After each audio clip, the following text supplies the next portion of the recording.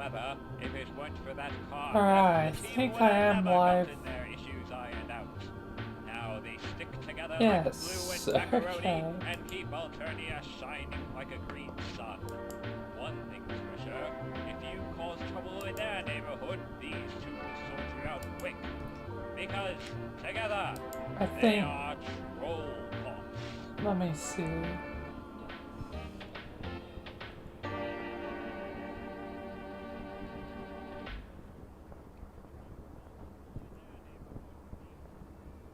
Hello, hello, testing, testing.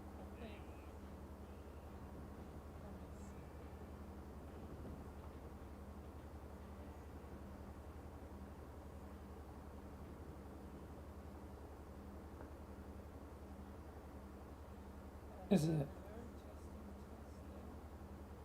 I hear nothing.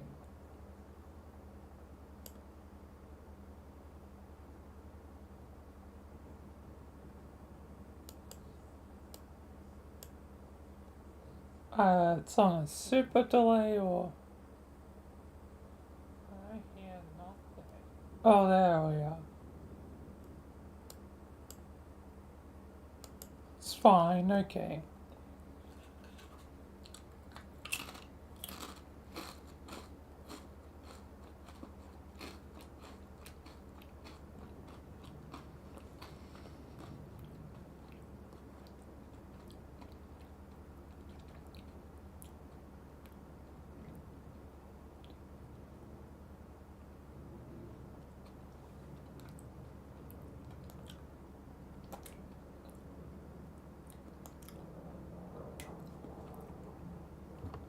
Anyway, back to fighting. The song got ruined by inner problems.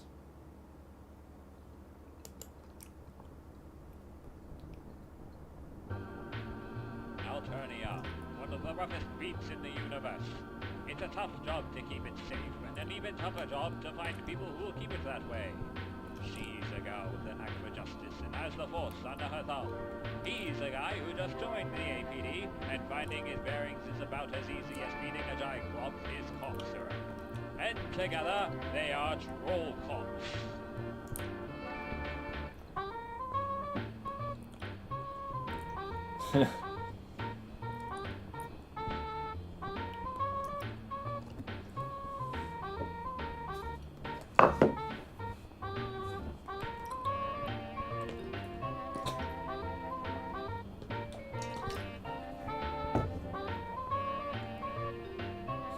But pretty inconvenient time for the internet to die.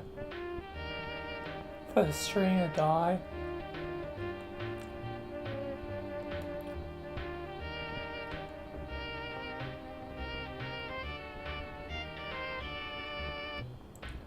It isn't going to be easy teaching the rookie the ropes of the Force, but she's the only one who can do it without getting him killed. So far, the biggest problem they've hit is striking the right chord with each other. It seems like whenever they're partners, there isn't a moment where they're Anyway, it can shortly actually it's properly going to take a begin. miracle to find a middle road with this pair and keep both their antics under the hat.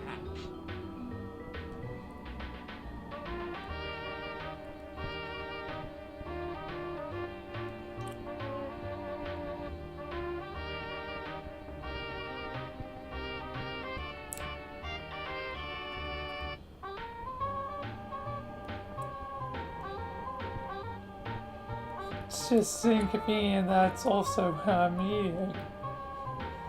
That dies,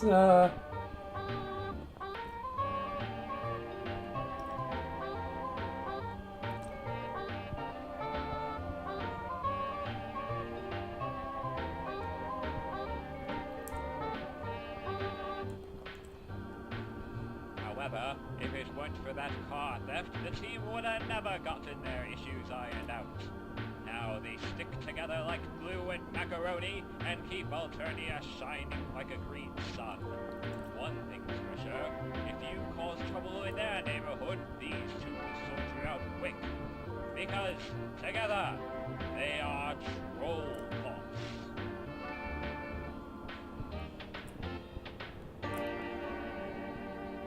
Alright. Anyway.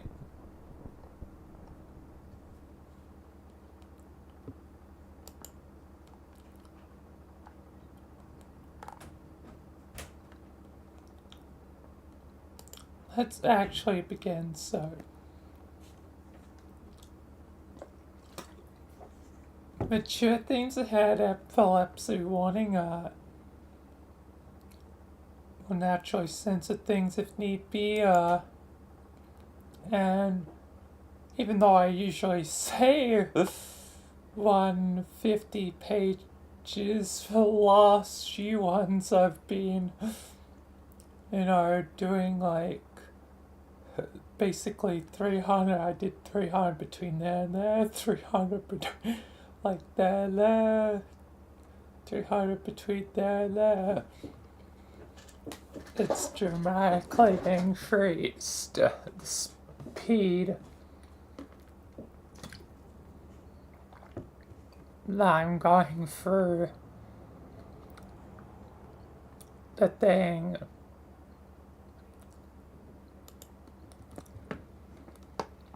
But yeah, let's begin. Hi, Vriska. Act 6, Act 6, Act 5.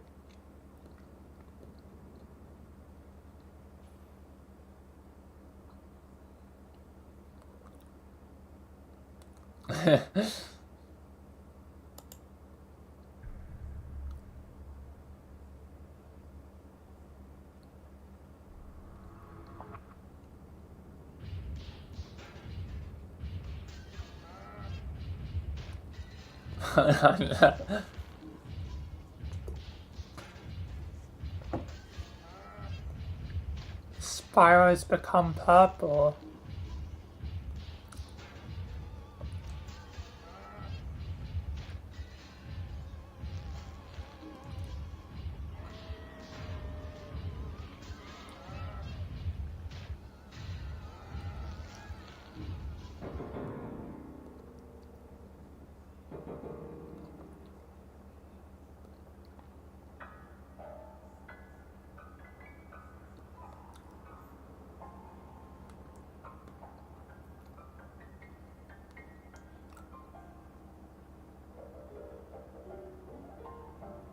Okay.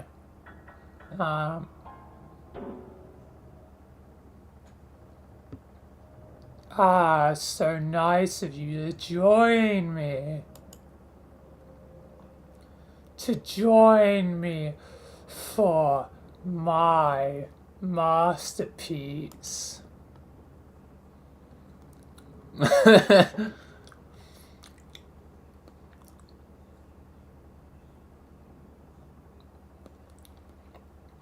The fruits of my artistic toils are finally at hand. You're welcome in advance to the narrative majesty you're about to witness. It cost literally millions of cow coins to produce.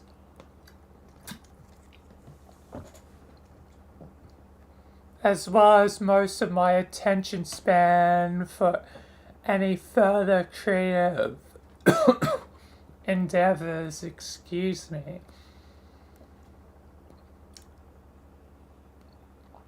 But you'll probably agree tearfully that it's worth all this expense and more to see my tiny actors of living putty dance. Get ready to get dazzled as I fucking destroy the transcendental boundaries of unconventional media. The juju chest shouldn't be moving. Sorry, I bumped it.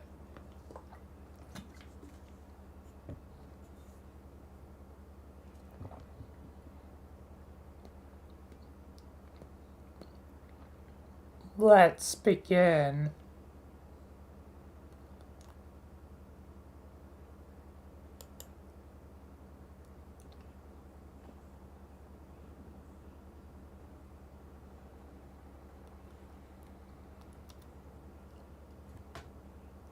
The tale my masterpiece describes is basically a spoiler to the ending of things. It takes place in a future moment, long beyond when you or I have any business seeing what happens.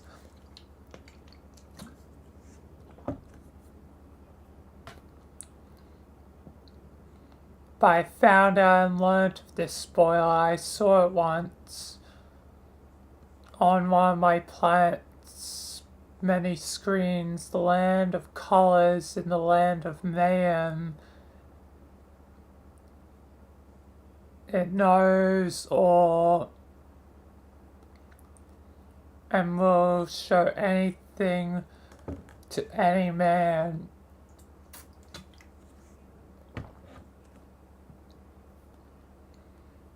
Who is willing to find the right key. And it turns out that just such a man is the man that is me, so I will show you what I saw.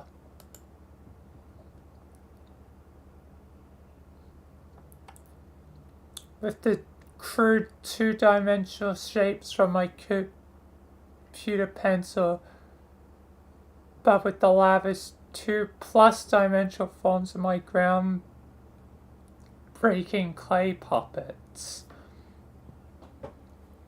Behold as I innovate objects of artistic expression which you trashy fork munchers never thought to pioneer before in a million years. Here's a shot of me bowing in advance for being great. Ah yes, movie magic at its best.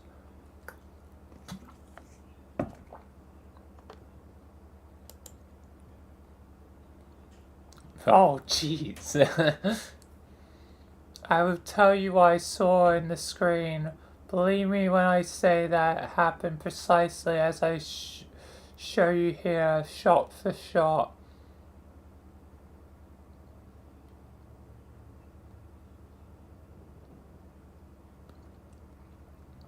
This takes place after I get the magic rainbow eyes, and yet still before I am huge and wear dapper trench coat for winners. But as you can see at this point in my rise to dominant invincibility, I am feeling pretty chuffed about myself.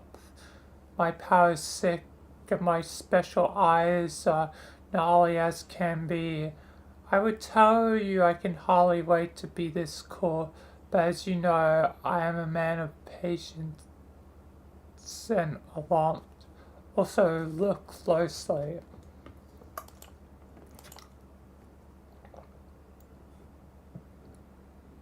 What the?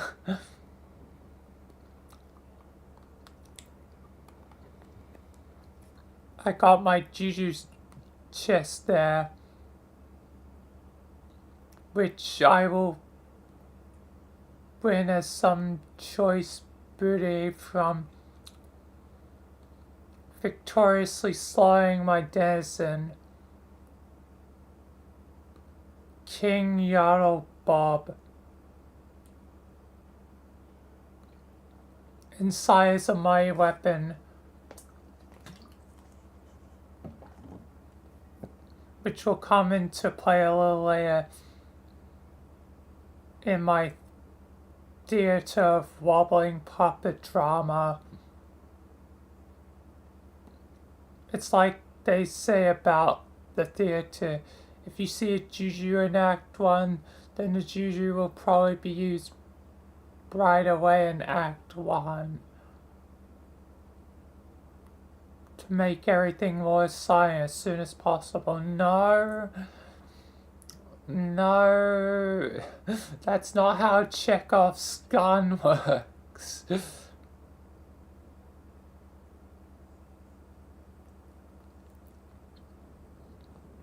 Usually it's saved to like third or fourth act, like near the end.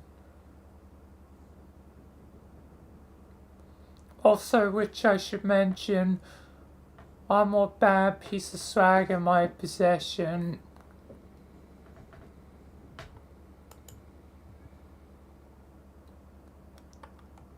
The ring? I'm not sure how I come about this layer, but much like the clockwork lasers and primo fashion jacket, it's a ring that was found its way to me somehow. A golden ring of void.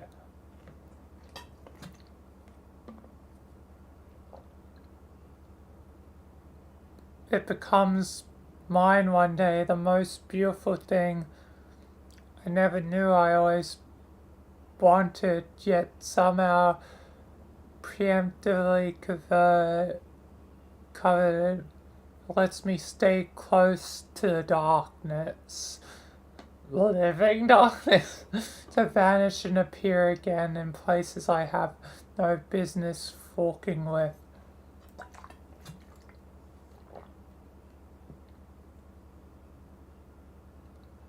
Full of plumper me people alive and living, who one day will plead with the gods, begging them to curse my name. Yeah, I'm lording it over my minions.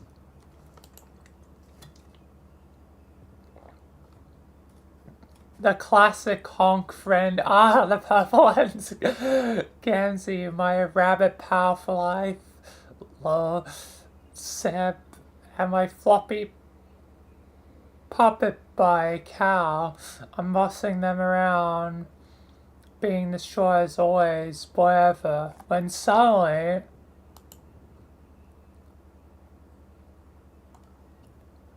oh, it's the gang.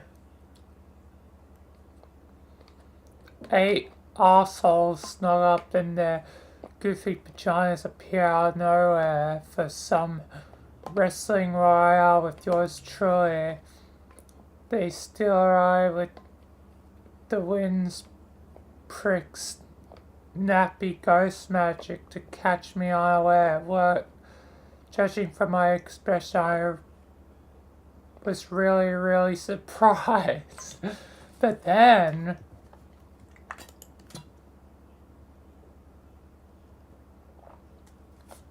my skull turns giddy and sinister because I know in my heart that truly they are about to get owned. They're all frisky and ready to fight.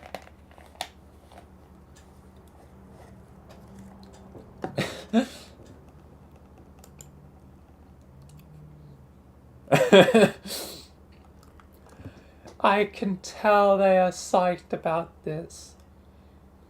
Like they've been planning it and biding their time, and now they think they are strong enough to overtake me. It's only because of the surprisingness of their ambush, and maybe they're even right. Maybe they could beat me. They have a lot of fighting levels and magic boons now, just like me, but see, I don't even give them the chance. Like I said, I have a superior weapon.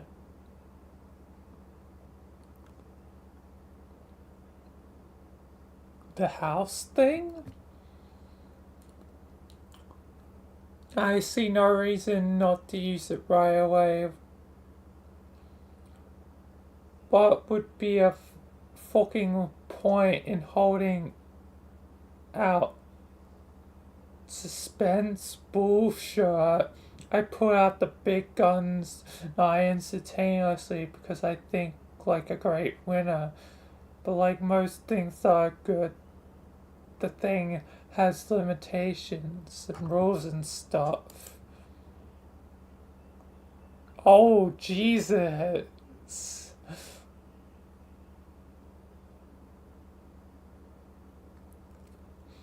Sucking him up. All jujus have rules. The cooler the juju, the trickier the rules. For one thing, the weapon can only be used against 4 guys at a time because its shape has like 4 slots or something, so I choose my targets carefully. Looks like it's just the 4 closest. I select 4 of these jokes as who I deem to be greatest threat to me.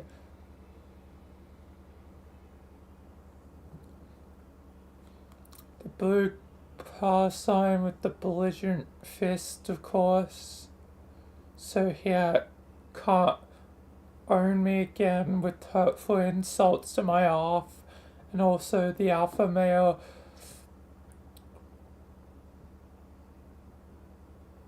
and his move ways say goodbye to him too. I couldn't risk messing with his sword, which I understand to be the only thing in reality that is poison to my invincibility because of an illegal ingredient. Alright, round circle of total knowledge.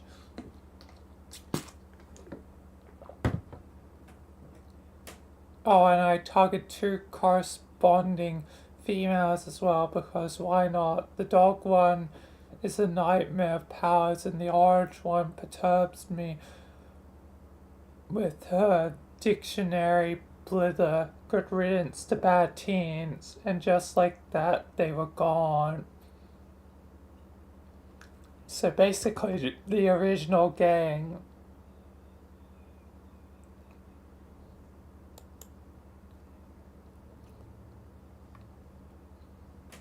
These souls were trapped inside my juju forever. Somehow I don't feel like it's gonna be forever. This solves one problem for me, but starts another. The juju, when its shapes are filled, changes its nature. It stops being a weapon I can use ever again. It's weird and a bit lame. But you can't be too prickly about awesome jujus.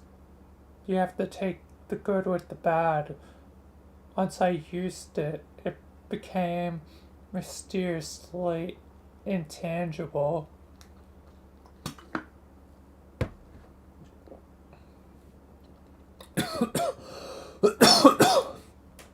Wait. Intangible. Like the one John found that gave him the retcon powers. Excuse me. And it's the homestuck symbol. The original format started homestuck. This feels like full circle potentially. Somehow, but we'll uncircle. Anyway, like a hard gap in the teeth of my story that now exists as a dangerous liability to me personally. It can only ever be used as a weapon against me from now on. Such as what Yogbrov the Great Lord Snake will tell me about the juju when we met. So after using it, it made me nervous. So in the blink of an eye,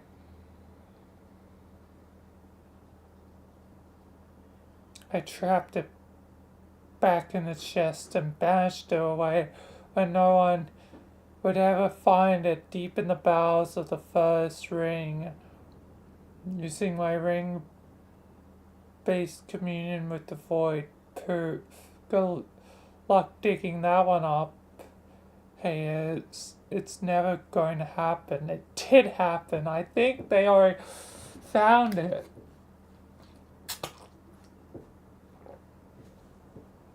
With the first 4 banished, the team of heroes would cut in half to be much easier for me to devastate. My swordsman, an underpants wimp, and 2 flippant bimbos. I would or a cakewalk. But when you are this cocky and brash, you don't walk, you strut, no matter what kind of dessert you find under your feet. I should desert whatever. I should also relevantly mention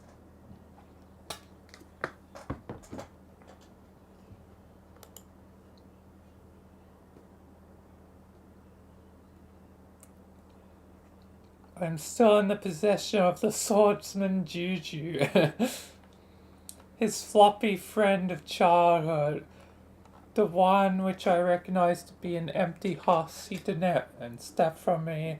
They wants it back, presumably for emotional support. I can in no way blame him. Keep an eye on this one. The foreshadowing of him is pretty important for later.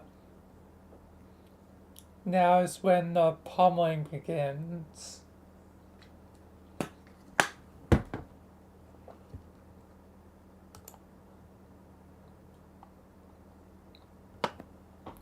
The fracas is loud and large, power levels off the chart, you can't even follow what's happening with your eyes. I'm mostly toying with them though.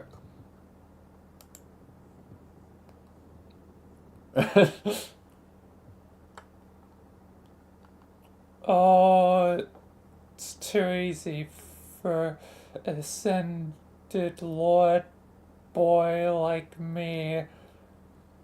I have a platter full of knuckle sandwiches to go around, plus other human food products you are familiar with, but also evolving knuckles to make the punching metaphor work. This is more than enough to satisfy every hungry fist deserver. I know what you're thinking, that I have a reputation for having a problem unfair cruelty that goes at sillies more than great gentlemen, to which I take great offense, but still let be unconditionally accepted that I am a fair man who listens to criticism and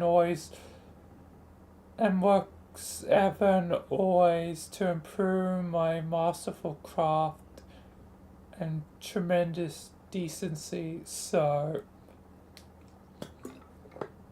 are you improving though? Man, doesn't seem so. What the hell? What is he doing to the corpses? I have committed through a pledge of personal purification to try doing less misogyny and start doing more prostogyny.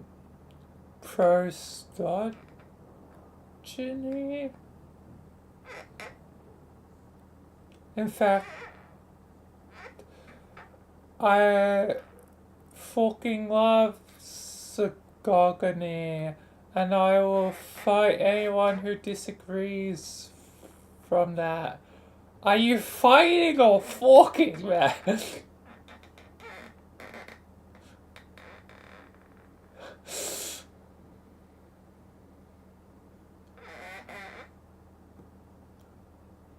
Heads with look at all this body terrorism. Yeah, it kind of is,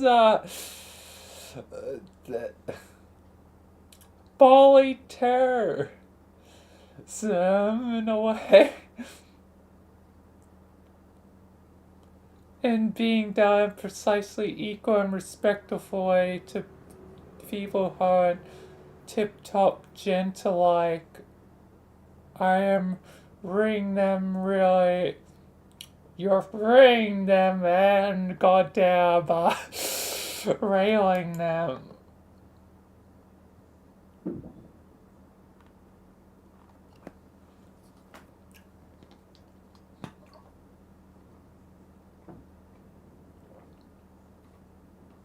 It's not a contest. They are a bunch of pitiful emotion children, and I am a premier invincible tire of roughhouse brutality. It's too easy.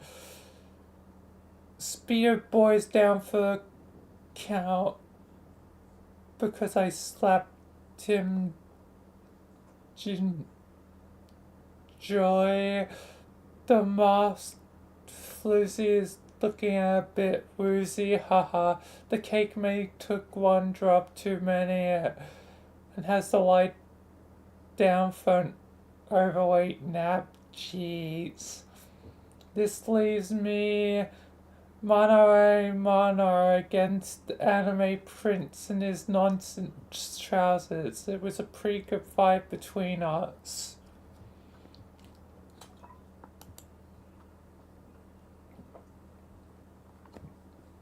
Because he's strong and I admire that.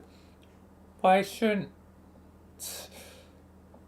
let a battle happen for longer when two tough dudes are involved, trying their stuff, but in the end, his sharp glasses and sword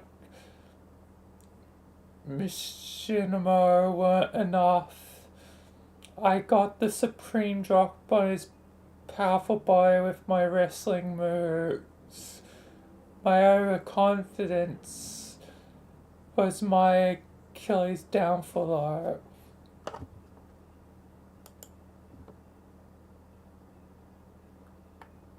I made it merely the amateur's boner. I turned my back on the body. The crybaby in the yellow panties got upset with me. Dyer was wailing so excellently on his increasingly bad pre-boy ninja start, and by upset,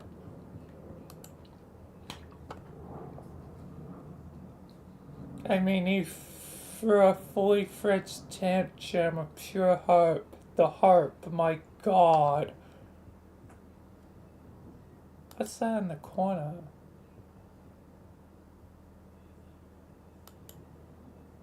Oh. That can just activate or deactivate. Interesting.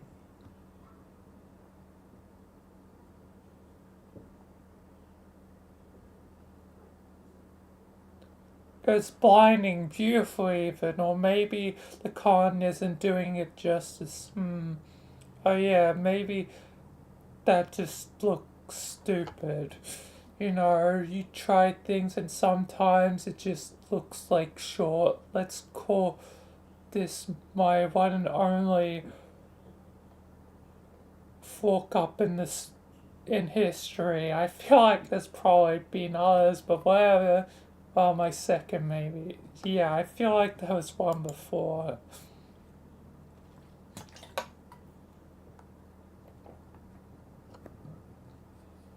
Second only to understanding this sad sack of wuss hope, who knew that a simpering Calton had such an outburst stone in his gully bosom. Clearly not I, even though I had the information well in advance. It was just that surprising. It seems that hope power is overwhelming. Jeez. In the arms of an angel. Even to Clockwork Man junk, it looked like I thought I could use my rainbow seizure field to overpower his massive gay heart bubble. Alas, it was perfectly justified hubris which bit me in the arse in the end, even though I'm sure I have known this outcome was going to happen.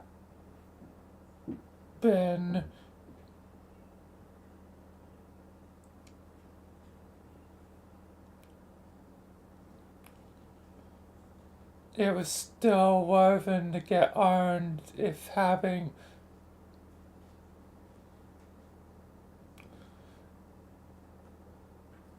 it was still woven.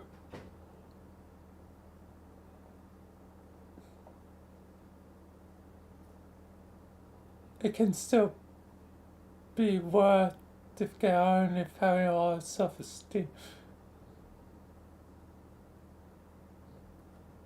And hi, God, welcome.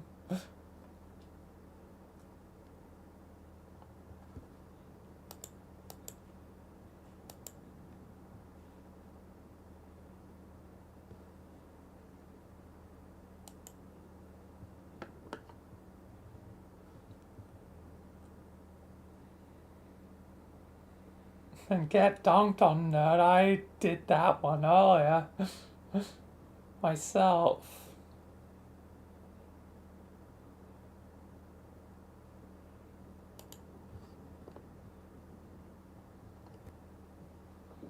And so the English boy deals me the first defeat ever since ascending an invincible Technicolor Time Kid.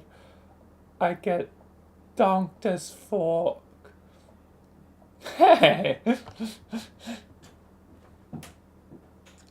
Funny enough.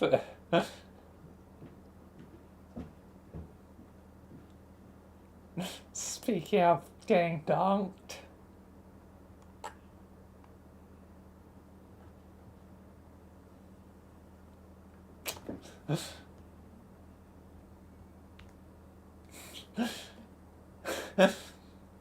And the land on my square on my bottom, I remained prone for several minutes staring at the ceiling, blinking a bit, pondering where things went wrong in my life, how I, the Lord of Time, could experience such woeful ownage.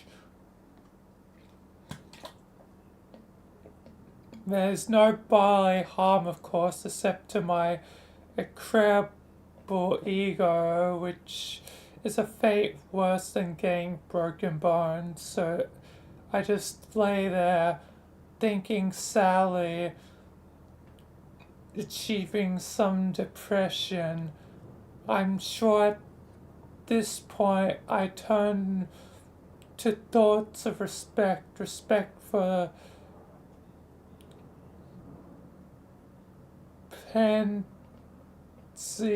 ass petty ledge page and his maybe accidental prowess.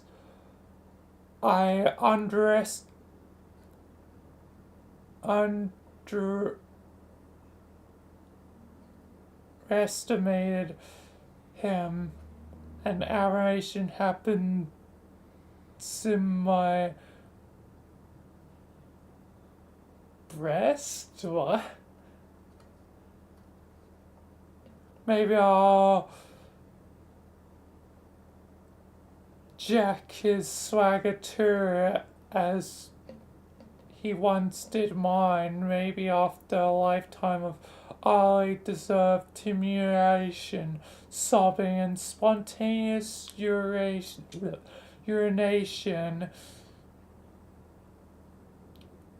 He earned that much.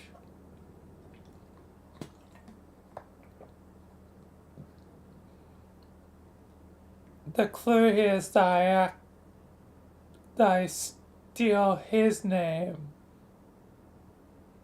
God, you thick, stupid folks. Why do I even bother with subtext or find literal literal nuance God fork. Wait, it's a paradox of how they got each other's name because in Jake got his name from English and English got his name from Jake. Yay, time paradox. God, I take his name later. English. That's me later. That's my name, you stupid brainless forks. Holy short. You are dumb as bozos come, God. Meanwhile, Strider regroups from his trouncing.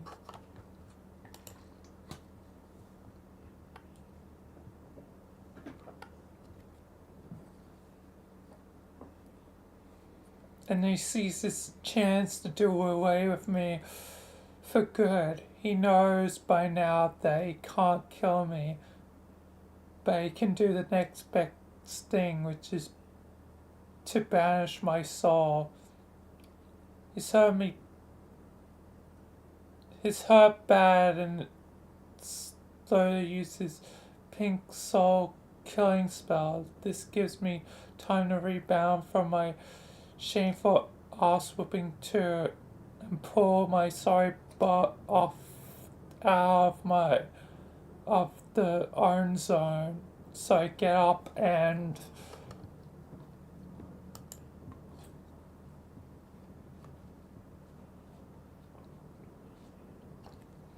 I nearly get the drop on before he releases his spell, but then what's this? There's a commotion. The haunting sound of neighs, except they're robot neighs. This is when horses come into play. The goddamn horses. How truly and utterly ironic that my very demise could be in the proximity of some horses. What? No, really. What? I didn't follow. I'm still not following. To be honest, I have to think over. I'm thinking over it right now. I have a feeling I'll be thinking over for the rest of my life. Perhaps we all will. Wait, these should be robots. Hold on. I paint the robots to look like male horses. Damn, the work of a craftsman is never done. So basically,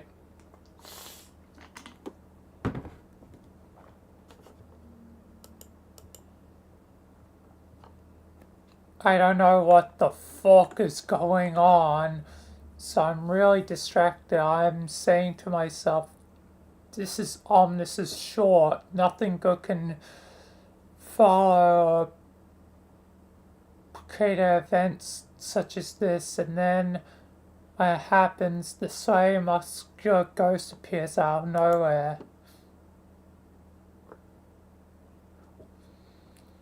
I have no idea who he is or where he came from. Judging from the face of the guys, they don't even. Nobody sees this coming. It's a total ambuscade, and my skeletal jaw is dropped as short.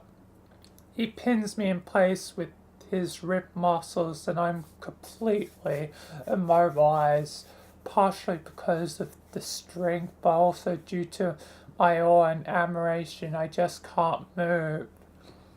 This gives Dirk just the time he needs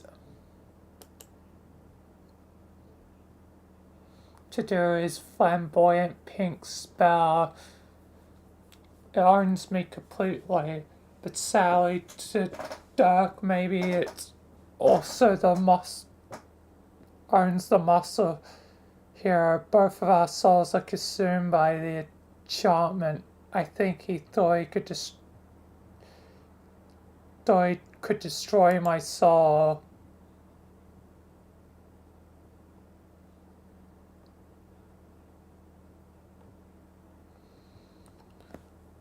but he bit off more than his fleshy skull could chew, so he used his irony again and stuck my soul in his juju exactly the way I stuck his spies in my juju, the one I got from Yodel Burger. It's like poetic justice, I guess, except puppetry instead of poetry.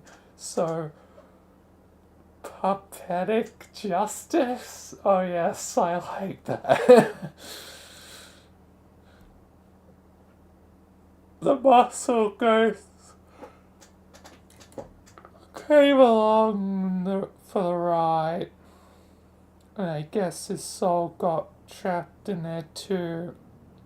I have no idea what that means. Honestly, it is disturbing as how I prefer not to dwell on its greater ramifications to my long-term existence. Maybe it's good, or maybe it's dumb. Maybe it's good and dumb, or smart and bad. There's so many words things can be when you're confused. At this point, my beloved Juju is no longer a hollow vessel.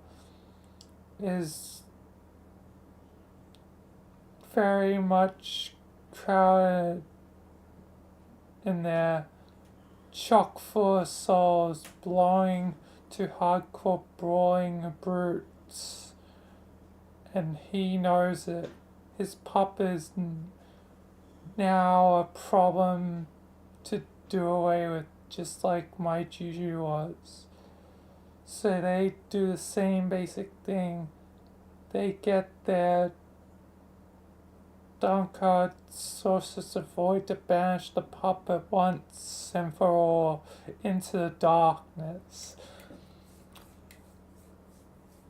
Boys, the darkness, never to be found again by probing hands of meat. Yes, never to be found.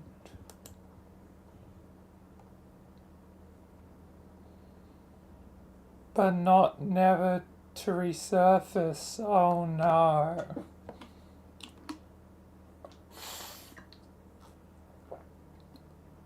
You see, my soul is a tenacious one. I know this fact firsthand because it has been inside my brain all my life.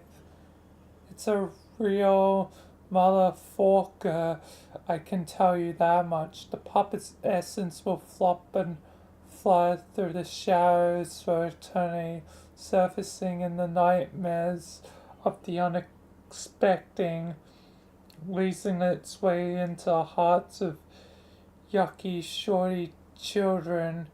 And when its infiltration to that universe has taken hold, the seed will be planted and will pave the way for my emergence to wreak my badness from universe to universe to universe.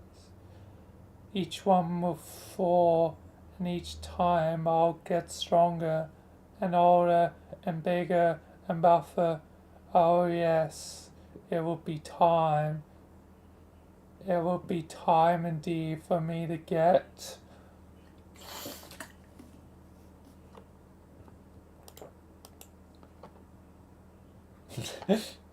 ripped. And now, if you'll excuse me, I must put down the toys and ways of a child and confront the big things of becoming a huge man. By joining the supreme beast of my legend land, his serpentine eminence, Yogurt Barner himself. I'm about to go find him now, so this is the last time you'll hear my excellent voice.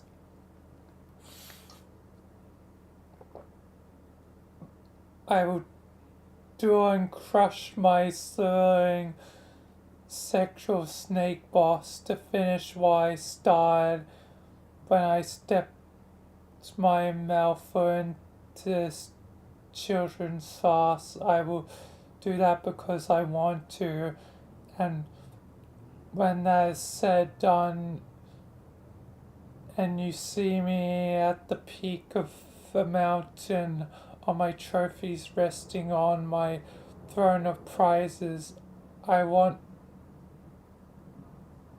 to get to tell you that I did what I wanted to do. So if you remember just one thing I say of so many great things said by me, then please remember this.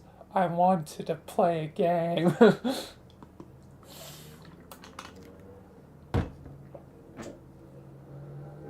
MSPA Rita, mental breakdown.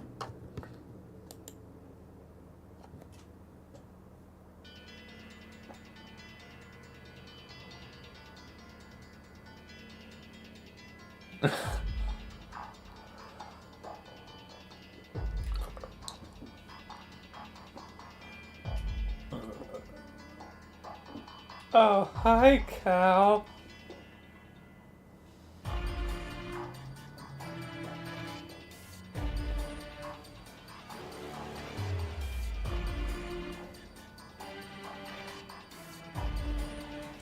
Illuminati.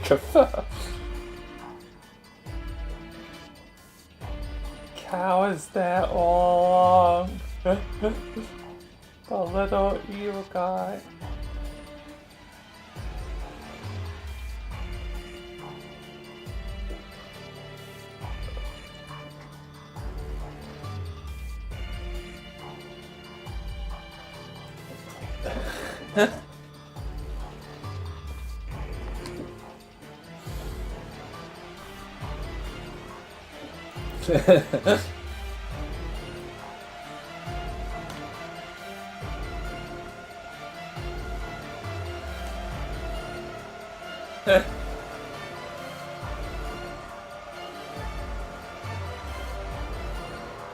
Oh, because Cal becomes Scratch. And Scratch becomes English.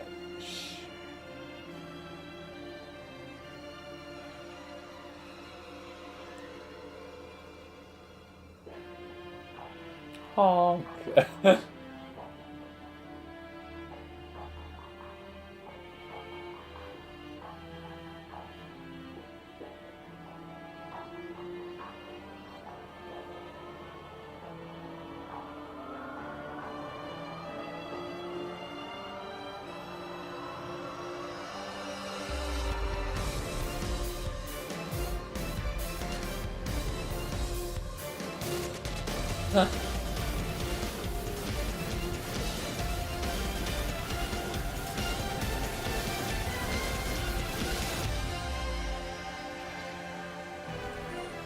God damn.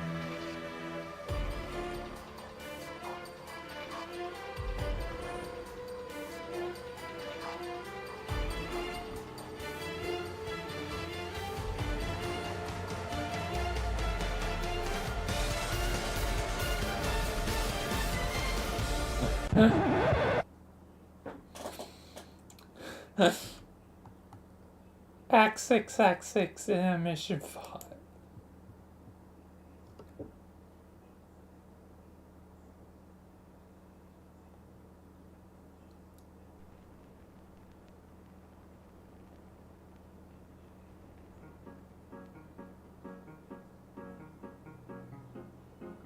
The Friskus Circuit. That's some art.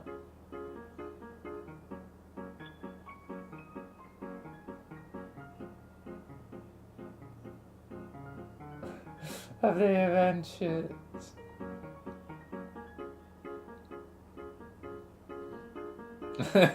Frisk is just chilling.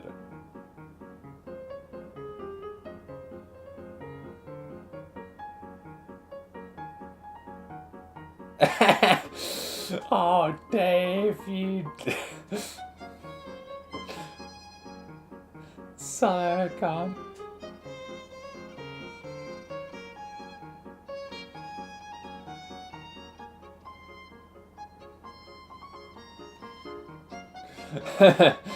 Gabsy, you're not gonna have a kinesis.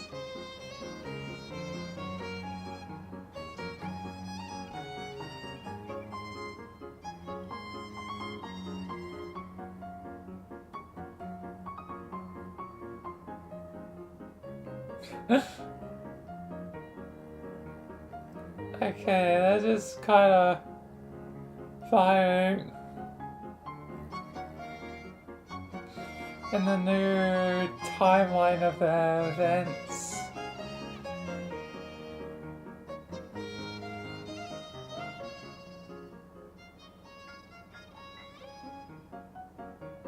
Oh, Friska is like, no alcohol.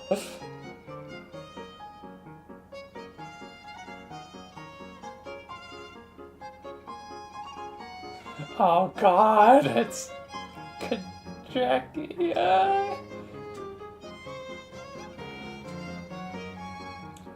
Don't make me see red cock again, please.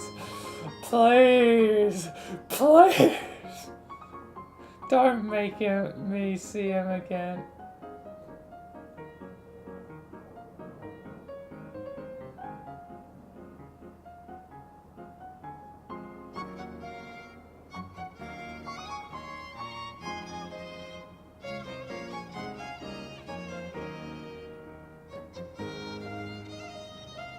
Oh, and she doesn't get turned into a sprite.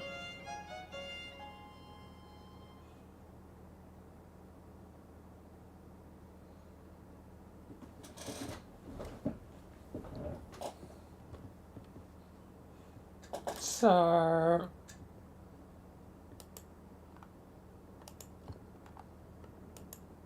yeah, things are different. Oh, Skya. What is going on?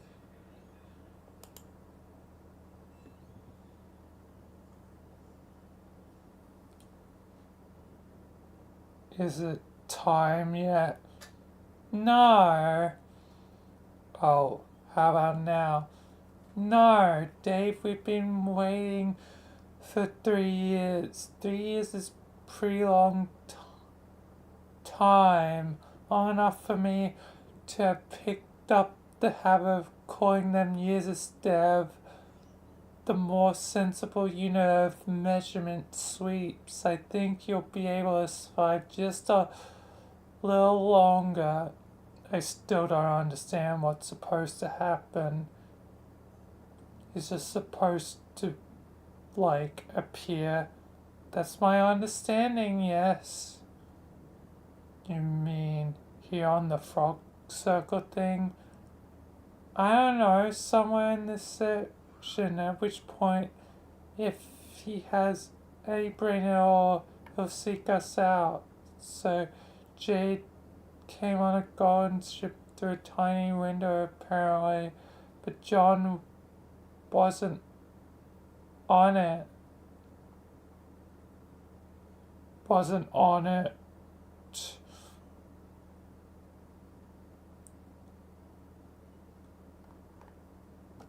Well, his corpse somewhere, but John doesn't matter anymore. Kind of like how there was a bird version of you out there, now presumed dead, who also didn't matter. The real John and the other Hollande girl will spontaneously appear from a different reality. I determine a lot of this through my time travel resonance work upon arriving in this section. Sorry to steal all the timey thunder from the great night of time, end quote. But someone had to take the initiative and go on a fact-finding mission.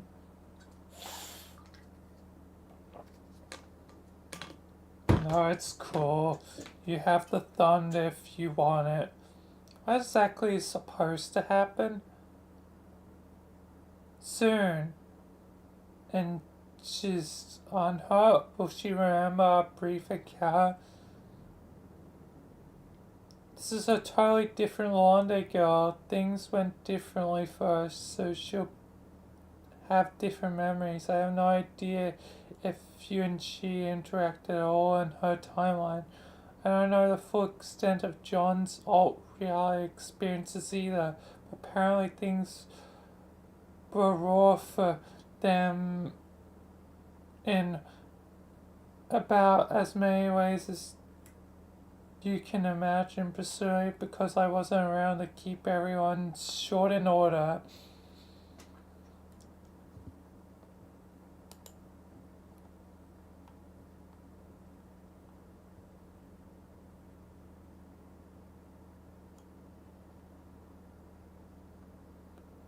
Oh snap.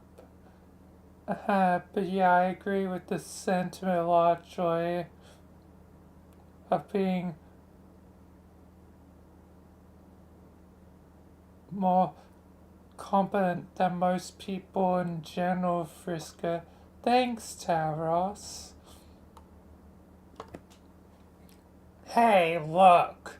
I know I'm not considered poor enough to be in the loop of certain key tactical decisions anymore, and I don't really know what's going on most of the time, and therefore I'm forced to take any bullshit that happens with a grain of snack mineral big enough to bludgeon a man to death. But if it's not too much trouble, Fishka, maybe you could take a moment to explain why Tavros is now a sprite and Equus too, and why Equus is wearing a pair of moronic looking sunglasses. Thanks in advance.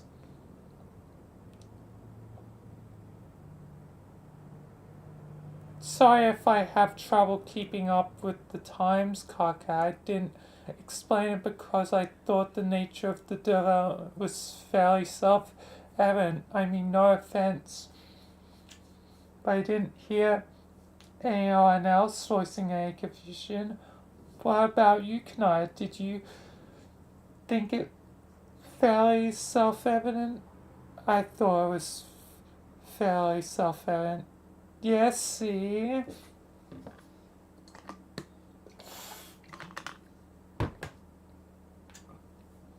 You apparently took it upon yourself to prototype the 3-year-old cadavers of 2 of our deceased friends. No, I got that. I'm not a fucking idiot. I mean, where did you find these unprototyped kernels? Didn't these people already enter their sessions? Yes, they did months ago from the current frame of reference. But this is a void session, Carcat.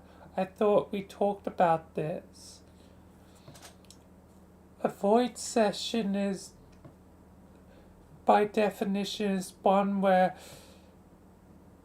the players enter the game with the kernels unprototyped. As such, it becomes totally dysfunctional. It can't bear fruit because there's no battlefield in Sky unless you go to the trouble of putting one there, of course, which the condensat's already done for us via Grimbark Jade prior to our arrival. Quite considerate of her, really.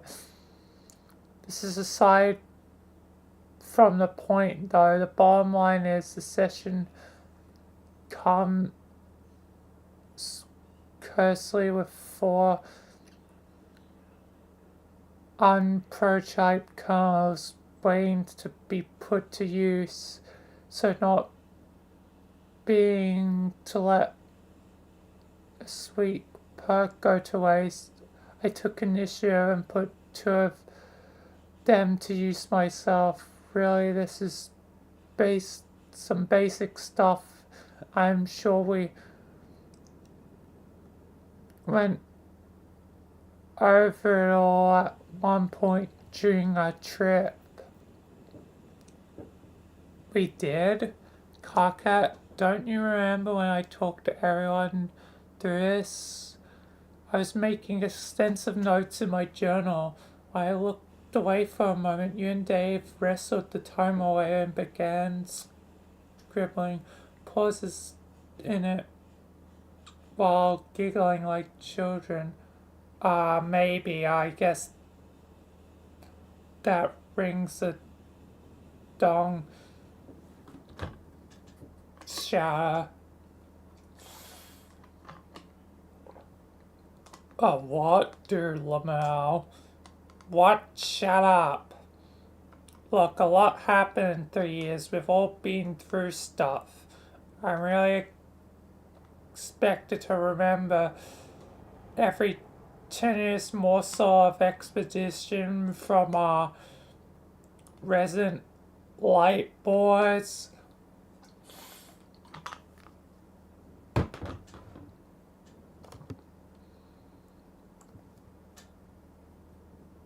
Rosegale lowered this ungrateful Philistine. He doesn't deserve a forking acumen. Between your nose obsession over the knowledge granted by our aspect and my unprecedented ability to weaponize said knowledge with ruthless gamemanship, we are double-handedly saving the asses of everyone on this team. I'm glad at least one person here appreciates this categorical certainty. Hey, I appreciate that categorical certainty. Whom do you think I was referring to?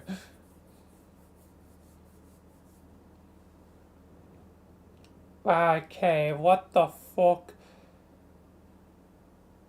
ever to that futurist load of crud. I still spouting off here, I think. That's fine, Carcat. That's all the time you need to collect yourself and continue frothing at the mouth whenever you're ready.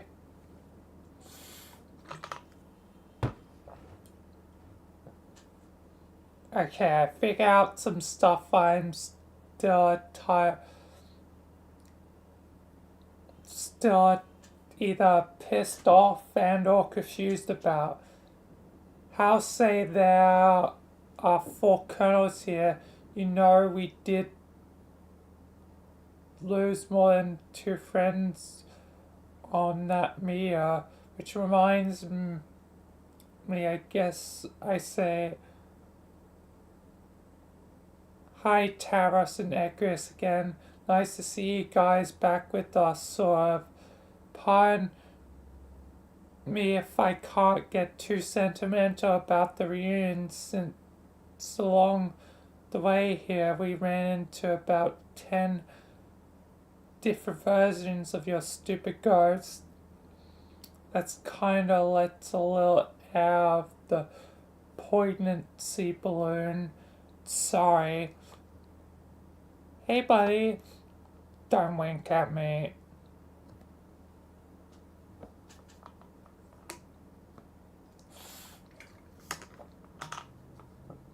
Greetings, my old friend. Not to worry, I have stored enough poignancy in my heaving balloon like pectorals for both of us. Though I should clarify that approximately half of my personal couldn't give the faintest fishing horse stomp about your sentimentality notions. Also, I am very busy here, so stop talking to me completely. Haha. Oh man, classic. Haha. Oh, that was weird. Yeah. And speaking of weird, one thing that bugs me about this is, I guess it implies you've been hoarding the bodies of our dear friends for the past 3 years. That's a bit fucked up, even for you.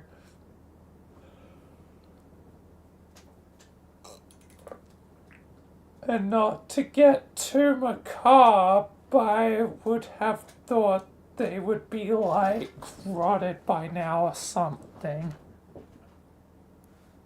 Yes, there was some more decomposition. I did my best to preserve them for the journey after quickly rounding up the bodies while people in their back had their backs turned. Well, sure, that's a hell of a mystery that I always thought was a mystery, but found it too disturbing to contemplate solving. But damn it, if it didn't just get solved. So that's fucked up.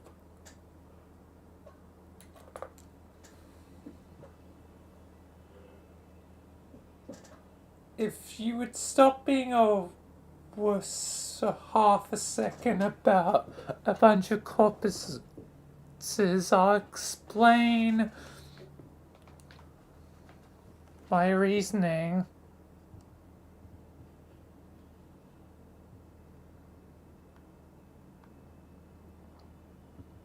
These are the only two sprites I had any intention of using for resurrection purposes. I brought Taros back because, let's face it, it was kind of my fault for unnecessarily playing with his own lance and all. It was my responsibility to make amends for that, so I did. Oh yeah, Taros, don't interrupt. Whoops.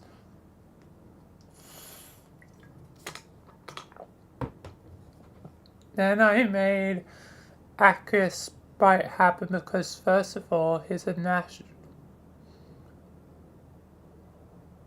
fucking treasure. Literally everything he says is perfect and hilarious, and if I hear a single word of contrary from the peanut gallery, the motherfucker with the beef rockets to the top of my shortlist. So please, I enthusiastically invite one of you no-taste mouth breathers to talk smack about the A-man. Make my day. Chris, no one's arguing with you on that. Everyone here thinks is pretty cool.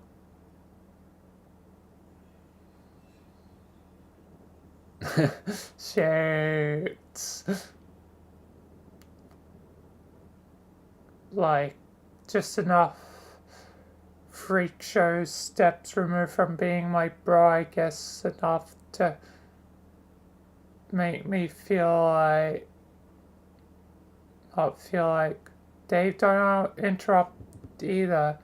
Nobody's allowed to interrupt me when I'm talking up our sprite. That's the rule. And wow, and oh, shut the fuck up. Second, the guy is a fucking tactical genius. Totally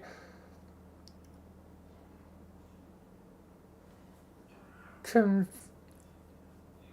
and calculating, and I'm afraid to use methods that are just a bit morally dubious to achieve his objectives. And since I can't stick around for too long. Your pie is going to need someone like that. Besides, it seems like a really fitting fate for Echius. He generally seems to be more comfortable with this state of existence and seems a lot happier than I ever remember him being when he was alive. So I'm perfectly willing to do this solid. After all, he helped me out when I blew my arm off, so we're square. You mean triangle? What? Triangle? I don't... The shape of my clop damn glasses? Ah, see what I mean, guys? Here's a fucking riot. Agreed. Thank you for your strong endorsement. Low blood slush person I never heard of and don't care about. I finished my work here momentarily. Excuse me, Mr. Acreus, what exactly are you doing to... I am disabling her tiara top. It is extremely delicate work, not to be trusted to human herds. Yes, I also decided to prepare to reclaim Crocker from the condensance before she can wake up and cause more trouble. Her powers will be incredibly advantageous to winning the battle ahead. If you can keep her out of harm's way in addition to providing her general purpose restorative capabilities, she also represents one extra life for everyone. And since heroic deaths could be getting handed out like inexpensive tobacco flutes pretty soon, I'm guessing this boon is gonna come in handy.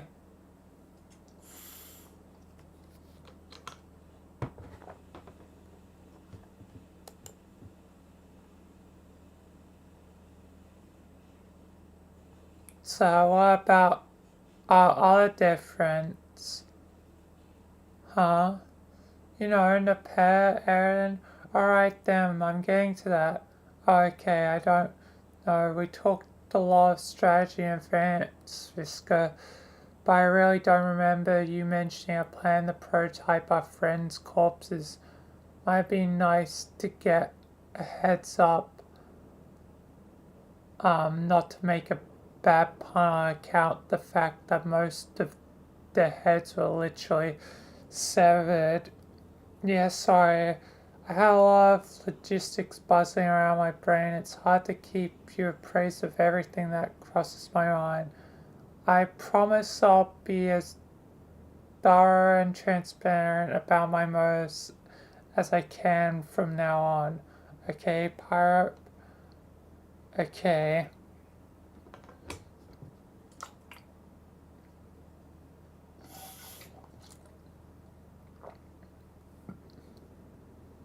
So after prototyping Taurus and Ecrius, that leaves 4 remaining dead friends, but only 2 empty kernels. Obviously this presents quite a dilemma. Okay, technically 3.5 friends, whatever the fuck that means. The pair of Pfeffery, Aaron and Solix's dead body with his half ghost floating out there with the radio. I know that cover sounds stupid as hell, but let's not get hung up on it. The fact is, we've got 4 corpses, but only 2 slots remaining, and there's no way I'm going to lump their bodies into the same sprite to make a pair of freaks resigned to existential hell worse than death. Except in Acarus' sprite's case, since the 2 nut jobs mesh with each other's personalities so phenomenally. I must complain about the exquisite judgment you've shown in this matter, but I suggest, nay, perhaps command, you should prototype the 2 royal bots and be done with it. They deserve it. No, Acarus, your reservation is no, but the hero spectrum is bullshit. It's not going to factor into this decision. I strongly agree, but I also sort of don't care, as you were.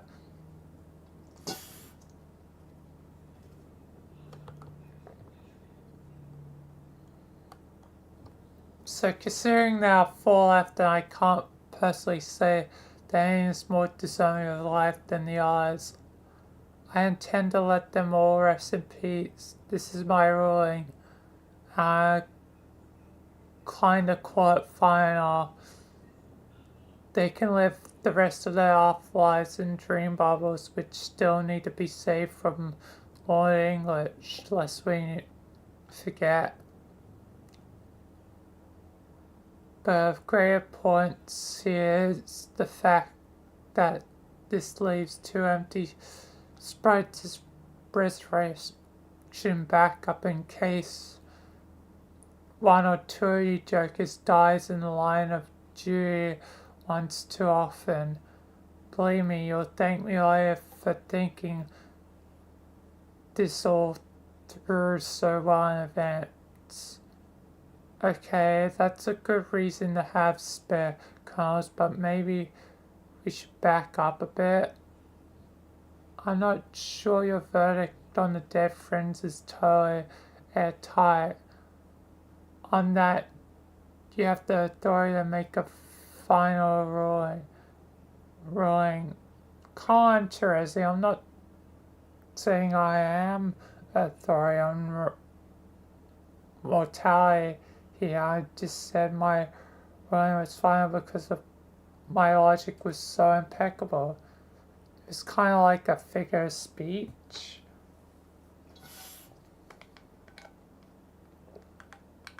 Yeah, right. Let's think it through a little more. Soft Ghost is perfectly happy out there with the reader.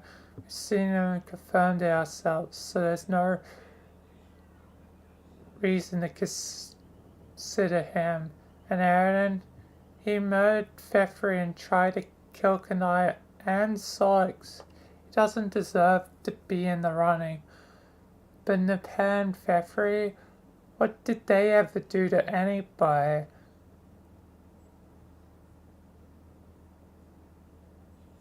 This is my point exactly.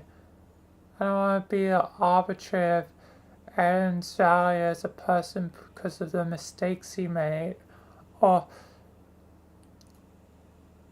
Fefri's or Napers or Solix or anybody's. The only reason I chose the 2 over the others is on account of taking responsibility for some nasty sure I did plus also some tactical considerations for a greater good, but that's different. I would think your people would be on the same page as me when it comes to taking responsibility for your own actions. I'm the same stride, not judging other people for their misdeeds too harshly. But if you feel comfortable continuing to crown yourself as the Queen of Justice, then be my guest. I'll give me a break. I think we both know the justice issues here are pretty cut and dry. Sonic's wants to be where he is. Aaron is admitted. The girls are innocent. I say we bring them back. Trezzy, please, let's not bicker in front of Pie.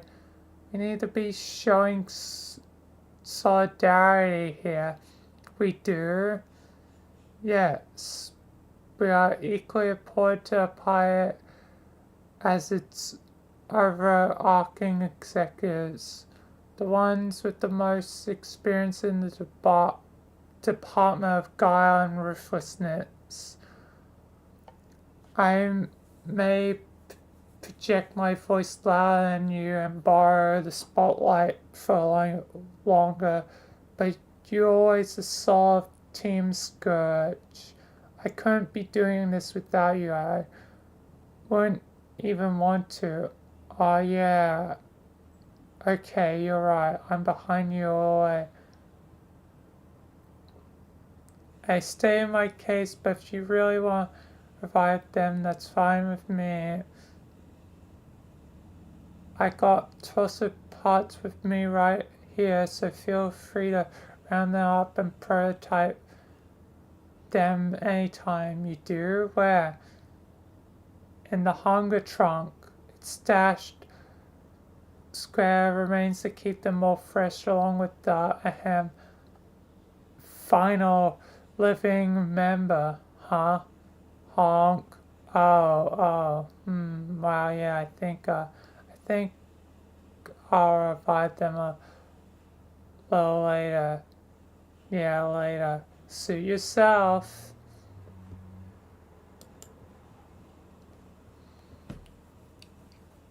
Alright, time to quickly go AFK before continuing. So I'll be right back.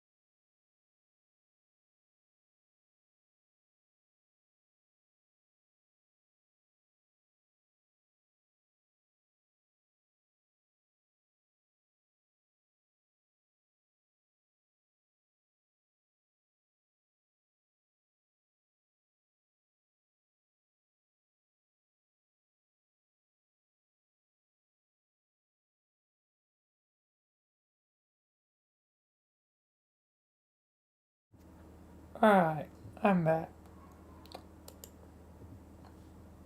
And with snacks, so brief break time before continuing.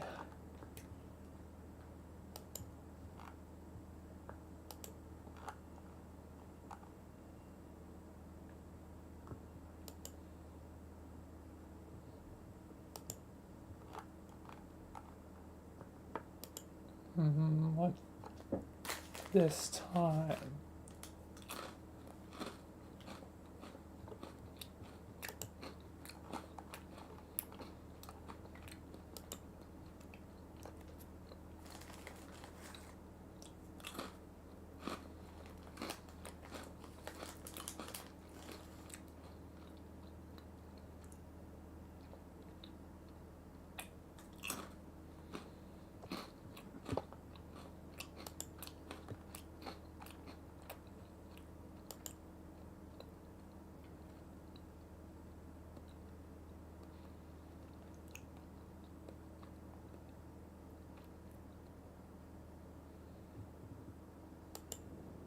Rapture. I don't know.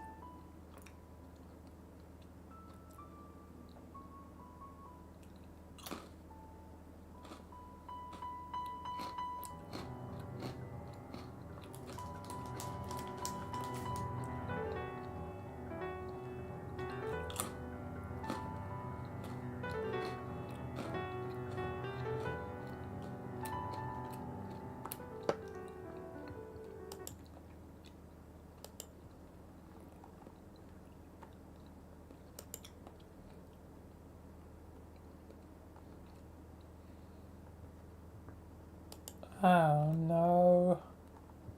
Sometimes it's, alright. But I want stuff the vibe too.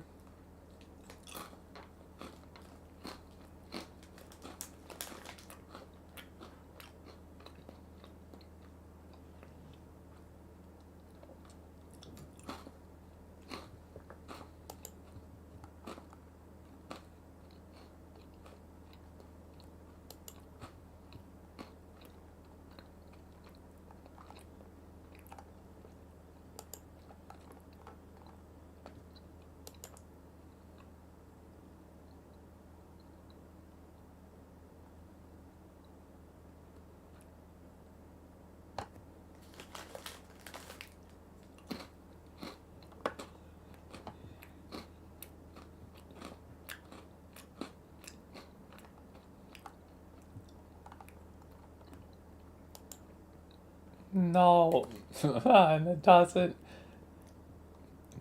even isn't here. It's truly null.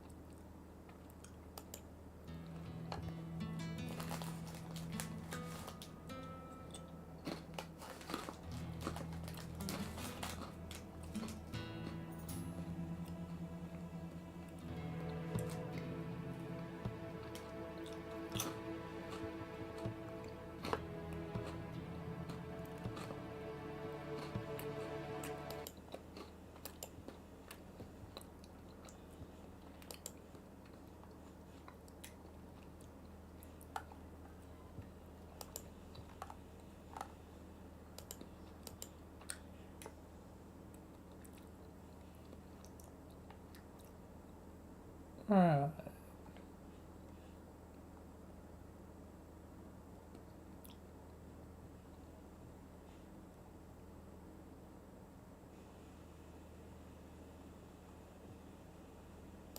I like this one though. Huh?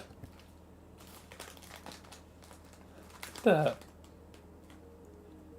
goddamn Mina's theme.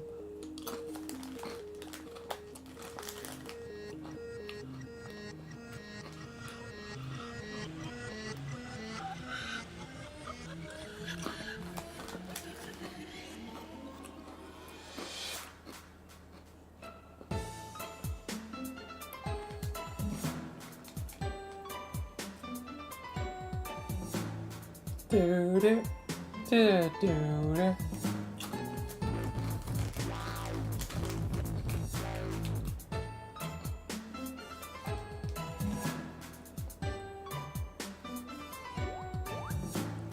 Da da da do do.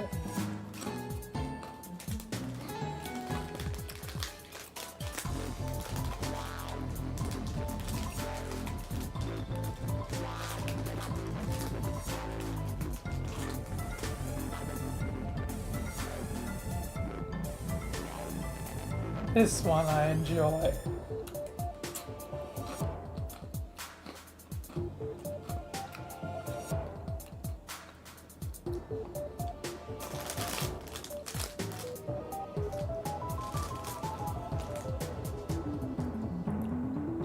Ba-na.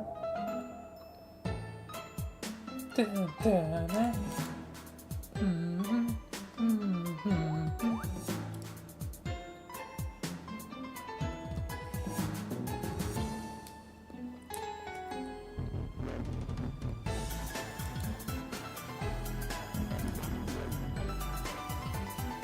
I love how it gets crazy in the end.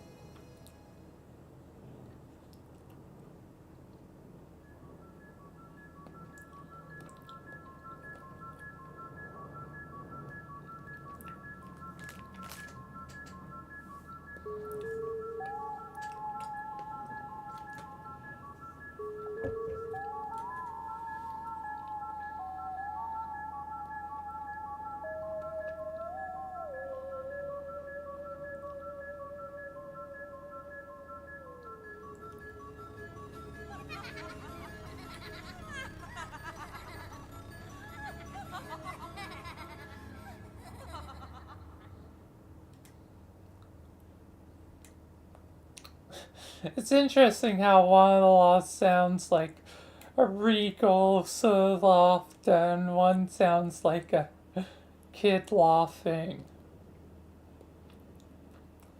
Yes, good job to Azumi.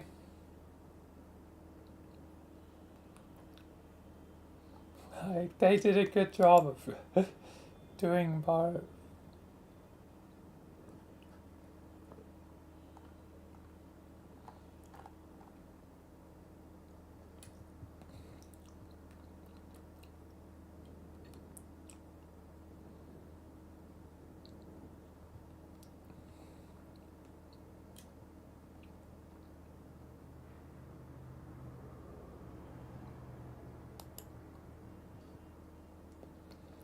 Anyway,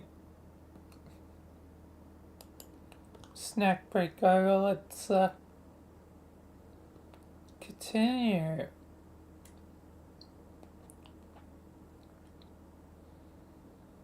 So, if I'm inferring correctly from some shore I just heard, that, inferring what? That Frisk is like the de facto team leader now?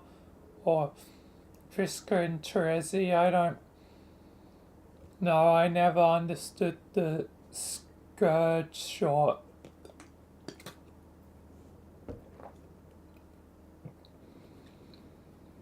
You two have always been like scheming, giggling, enigma, hop again, Peapod for Hella's self-tickled murder dogs.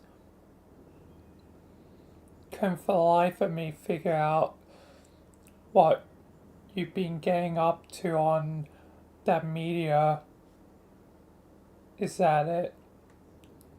Is what it? The plan you were hatching all along? Is this like your big move? Your power play to usurp Karkaz's team leader finally? Oh, brother Dave, no, this isn't a coup. It's just common sense rearing its ugly head for a change. Oh god. Good.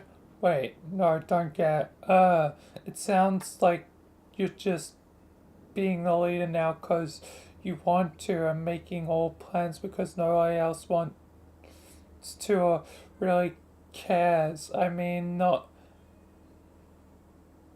that even I care either. I just want to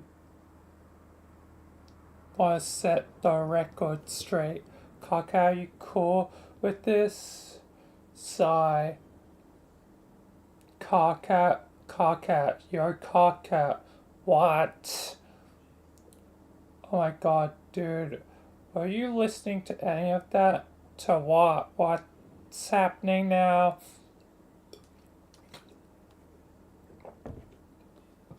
Haha. How long have you been tuning all this short out? I mean, literally just said I don't give a fuck about any of the short Frisk is saying, so maybe I'm not the only one. Maybe I'm not only a talk, but at least I have the decency to actually be joking about that. What the fuck are you even doing? Sorry. Yes. Sorry, I'm guilty. I zoned out on some of Circuit's self-important brother and was carrying a private conversation with the mayor.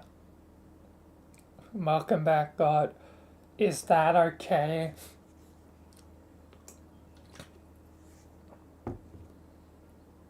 Dude, you don't have to get the go-ahead from me. Showing up a little one on one time with the mayor is literally always acceptable. What were you talking about? It's private. I didn't hear you mumbling anything though. We're mostly communicating through a series of simple gestures.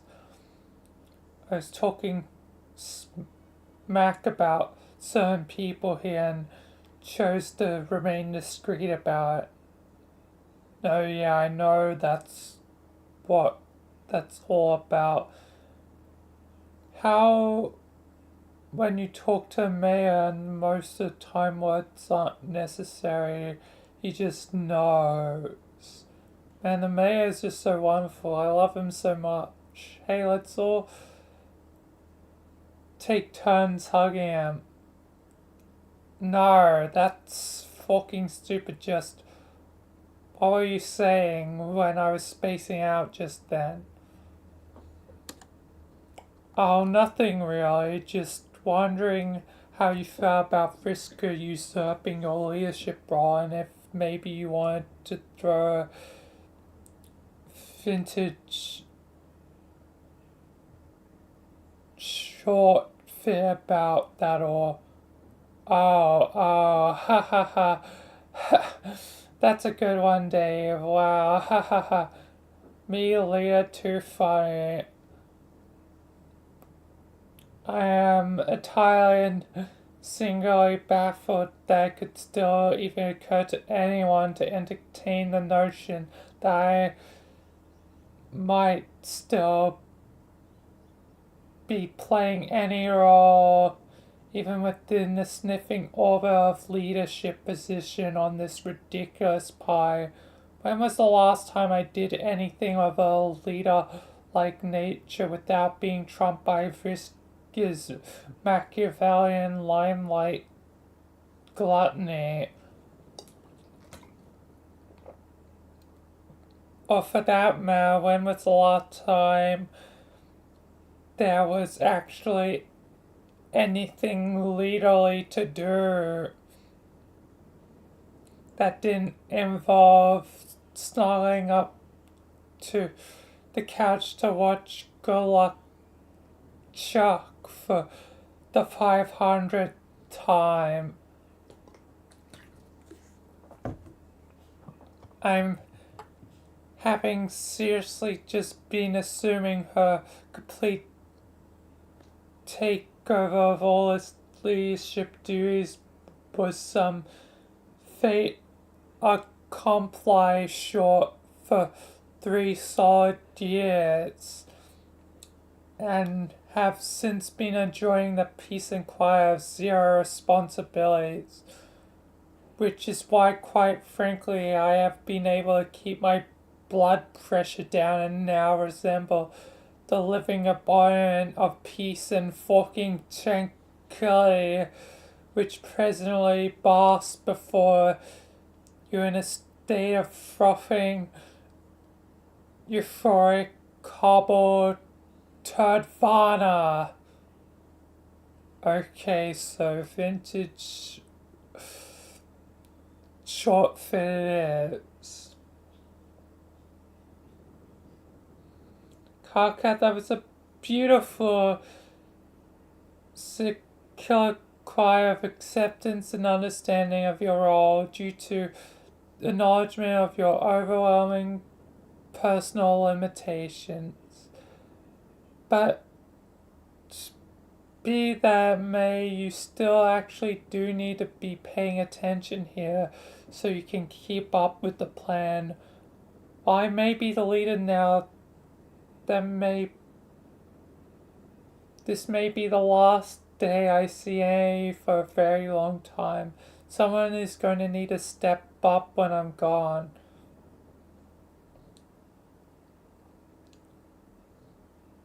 Alright, Circuit, then I'll make this a lot easier for you and the team as a whole. Starting now, I hereby renounce my role as leader of this group, or Annie forever risk, along with her tactical viscerosity and monstrously more than suited for the role. And if, when and wherever she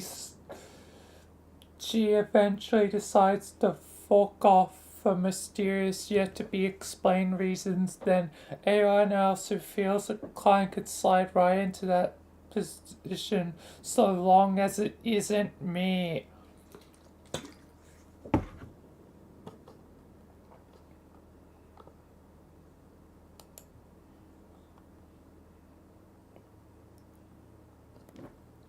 Great, it's settled. I'm the leader.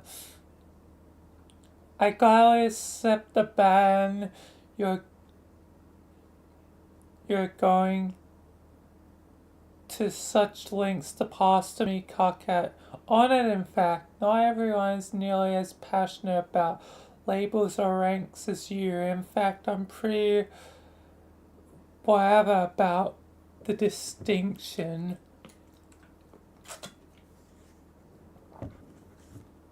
But your melodramatic endorsement of my abilities is appreciated. Excuse me, Miss Leader. Not it would ever occur to me cast the slightest doubt on your strategic expertise, but I wonder if you were planning on getting to the actual strategy part of this meeting.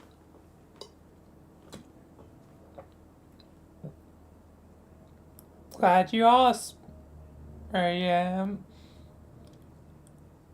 Why, to keep the meeting on point, remind me to give you a promotion. A promotion to what? Nothing. Nobody gets a promotion. It was a joke. Fork. Answers very soon as Egbert and Londe get here, which will be right about.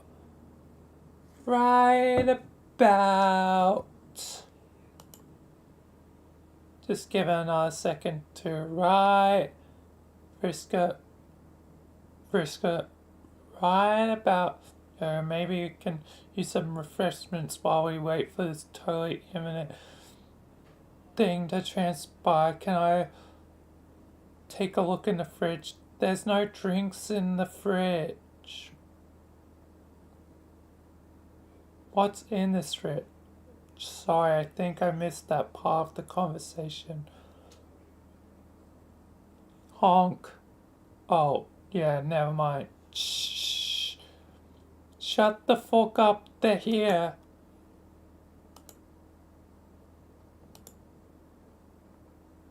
Hi, John. Wow. Hi, everyone. Wow. He's really here, isn't it? Hey, John. Wow. Don't just mumble to yourself, you rude fuck. Say hello. Oh, yeah. Hey, John. What's up? Hey, Dave. Not much. Hi, Genkarkat. Haha, I saw you like 5 minutes ago, but I guess that was years for you. Dang. You've probably been through a whole lot of silly nonsense, haven't you? Wait, never mind. You don't have to answer that. There'll be plenty of time to catch up. Hi to everyone else too. Oh man, I missed you all so much. Even the people I don't know very well, I haven't met yet. Oh, by the way, this is Roxy. She's my new friend and just went on a crazy adventure together to save the timeline and come find you all. So, save the timeline and come find you all. So, here we are. Hi.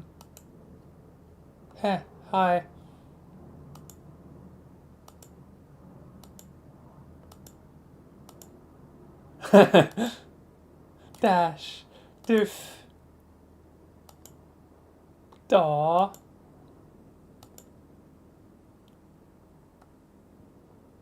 Hey, Tracy. Hi, Egbert. Guess our plan worked out pretty well, huh? This section is much better shape than last time I saw it. You really bailed us out. You're welcome. I meant not you specifically had anything to do with it. You're as much the beneficiary of your future self-crafty schemes as I was, so don't get too smug. I'm pretty comfortable being smug and taking credit for future me's ideas. I always be in excellent terms with my future self. She and I get along famously. Okay, whatever you say. Okay, that reminds me, I know the scarf agenda wasn't really your idea per se, but do you have any idea what all that stuff Dragon Short was about? Did that like actually serve a purpose in the timeline, or were you just forking with me? I almost certainly forking with you. Okay, well, great. Good to know. Thanks for that, Tracy. That was an awesome use of our time. I'm glad we're in complete agreement. Wait, what? What's this about stuffed dragons, Tracy? What stupid thing did you make John do? I just sent him on a few totally indispensable mission critical errands is all. No big deal. Yeah, forget. Long story short is I got owned the end. By the way, good to see you again, Riska. Good to see you too, John. It's cool that you're alive now instead of being a cunning ghost pirate. I think your ways probably are valuable here in the land of the living. At least I hope so. I couldn't agree more. I never got a chance to thank you for knocking me out a few years ago. I mean, obviously because I was unconscious, but thanks to that, I was being an idiot and deserved it. As a bonus, it apparently saved my life, so thanks. You're a real friend. Don't mention it. He gets thanked for knocking her the hell out. Like, Punch, your life is safe. What a strange world for Homestuck.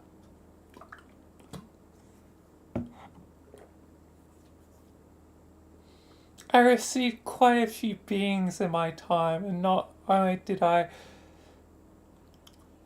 have each one coming, but they all led to big changes for me on the road to becoming the impeccably evolved person I am now.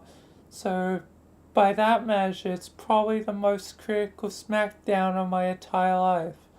That's cool. If you ever need another really important punch in the face, just let me know. I'm your man.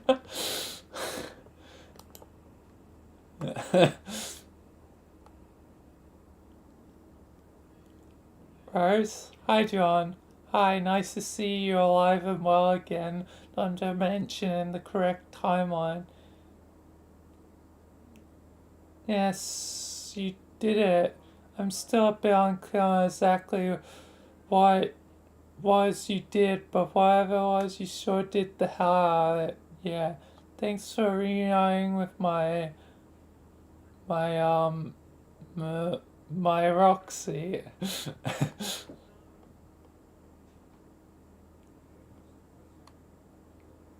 Thank you for returning me with my Roxy. It's obviously the remark I meant to say in the statement of a reasonable person.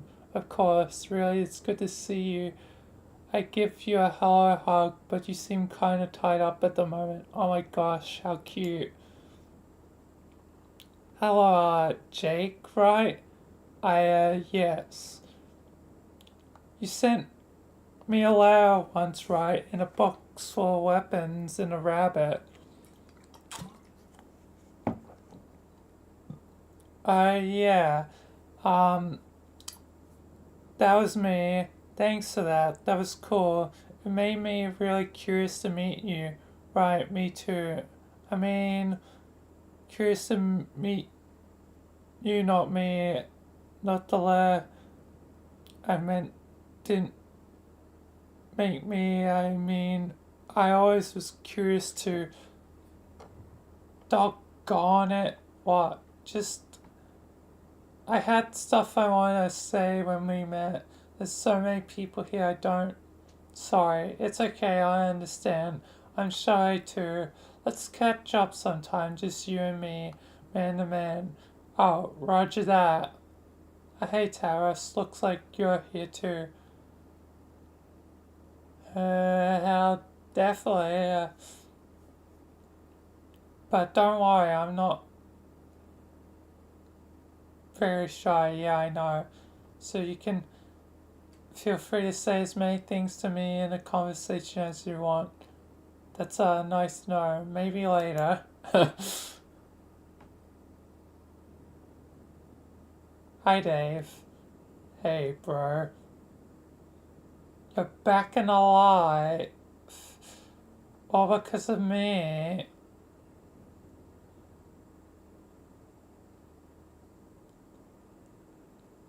Well, either I'm planning to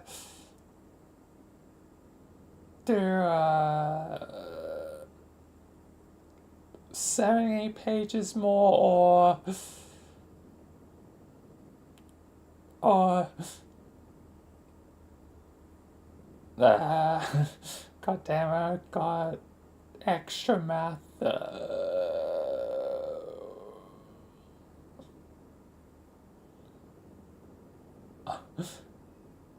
Um,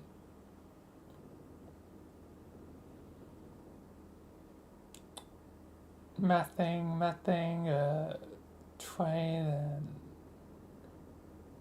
220 if I stick to 300 thing, because it has been pretty easy to get through pages as of late, but I'll see how it goes.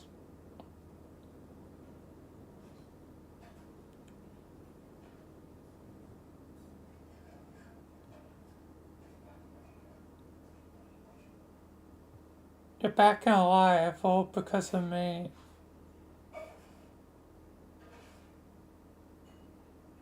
I've literally covered 300 pages the last 3 times, or 4 times. 1, 2. It's been very easy to you, do.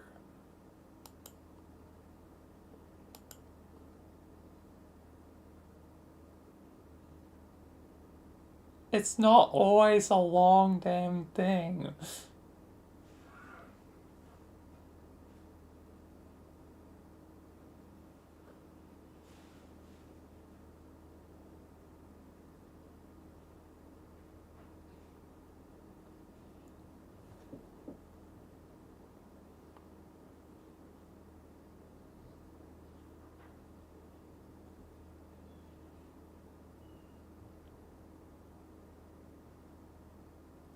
Like, literally most of the last few times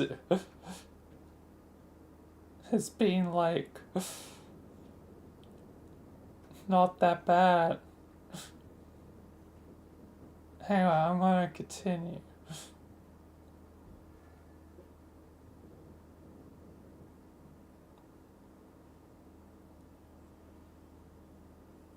And yes, hopefully we can record.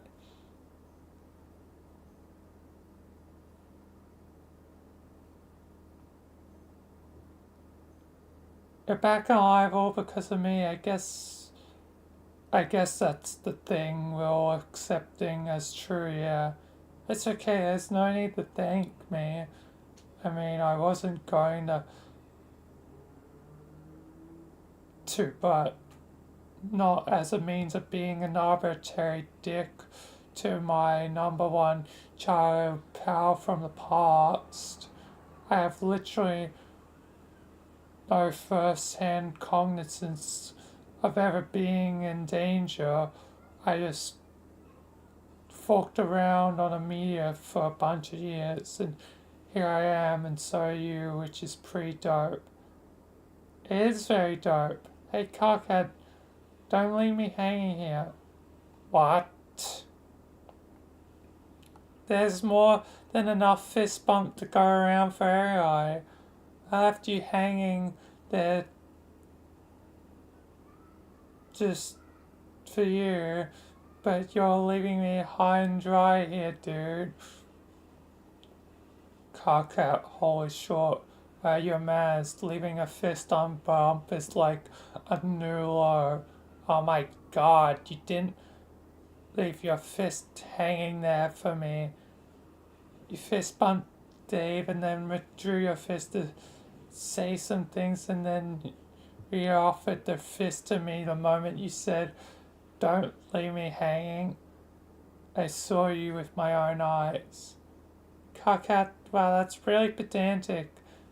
And now you're really leaving me hanging in order to explain your nonsense.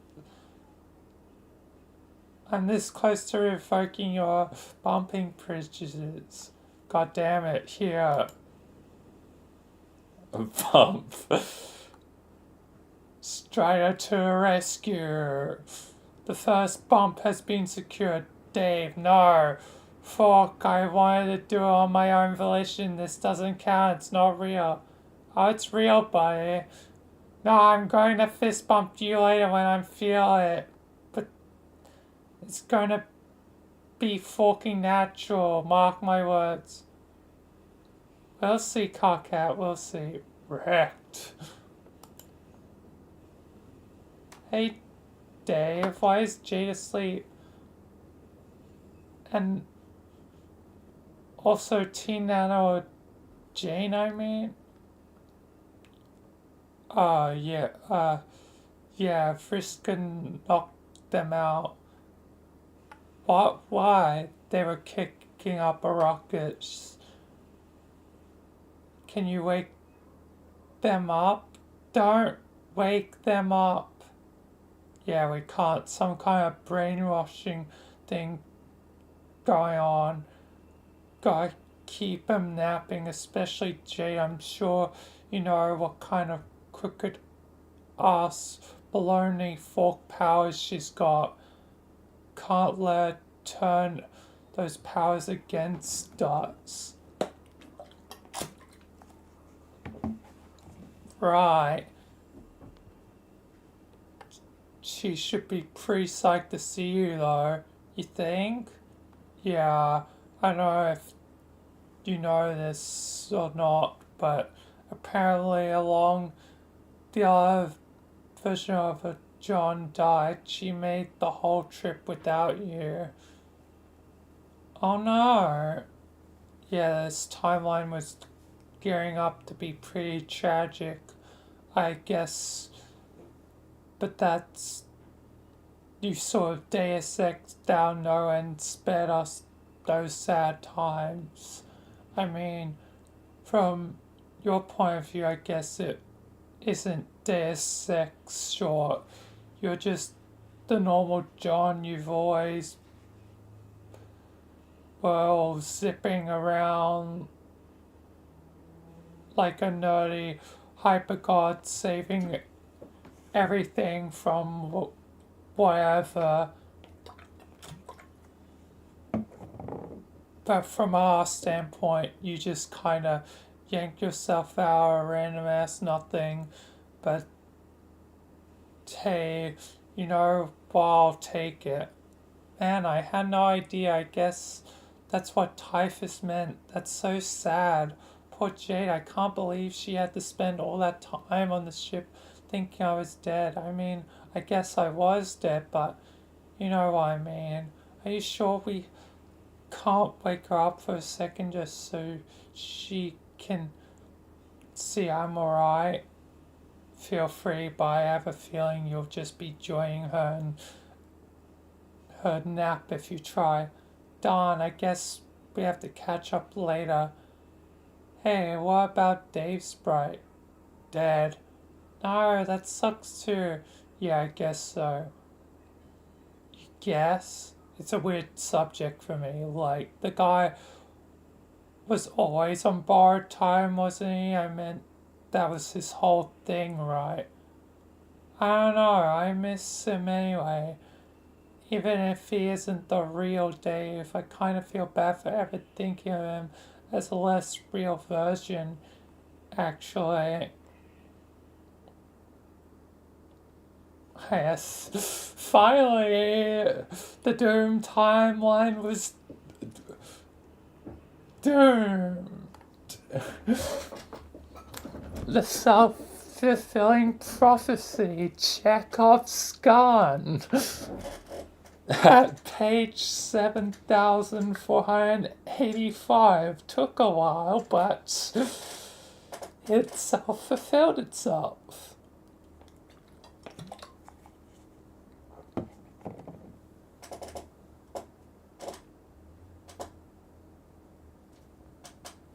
Yes, here's me, and exactly why I'd be like if I was mopping existential birds, so it's kind of embarrassing to even talk about, okay? I guess it is sad, but a lot of versions of me have died. Lots of versions of us, including you. It isn't what's important that certainly do is categorized iterations of ourselves are all alive and here and now and hanging out.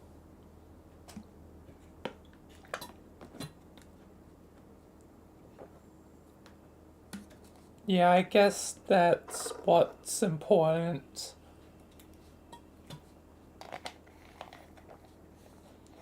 I guess there will be time to reflect on everything that we lost later, like dead clones and double dead ghosts or other such Hogwarts. Right now I'm still so excited to see everybody. There's so much crazy stuff for us all to catch up on. I don't even know where to start. It's overwhelming. Don't stress over it. We still have some time to kill before short starts getting real in this session. At least according to our Frisker in chief. What do you mean? All the bad guys are still just outside the incubator. They won't converge here till a few hours or so. So let's all sit back a while and shoot the short. And I do mean empty our clips into the short, like really pump that turd full of lead right until she gets bossy again. Medea's our fly bro times with more shrill tactical excitations. Okay, that sounds great.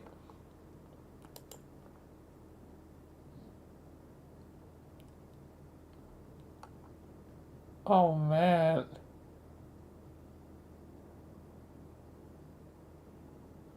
There's a lot of choices.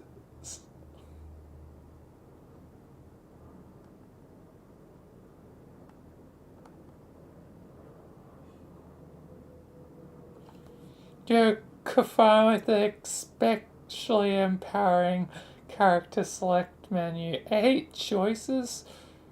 Freewell has done it again. It has caused you to feel alarmed and anxious, but maybe, just maybe, slightly excited as well.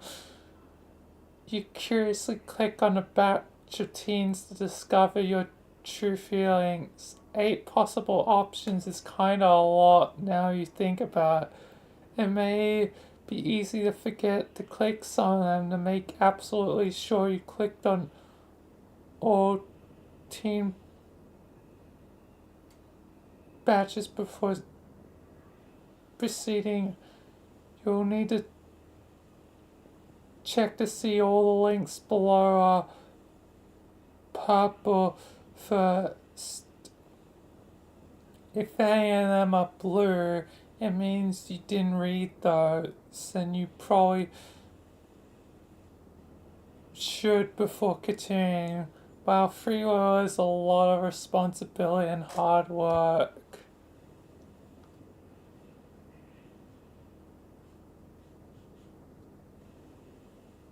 And even can have track of pages. That's interesting. Anyway, I guess let's just begin one by one.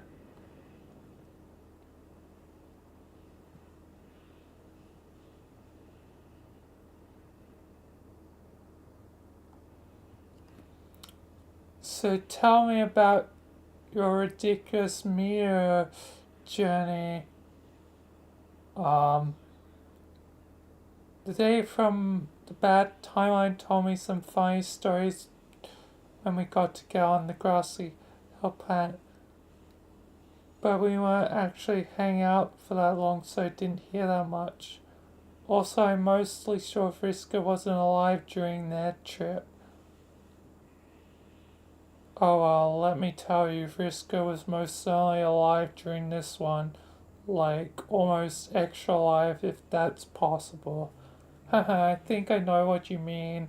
I spent some time with her when she was a ghost, and let's just say, whatever her mortality status is, she makes her presence hard to ignore. Yes. Yes, I love this. Can we spend our whole reminiscence just destroying Visca slightly above audio level? Slightly cock at your. You only have one volume saying. Wow, fuck you. Okay, dude, maybe let's not spend our power time trash talking circuit.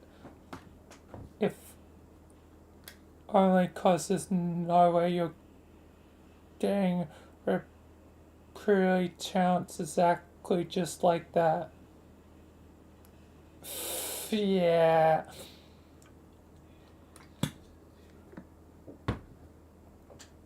Yeah, you're right. Okay, I'll chat. You're right, Dave, as usual. Wow. Kaka, for a funny show, got you back down on that really fast. I'm almost a bit disappointed. I was looking forward to more of your patterned ravings. Hey, John Forkbert, I will have you know I'm a little more mature and reasonable than the last time you saw me. A lot more than Mr. Horsesponge, one known, and anyone who disputes this can cordially invite me to play their dirty seed flap like a discount harmonica. Okay, well, I'm sold. Seriously though, it's pretty cool to finally meet you. I mean, under civil, rational circumstances, unlike whatever the fork that brief account was 3 years ago when you catered frisk and then poofed your flimsy ass into fork or continuum. I know I seemed really mad about that at the time for whatever reason, but really I had so many boring hours on that meter to spend barely reflecting on the roughly 10,000 ways I don't give the slightest fork whatever idiotic twist of fate transpired back there. Okay, I'm completely over it. I'm over a lot of things actually. You are? Yeah, like remember back when I yelled at you all the time from my computer? Back when I probably felt nervous and awkward about this account because, well, no, I was hitting on you briefly and in a very confusing, non chronological way without ever quite realizing how badly I was shoving my spurt down my statement tunnel, dude. I mean, until you mercifully and with the fair amount of tact shut me down, don't you remember? Maybe?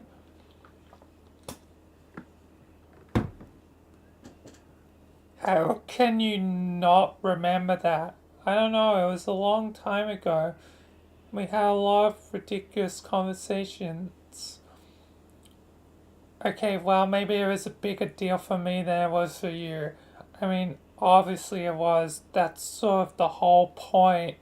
But the real point is, or what I'm trying to make, is that it isn't a big deal anymore because I'm over it. Cock out. What the fuck are you doing? Wow, I'm talking quite casually about some short that's not a big deal, and the point is that's not a big deal anymore. So I'm just casually saying that. God. Okay, it's not an unreasonable conversation to have, but like,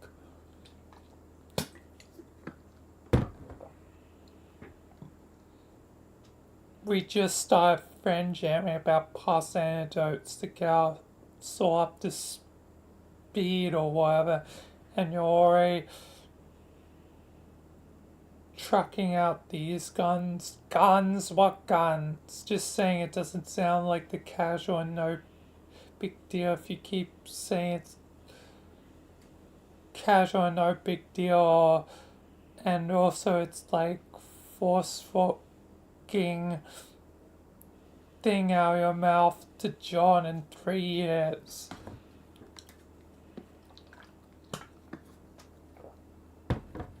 Sorry, I'm truly fucking sorry. I forgot these were such an outstanding smooth power shore in the cape within my judgment radius. No, I mean, I think I remember.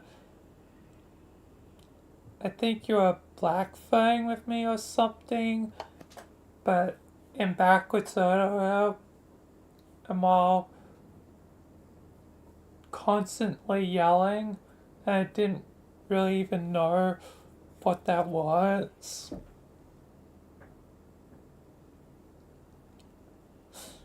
It's definitely returned back to logs, it seems so. It definitely seems like the 70 is gonna be more accurate than the 220.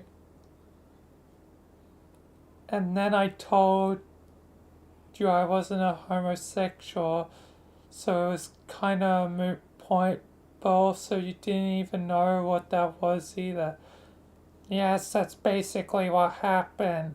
That's exactly what I was trying to say.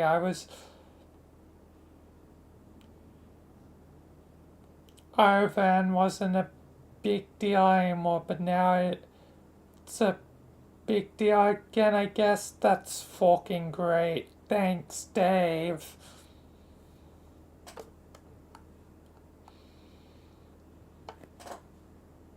I'm hardly one to talk here since I'm a goddamn geyser of hilarious, self-pulverizing, Freudian bloopers. At this point, I can't even pretend to keep a lid on any short I've got in me, cause I know sooner or later during one of my rad soliloquies I'll just prep for but backwards into an embarrassing emission and have to be like, yeah, okay, that was my short, that's why I'm about, let's just get the fork on with our lives. So when John's like, hey man, you're all locked and loaded with some stuff about you're over him and go on and on about it. It's like some obvious protest too much short and everyone who knows it, so I don't see how it salvages any of your dignity or whatever to pretend that's not what's happening. Oh my fucking god. So what I'm saying is, if you're so eager to push this out there, I'm not pushing this out there. If you're pushing this out there, which you are, then maybe we should rap about it. I mean, discuss it critically and earnestly, not drop ill rhymes or anything though. That be sweet though. Sweet too. So you sure you still don't have these unreconciled black rum feelings about John? I say we had this out before it ferments into some rank and I examine feeling sorts. Dave, I think you're making Kakao uncomfortable. Are you being a wise guy and trying to make us uncomfortable? No. I don't do that to bros. That's huge uncool. I don't see what's to be uncomfortable about chatting about trust, thoughts, and emotions. Ugh. Dude, you clearly had a spades thing for John, but I don't recall you bringing it up. Is this something you've been thinking of all this time, or no, not really? Yeah, we could have talked about this. I have all kinds of short to say about John Senior. It's my number one dude for approximately the majority of 13 years. The main dead end here, man, is like nothing personal at all. It's just, he's literally incapable of hating anyone. I know that. That is the exact fucking thing I knew and understood, and why it felt so stupid about in hindsight. Well, not that I really want to egg this train of thought, but I don't know if that's quite true. It's not. I can get really angry and hate stuff too, just like you. But I guess it's only in extreme cases. The skull guy in suspenders I got really pissed off at. By 100% sure that hate was platonic.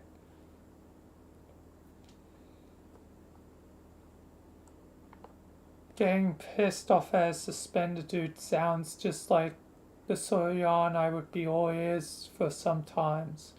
But okay, that's something to work with. Hey Kaka, maybe there's some hope. Maybe it's not a total lost cause. Okay, Dave, it definitely sounds like you're trying to earn us now.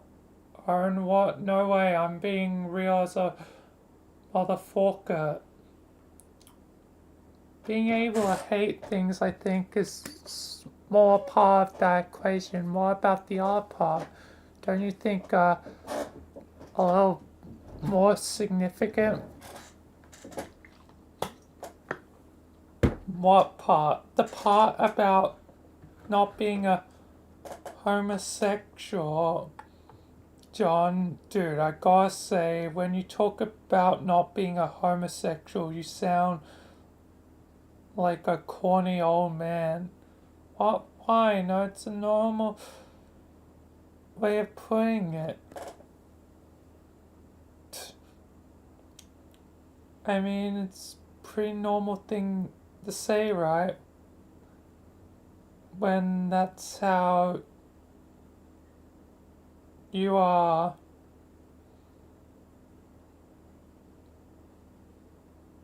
Somebody fucking kill me. But does seem normal.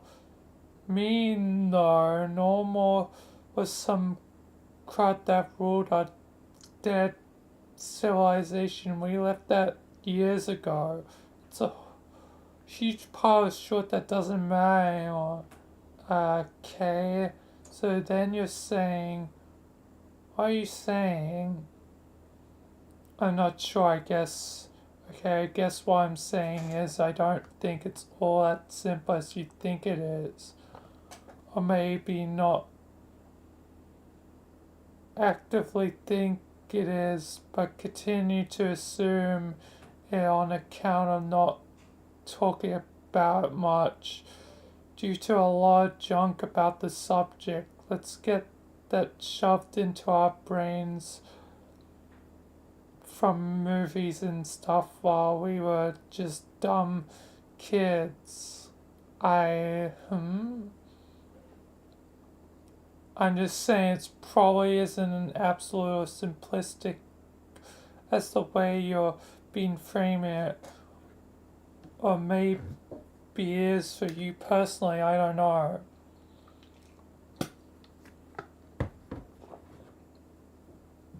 I'm just guessing you haven't spent much time thinking about it. If only 'cause all that stuff we read and watch suggests that it's like even examining your honest thoughts about it is perilous road to go down. 'Cause if you actually think too much about it without always having the undercurrent of, haha, nope, nope, nope, then what happens? What if it turns out you're like, not exactly the way you thought you were, or maybe not so much that, as all presumptions about what we turn out to be is not that relevant. Why?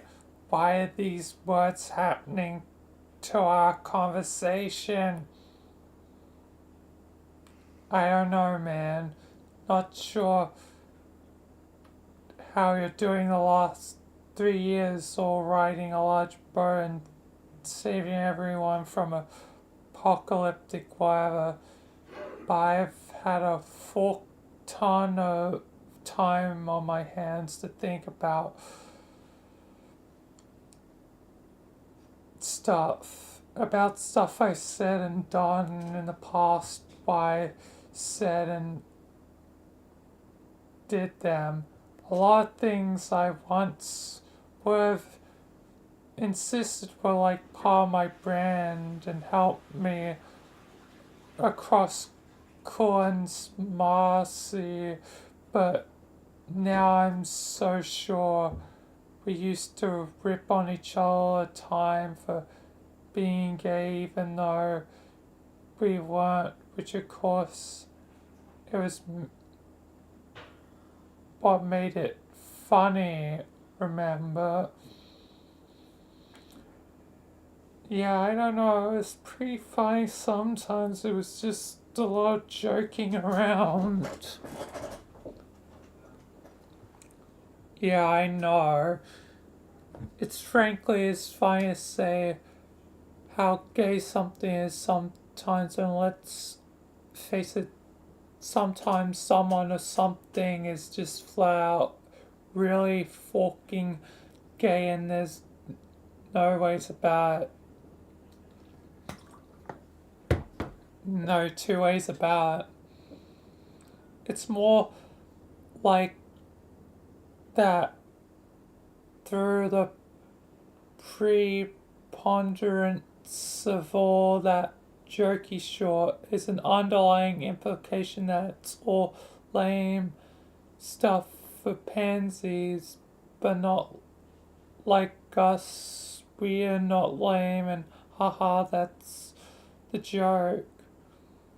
Which thrives on this double buried implication that the real cool shore is founded on this absurd, wanky ideal about masculinity, which, if you think about it, is one, dumb as fork, two, the male adulation of masculinity to that extent, to be honest, is pretty fucking gay upon itself. And three, we've always have some totally impossible short for us to live up to anyway. I think all that's mixed up with some phony ideals about heroism, like living up to the storybook idea of what a hero to me feels like, almost interchangeably changeable with living up to society's snapshot of what a hard manly dude should be. I stopped pretending I could ever live up to that either thing a while ago. Yeah, this has gone deep into perceptions of society and how, men are supposed to be seen as manly and whatnot. And if we're gay or kind, that's not seen as manly.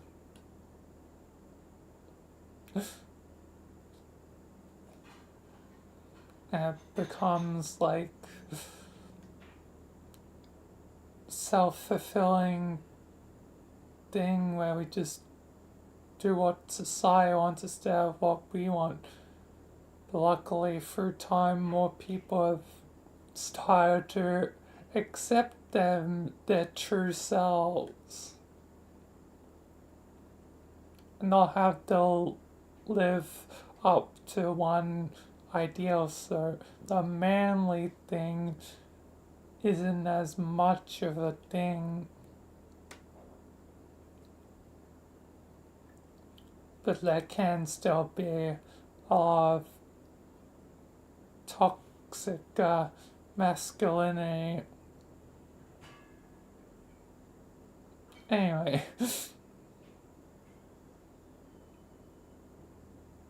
I mainly have spent time looking back on the sheer magnitude of all my joking around. I used to bastardize forkers left and right, grinding them into the payment of how gay they probably were and how much they were quite possibly choosing to kiss some dudes or such.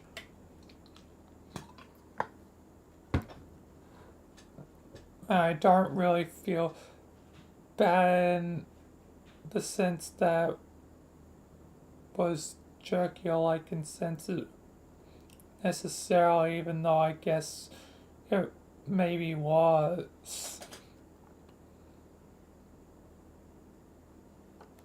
More like I feel like it was probably transparent, a massive front of outrageous snark to disguise a lot of insecurity, like a fucking cover up. As long as I kept clowning hard about it, I didn't actually have to think about or face my actual beliefs. They've, well, that's cool and all, and I think I mostly agree, but how do I put this? Are you, are you gay now? What? No. The words, by the word, won't the words stop, dear God? I don't know, it sounds to me like you're trying to tell me something here. Man, no, look. I mean, it's okay if you're gay now. That's totally cool if it's true. I think turning gay would be kind of weird consequence of me changing the timeline around. Okay, not weird, just unexpected. I don't know. I did account for that. Maybe saving my Terezi Plus did some goofy homosexual butterfly effect thing on you. Jeez, who knows?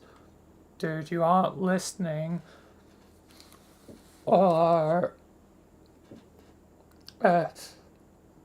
gay butterfly effect is pretty fine idea. Let's not dismiss that concept altogether. Anyway, maybe what I'm trying to say is sort of getting lost in the weeds here.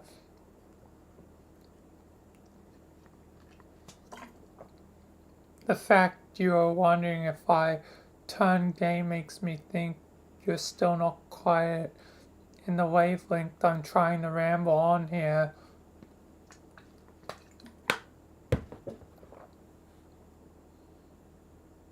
Maybe you should wrestle this topic to the ground another time. There's a lot more I want to say, but this is probably not the venue. I mean, not literally wrestle to the ground, because that is maybe literally the gayest course of action we could possibly take, but you know what I mean.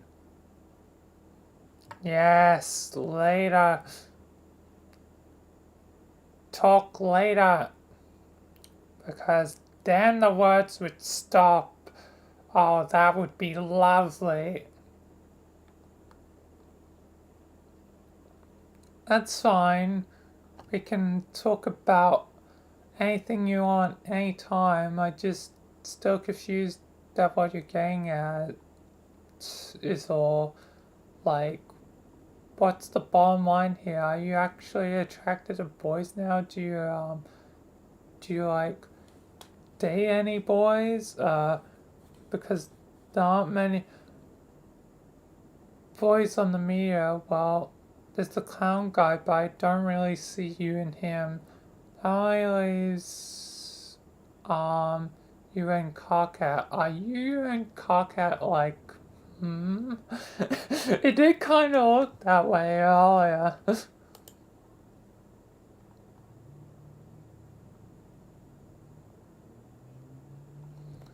No, no, no. I retreat to my safe place, and yet the words, the stupid fucking prattle jockeying like rowdy barn beast up against the creations of good forking sense in the most basic of personal boundaries. The goddamn blither tactless nincompoops. How it continues to haunt my wretched ears. The word still over the side of this enchanted frog discus, like a bowing spring in a mythical forest governed by a guild of gossip hungry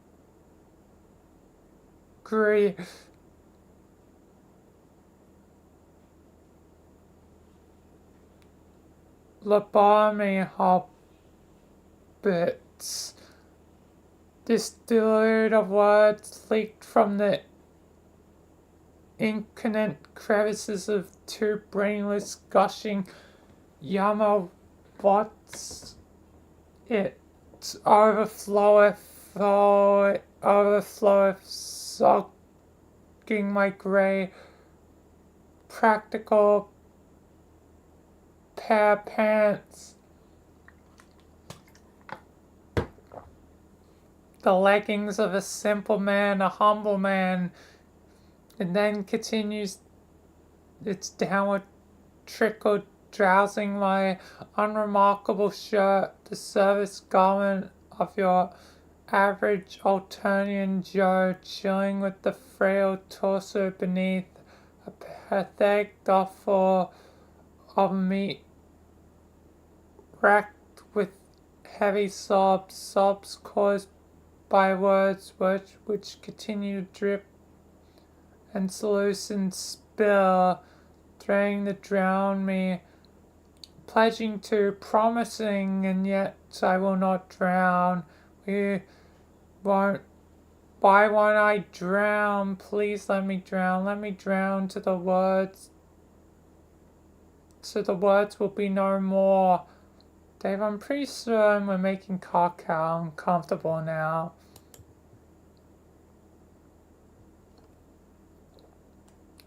Yeah, maybe you should drop this. Okay, I don't know if you ever picked this up from him, but he's a pretty sensitive guy. What? No, it's true. It's pretty much the easiest dude to rip on and make for an irresistible target, but you always know where to draw the line. Really don't want to actually, like upset him. Yeah, me neither. What the fuck is he doing? Man, I don't know. This is just his regular short, like an everyday occurrence, but with different body positions and geographic configurations. I see. Bro, will you get the fuck up here? No. Okay, suit yourself. Anyway, as you can see, I've been spending probably too much time with trolls. Hahaha. It messes with you, get you thinking about stuff, I can imagine. I think I've had a lot more boring on the ship. But we talked about you a lot. We always wondered how you and Rose were managing to get along with all the crazy trolls. I think most Like we pictured a lot of arguments. That's not too far off. I'm still getting used to having such insane limitless powers that lets me go anywhere I want. It's tempting to go to time periods like yours and find out what I missed. But I don't want to miss with too much anymore since it seems like I got the timeline to a nice stable place as it is. So I guess I have to do what any regular guy does and imagine following what it'd be like if I got to travel with you guys. I wonder if I would have gone like absorbed in troll culture too, or troll ways of thinking. It's really inevitable. You pick up the lingo, they pick up yours. It's like a stupid cultural collage after a while that barely makes any sense from either frame of reference. I wonder if I would have learned to understand black romance. It's such a goofy idea, but it seems pretty important to trolls. They all have their quadrants pretty. They all take their quadrants pretty seriously, to be honest. Yeah.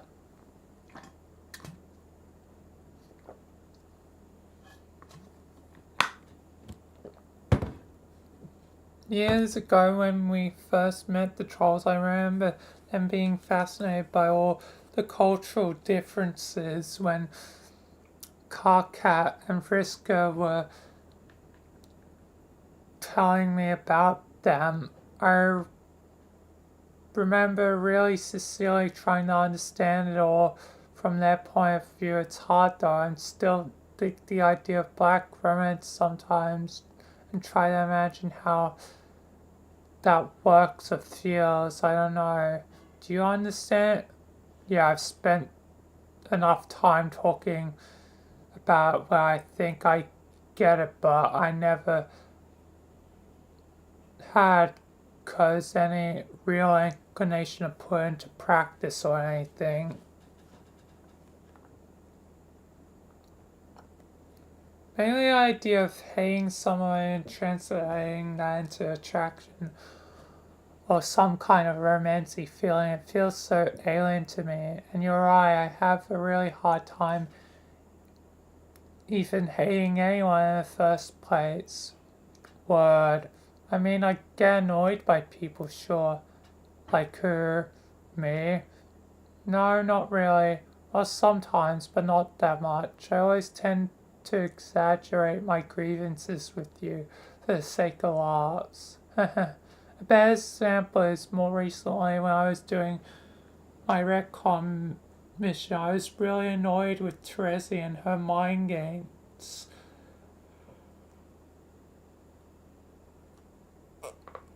Yup.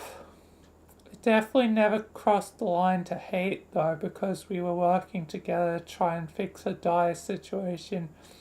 Even though she's weird and insane, she always a pretty good friend. Bola, Neely, and Japes are at totally inappropriate times, but there was so much on the line. It was so frustrating. Egbert, I have news for you. Well, he's back, alright. Set up and everything. I heard you were talking about quadrant, so I decided to pause my tantrum. John, all you're doing is describing the soft feelings that plant the seed for having a cardigenous crush on someone. What? You heard me.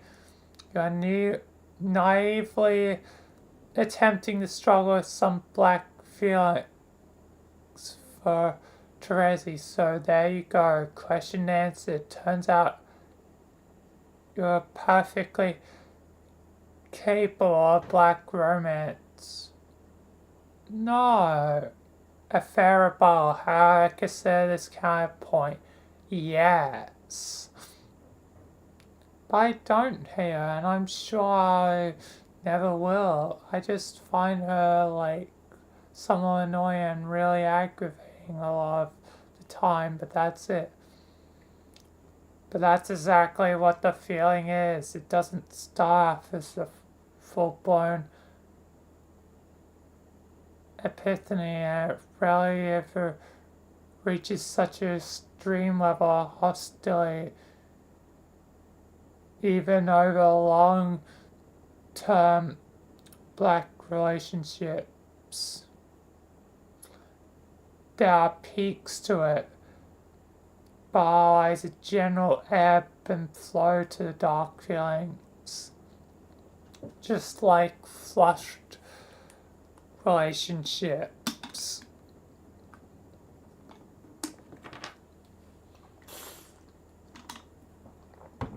So basically, points where you're less or more annoyed. Okay, but I don't know if I'm expressing myself clearly. I felt aggravated by her a lot, but that doesn't fully describe like where those negative feelings, but also, but yeah, that's it right there. The buzz always a part of it. You're trying to say you had frustrating negative emotions, but they don't comprehensively account for your attitude toward her, meaning there are some things about you actually like, but the negative feelings make it hard for you to put your finger on them or even want to acknowledge them. This is absolutely standard. What good would it be having a nemesis who didn't possess qualities you actually admired on some level? That would be boring and it wouldn't even work. There'd be no tension, no push and pull in the turbulent emotional landscape.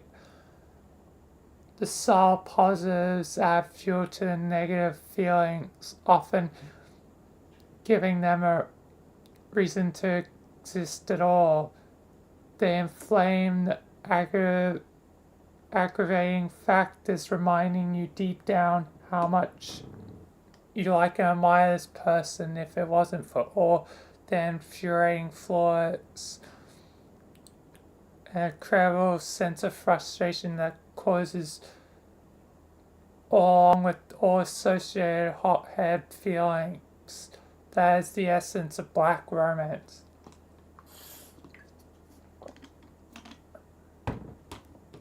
Basically, it is kind of like hate forking. You're kind of mad at the person,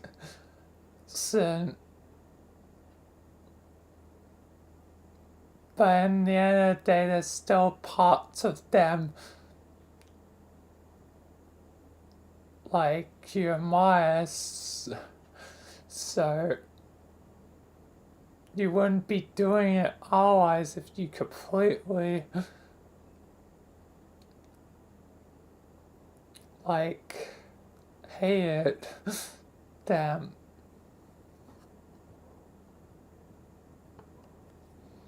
And the positive qualities you see deep down in innocence also serve as the basis for red feelings towards that person, assuming the relationship ever starts to facilitate. It's all pretty straightforward, really. Oh, this is messed up.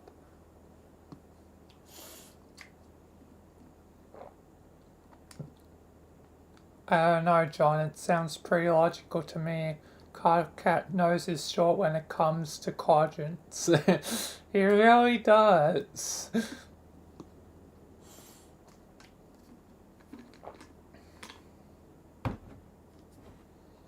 It can't be true though. It feels so fucked up. What if you're right though? No.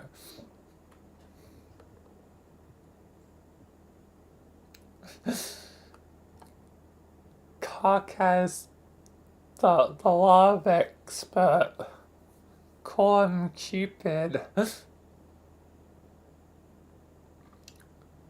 That's part of it too. The no is all part of the feeling. That's how it always goes. The sense of self-incrimination. When it's dawned on you, you have these conflicting feelings towards someone that bugs you so much. My gosh, this whole reaction is so fucking textbook. It's hilarious, really. It's fucked up though. It's supposed to feel fucked up. Oh man, I just wanted to have a nice catch-up chat, not to get so transparently owned at the trollmances.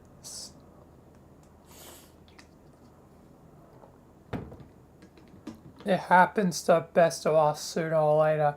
This credit is kind of old hat to me by now, but I get why you're kind of freckling at the implications here. You didn't have years of living with trolls to kind of normalize this stuff. I don't think I want it to feel normalized though. I'm not ready to admit that. I have some warp spade crush on her based on some feeling I don't understand. That makes no sense to me. Oh God, what if it's true? I have to try as hard as I can to suppress this feeling and make sure I never think about it again. Okay, sounds like a weenie thing to do, but sure, have fun with that. Fuck. Yeah, probably just please don't tell it any of this, okay, guys?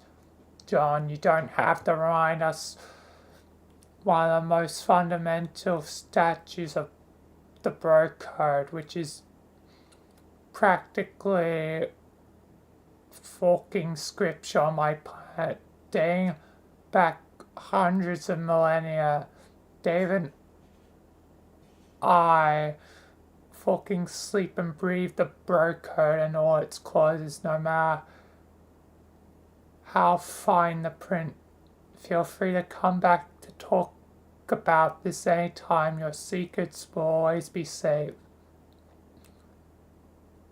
Dude, that sound is well and good, but when you're pledging a vow of secrecy, maybe you should try to keep it down a little. Damn, yeah, sorry.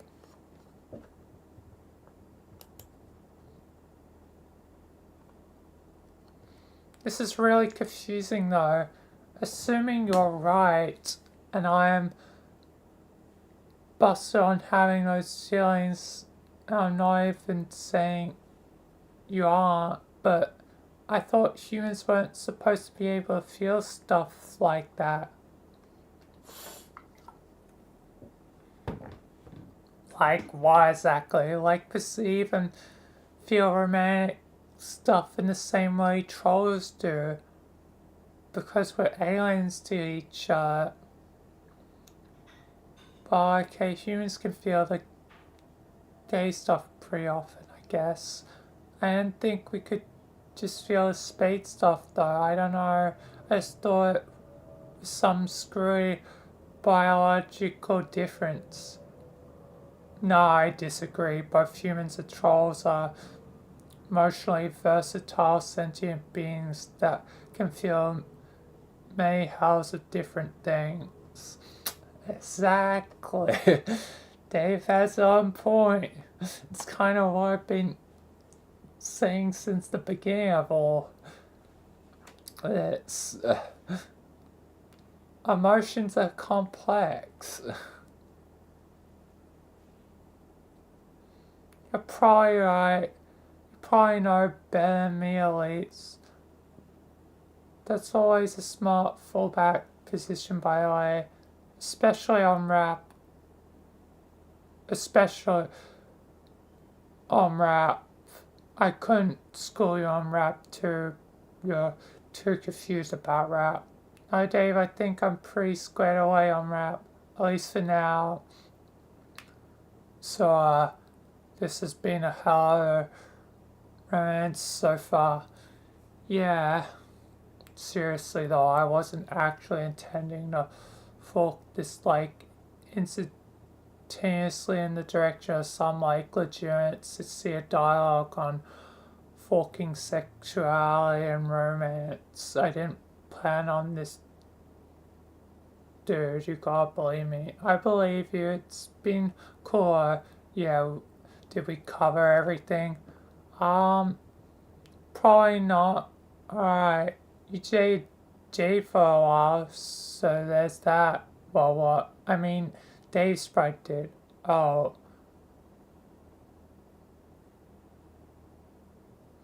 And of course, I mean, the one from my time was not the one from this time who died, I guess, before that happened.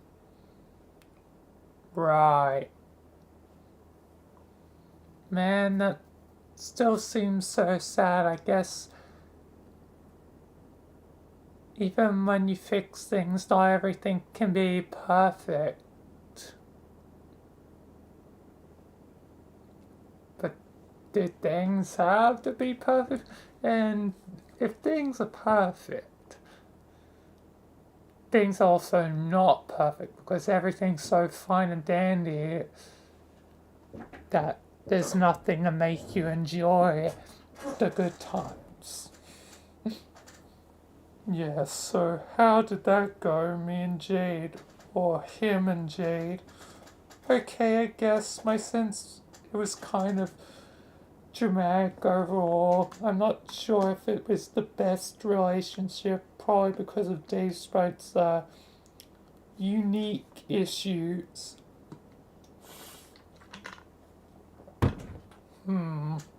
But there was a lot of fun memories. I can tell you them sometime, maybe when Jade is awake, because I'm sure she wants to know too. Yeah.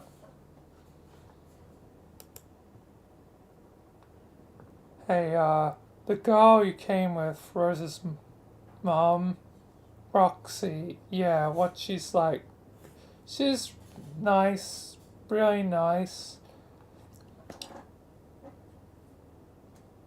She's fun and easy to talk to. It's almost like she's always been one of our friends, you know. Yeah, how long you and she actually been traveling together? Not too long. We only met like a day ago. I mean, from my perspective. Huh. She's been through some really difficult stuff recently. We both have actually. But I feel like it was all a bit more personal for her.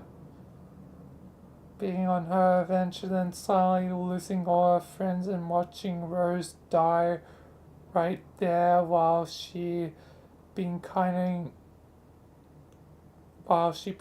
of viewing Rose as a version of her mum. I was just some goofball drifting randomly here and there between realities, so I was mostly just confused by everything, but for her I could tell that was all really devastating. I'm so happy she gets to be with Rose again, not to mention all her other friends.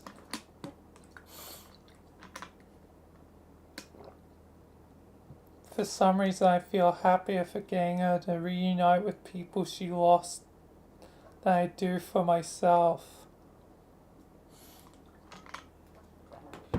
It sounds like you like her a lot.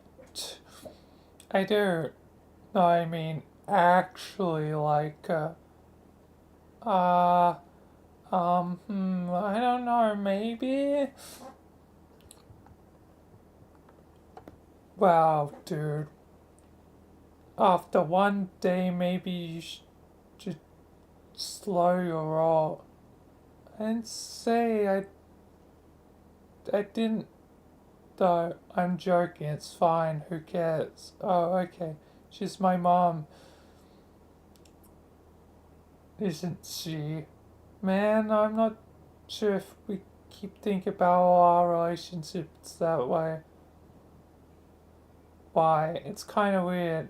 It is. Do you feel weird about dating my mom? Is that it? I'm not dating her though, but if you did, then you wouldn't want to think of her like that because the familiar weird times it evokes. Geez, I don't know. I don't know if I'm ready for every single deep conversation we squeeze into this wacky rapid fire session of fun pal talk. Okay, but I think I like thinking of her as my mom, even if it's a little weird. You do? Why? Not sure. I never even stopped and thought about before the idea of what it would be like to have a mom instead of a hyper aggressive lunatic adult male guardian. I never let myself give into a second consideration, but now seeing her actually here, even though she's just some teen girl I never met, I like the idea, it's nice. Okay, that's actually kinda cute.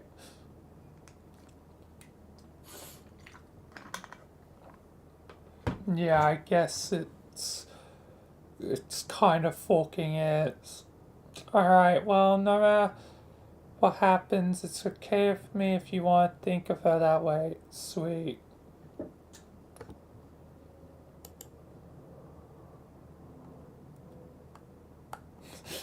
Does it actually keep track?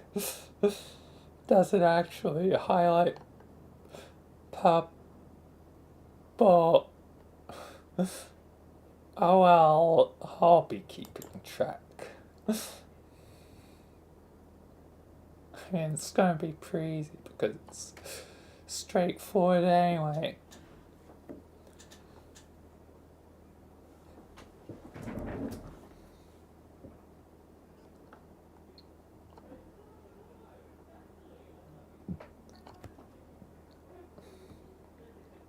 Haha, I'm sorry. Sorry about what? For staring and all being a grog grinning idiot. I just cannot actually believe you are beyond here and alive and not dying, and so am I. Here with you, I mean, plus sharing all those mentioned attributes. I can't believe it either. I have so much to say, I think. I can't think of that stuff at the moment. I know what you mean. I hope it's okay if I just sit you not being specifically articulate for a bit. That is more than okay, as long as you are willing to similarly excuse the spectral demise of my capacity for artful self-expression. Oh my god, haha, you're Dirk. Wow, wow, I just caught it, wow, wow. You sound so much like him, oh my god, that's too perfect, cute. Dirk, haha, I can't get over it now, I can't unhear it. Even your voice sounds kinda like his, but it's just girl Dirk. Wow, wow, yes. He sounds like a hell of a guy. Oh, you have no idea. I'm told he should be arriving here in a little while. If anything like Dave's late older brother, and if I'm assuming it's anything like me, which he is apparently, then this is when I'm guessing the real pie will begin. I'm ready.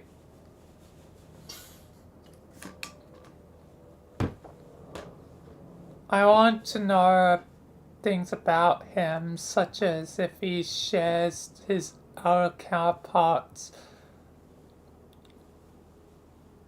vice for soft puppet ass, and if combined with this myriad of vaguely unsettling psychological particulars could occupy a dedicated team of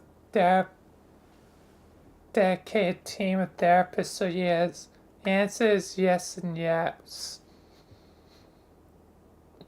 Knowing this amuses me for some reason, but mainly there are things I want to know about you. I presume there'll be plenty of time later to hound my biological father for the dirt on his proclivities. What you want to know about me? Everything. I think the main difficulty is deciding what to ask and the shifting questions I would have for my mother, that is to say, the woman who raised me, for questions I have for you. Well, I didn't raise you or anything, but I sincerely take a crack on both kinds of questions. Okay, do you really like wizards?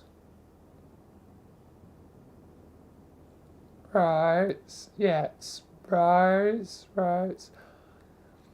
I fucking love wizards.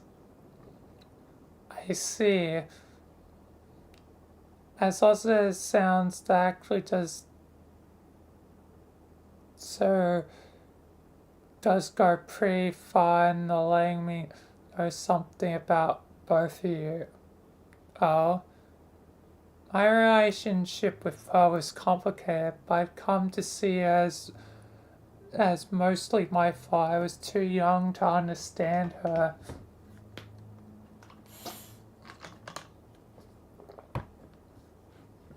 I never even got the chance to misunderstand my mom or grow up you or grown up you. I mean, I didn't get to misunderstand her in person, more like a legendary figure, because I grew up 400 years after she died. Ah, right.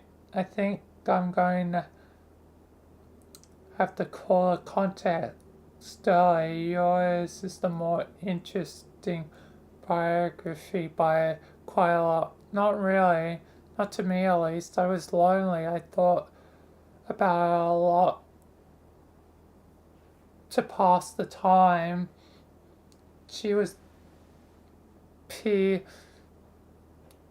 amazing, at least according to history. She wrote hella books about wizards and wrote a genocidal fat men down a war for blood. She wrote hella books about wizards, yeah. They were famous and good and everything. Sounds like I fumbled into the wrong line of work. There's no money in this bird business. Well, there is. It just comes in incredibly stupid demotions which are not particularly useful. Do you have copies of these books? Yes, I do have copies back on my planet, assuming John didn't retcon them away like a book thieving sneak. I would love to read them sometime if you wouldn't mind. Not at all.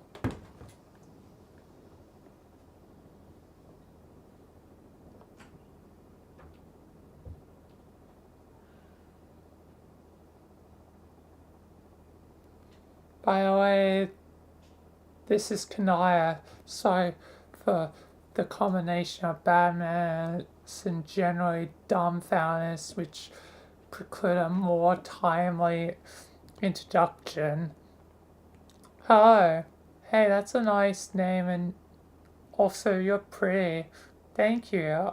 I admire aesthetics of your name and appearance as well, and in no small part due to their retrospective similarity to your daughters.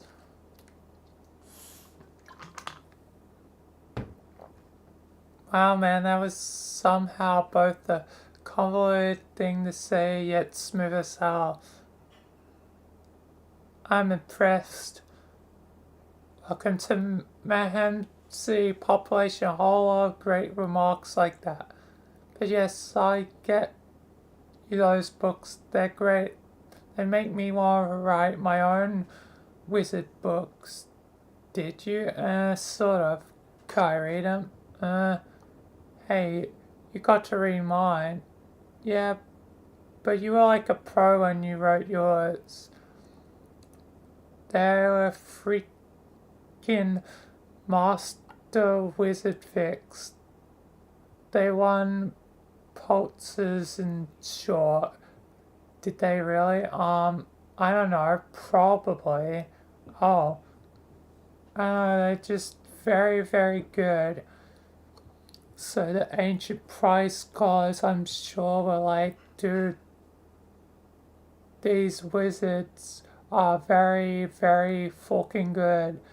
Give them all the odds. They'll shut down the odds, but not because of the looming apocalypse, just because you literally cannot do better than these wizards. I can live with that. It's always been one of my professional goals to write tales of magical men, so provocatively they could cause the permanent unceremonious delusion of at least one prestigious awards. So yeah, I don't know, I guess you can see, but it's a pale ghost of a story compared to your stuff, and it's also kind of weird. I like weird. Yeah, just your opinion means a lot to me, and I'm nervous you might think it sucks. But I never even wrote the masterpieces you read. I think you'll have a few of my abilities which I haven't earned yet. Really, I'm not that good. I have my own story drafts which you can read if you like. They're nothing special, frankly. Oh, really? Oh, man, okay, that sounds fun.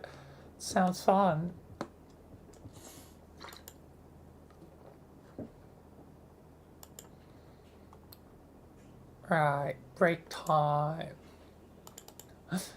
I'm definitely gonna be sticking to 50 pages. Well, a little over 50 pages, but yeah.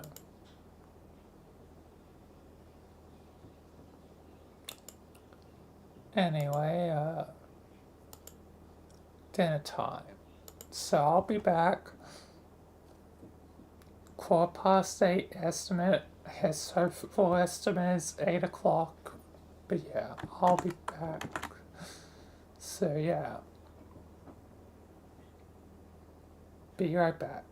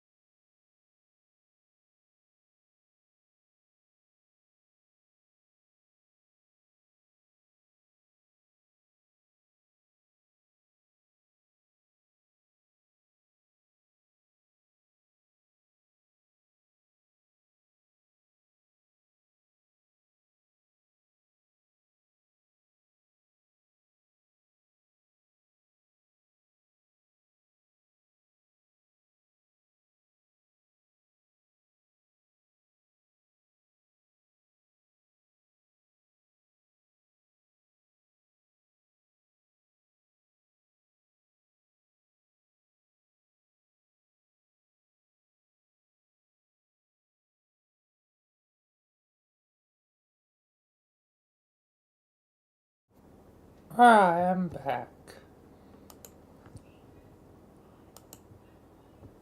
Let's continue.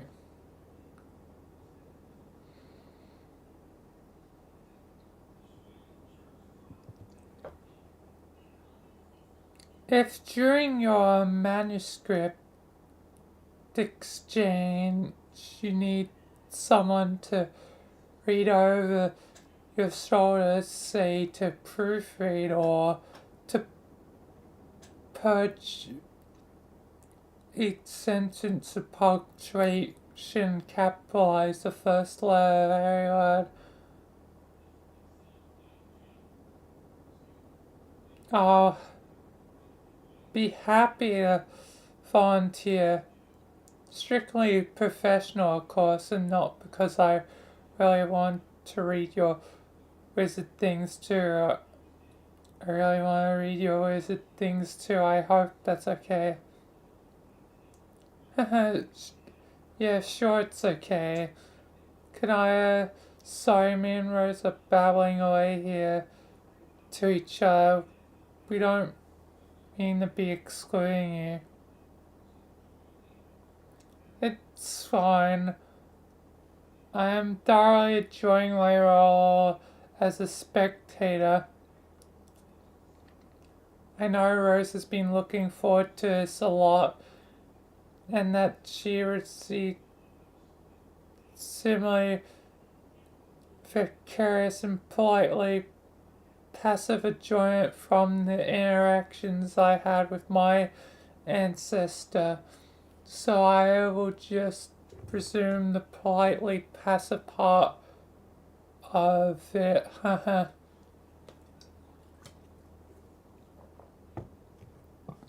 You don't gotta jump in whenever you're feeling like it. I've mean neutrals. Well, at least those that are not evil or something. Love them not evil trolls. Like the cranky one over there in the red ruby shades.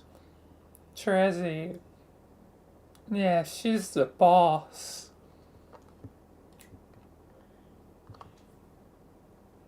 It's a pretty fair way to describe the attitude of anyone higher than me on the humor spectrum.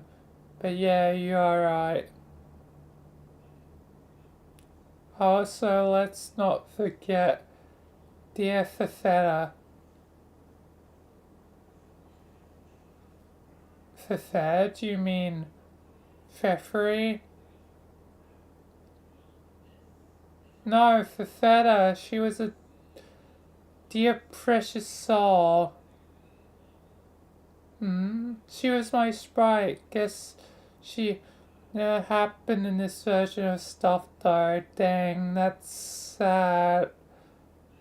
But maybe not as quite as sad as her existing then exploding.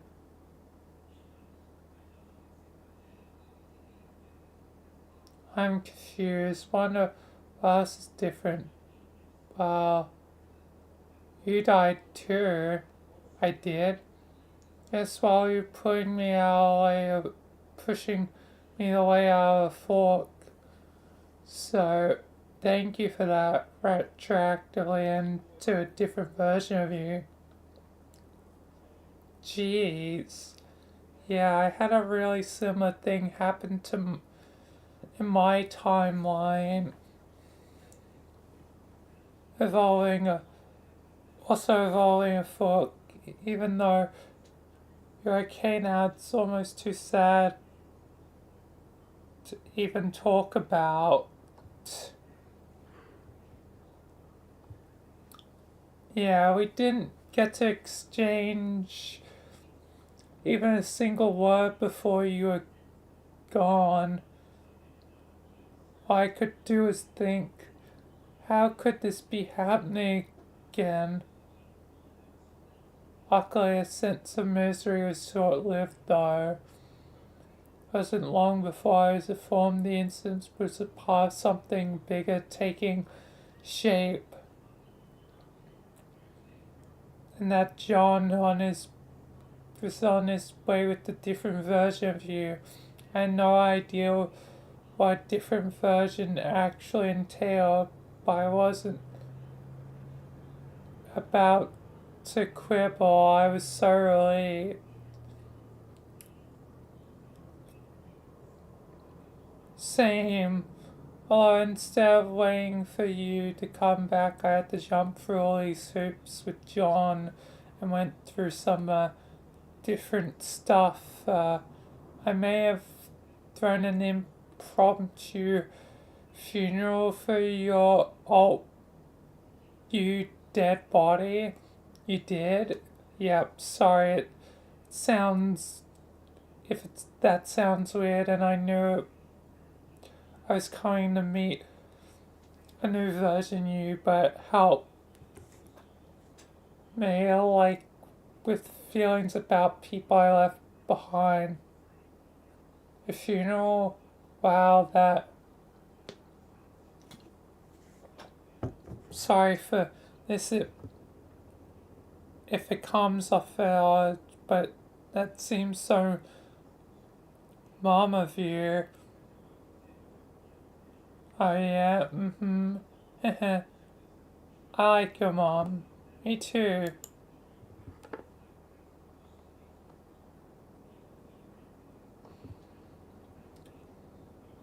I don't mean to be too Alec about getting to know you really. I guess comparisons are a little hard for me to avoid since the old adult version of you played such a significant role in my life, so I can't help seeing the similarities when they're there. But also, you so clearly your own person shaped by your experiences as the person I would prefer to get to know, rather than a young avatar from the memory of a departed parent. Yet this is the context which somewhat inescapably colors my perception of what you reveal. So while my observations are in vain of predictably, charmingly so minute, others I regard as surprising.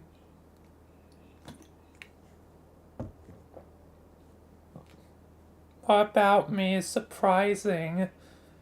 Well, you don't seem to be a person who I don't ask anything that would sound rude to you or spiteful to her, because I feel don't feel that conflict about this anymore, particularly since I have my own troubles so it'd be pretty hypercritical. Conflict about what? Let me back up a little. It's a long ride on that Mia. One's experienced things of a few years given me a lot of time to think, changes and such. About halfway through I start thinking more about Mom, about you. Knowing I probably meet you and I don't know, living up to the experience. It's silly, but I'm guessing you understand what I mean.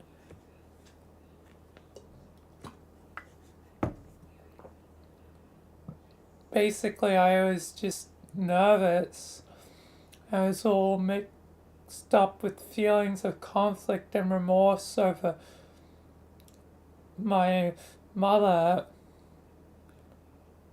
who to my hazy preteen collection never wasted a day in my life on sobriety. She and her habit pool these days to quite effective use actually.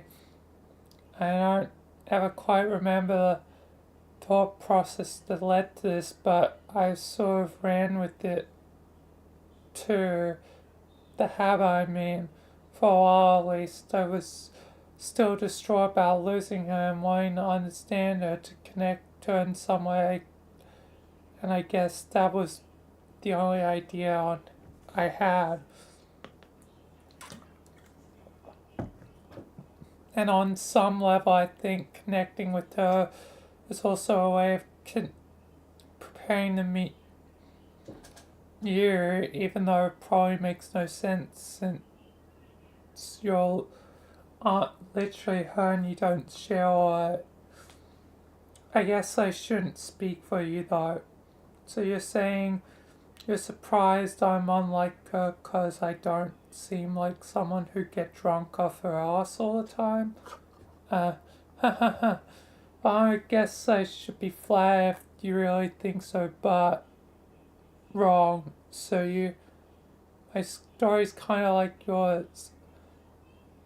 I have a mom I never knew I wanted to feel close to her. I grew up mostly unsupervised in her old house. I had all this old stuff plus some old booze squirreled away here and there, and I just started up even though I was way too young for short like that. Whoops.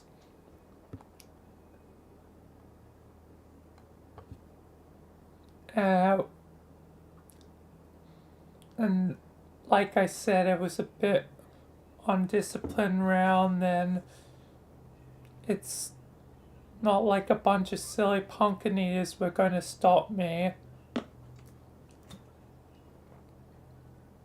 Pumpkin eaters? Chess guys. Loads of them.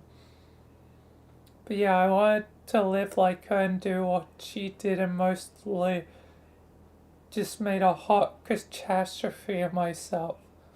I doubt that is what she wanted. At the time, it seemed like a cool thing, a real intellectual, and mysterious book celebrity would do, also leading a badass and secretive subversive life in opposition of tyranny. But I think what is more likely is she knew the whole world would end and everyone would die no matter what she did, which was probably hard to live with. I don't know if I can blame the old lady for wanting to get a wee bit sore stuffed a couple of rapping clowns won a presidential election. Wait, what? Clowns? Long story, bad story. Please continue. Yes, I'm sure my mother knew the end was coming too, knowing that helped to put a lot of her behavior in context for me. I was always too young to understand. Poor moms, poor adult, dead, sexy lady arts. Truth. But anyway, back to us. Kid alive, sexy lady arts.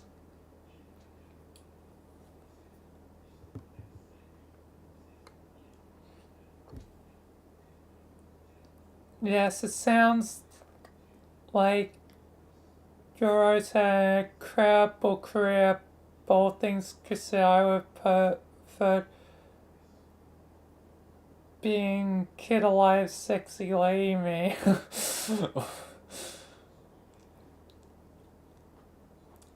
Agree, I know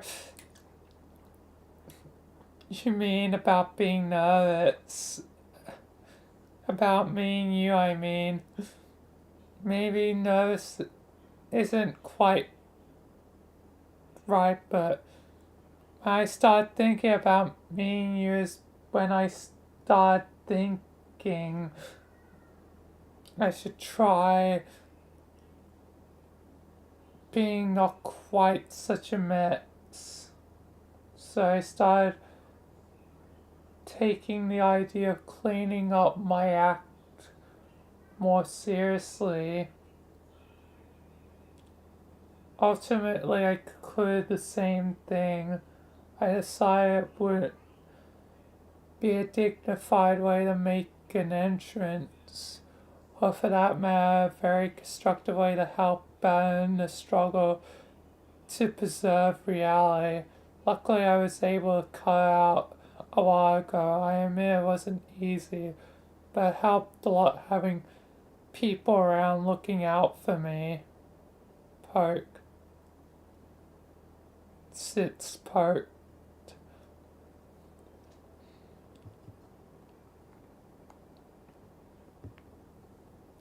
Yeah, I have friends help me too. I couldn't have done it without them.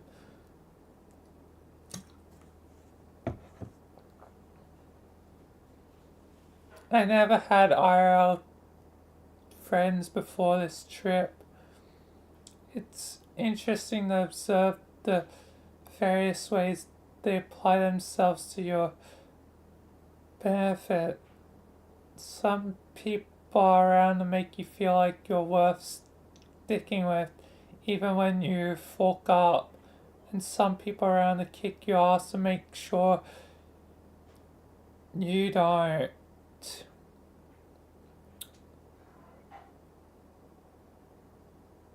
Haha, I think I had to play the latter role to my friends a lot, and also to myself, I guess. Who kicked your ass? Was it the yelly guy over there?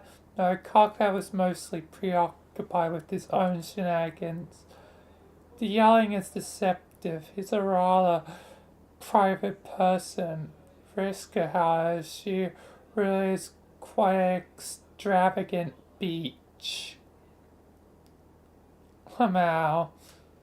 But it turns out people like that tend to have some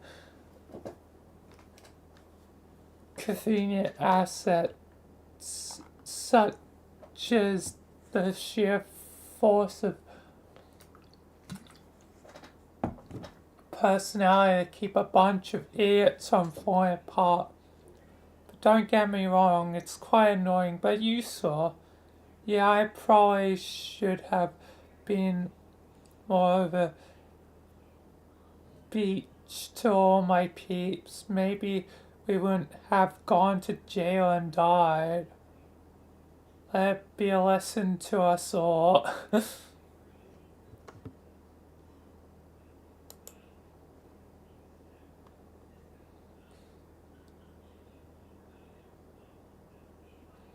Yes, it ends up being like a tough love.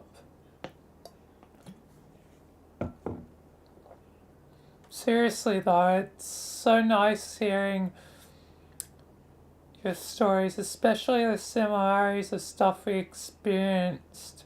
Wisdom writing and mum's stuff, and even bad things we went through, and obviously we're similar by DNA and all, but even so, it still feels comforting that even if you flip the universe upside down and change it all around, pulls us apart by centuries, kills humans off, flood the world, we're still connected to each other in a mysterious way that goes beyond genes and circumstance. I think is some tight frickin' noise to consider. I'm considering it right now, and yes, that noise is so tight. Hey, what the hell are you talking about that? Damn it, Dave.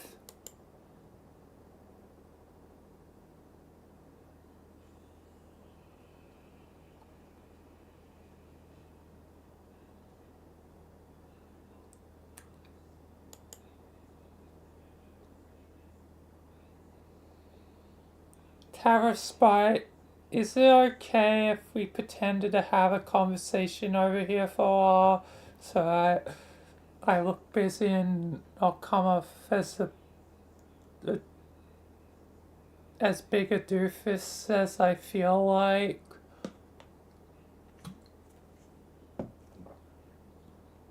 I can oblige and also personally identify with the idea and the feeling of self-blameless behind it, but I could also help you find help you with a real conversation too instead of a fake one.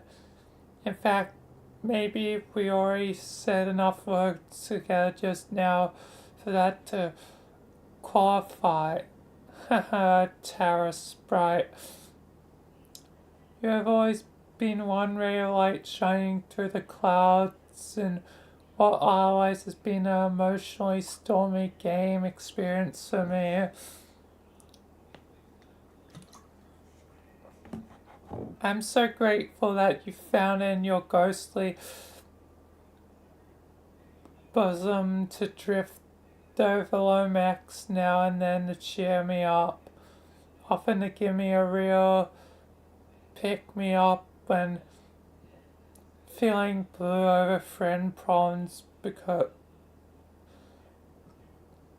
just self-dumb enough to feel like a rare delight when you did.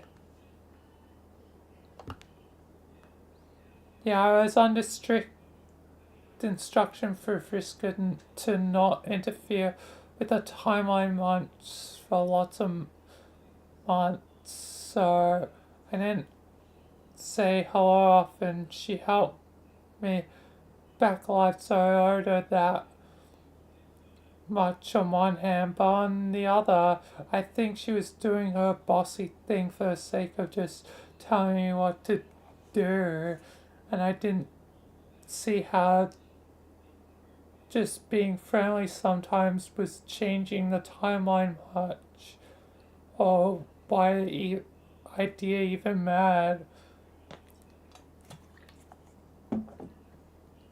Because it seemed like most of you were never did much important stuff anyway.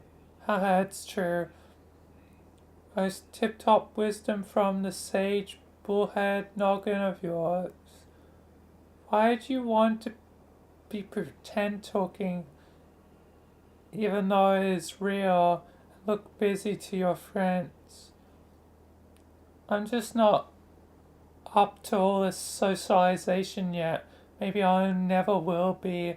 I feel like he's talking to you with all to you, but all the others I don't know. It feels really awkward. I think most of my prior bravado lost most of my prior bravado due to a lot of bad things that happened with my friends. What happened with them? I messed up with everyone in a lot of ways I'm too embarrassed to even talk about. Now I just feel gushy about everything, I guess. Even polite conversation with fun new people I should be thrilled to meet. I couldn't even set things right with my buddies now if I wanted to. Jane is asleep, so I can't make amends with her after she became an angry robot and punched me in the gut and jailed me and threatened me with eternal marriage and baby making duties.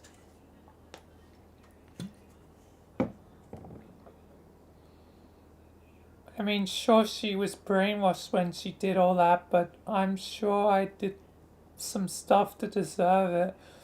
Hook is still way off somewhere, so I can't trust that whole spicy meatball, which I still feel terrible about. And Roxy, well, okay, Roxy is right there, but look at her. She's having a blast with all these people she actually really likes, and her probably actually likable.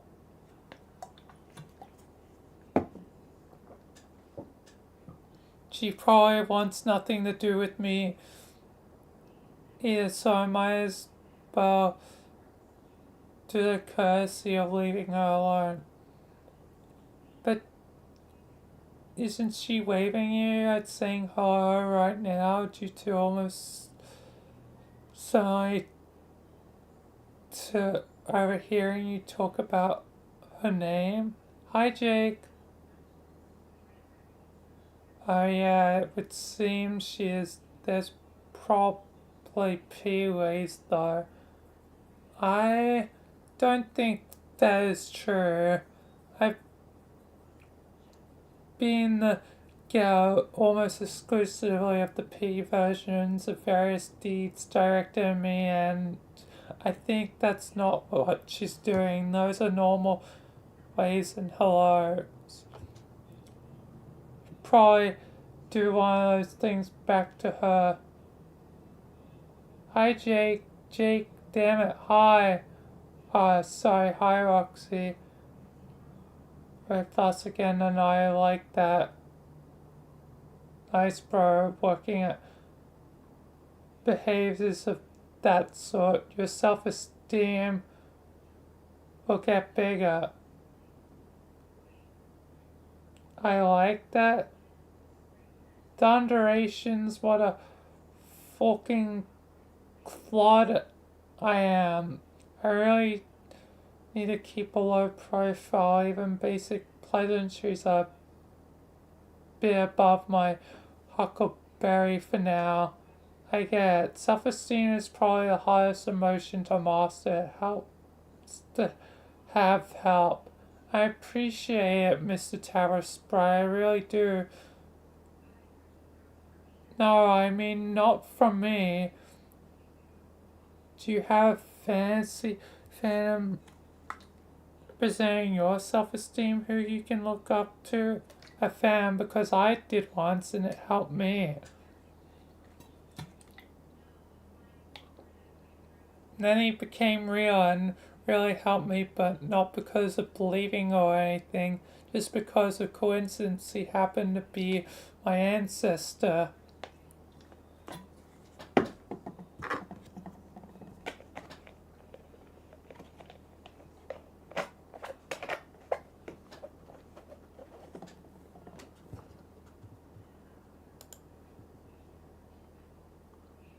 I suppose I have something like that. A brain goes to a friend Dirk who visits me. I guess he represents my self-esteem, but I don't know how helpful he actually is. Why? Because all the concentration that my relationship with the real Dirk has caused me.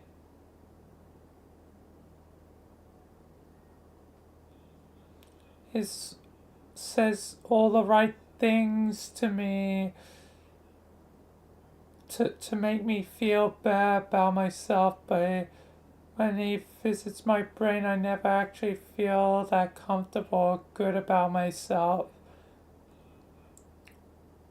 I just feel kind of weird and truthfully spend most of my time hoping he just goes away, and probably knows that too because it's my brain and makes me feel weirder. I see, your brain is complicated then. I'm guessing it's because some sort of genius? Really?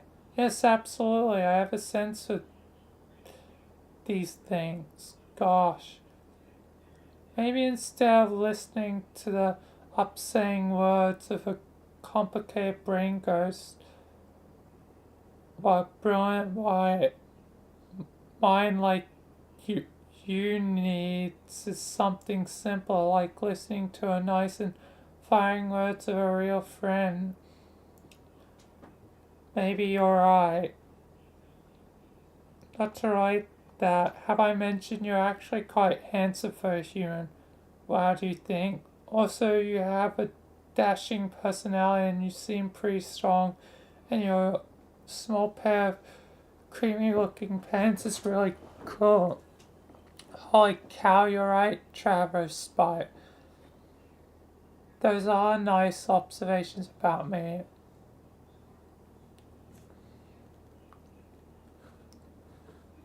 Why they really do seem to make me feel at least infinitesimally bad about myself. What chum.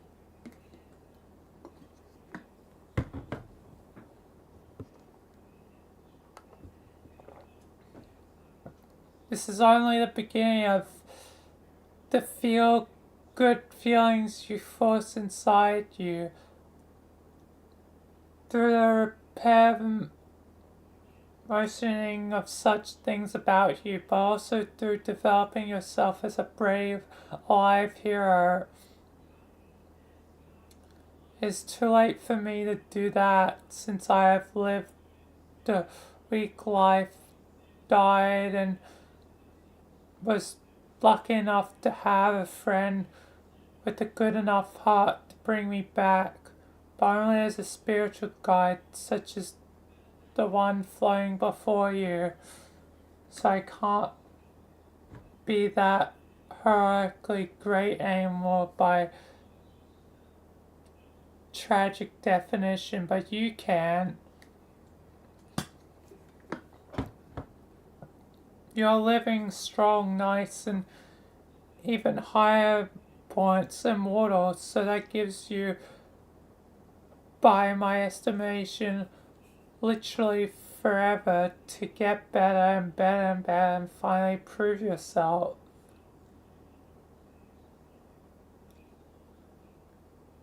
That you can win your friends over and everyone will like you again. Boys showing howdy, just imagine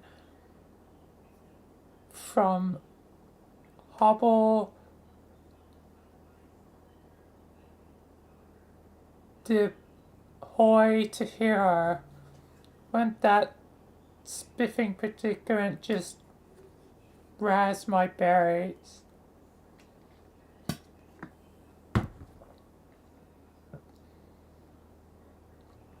Taras, would you leave the poor kid alone? What sort of nonsense are you telling him? Nothing. Oh, bullshit. You're filling his head with lies, aren't you? No, it's just a basic conversation, not about any topic. You're probably gonna say you disapprove of. Hey kid, what's he telling you? What's your name again? Jape? Yes, sure.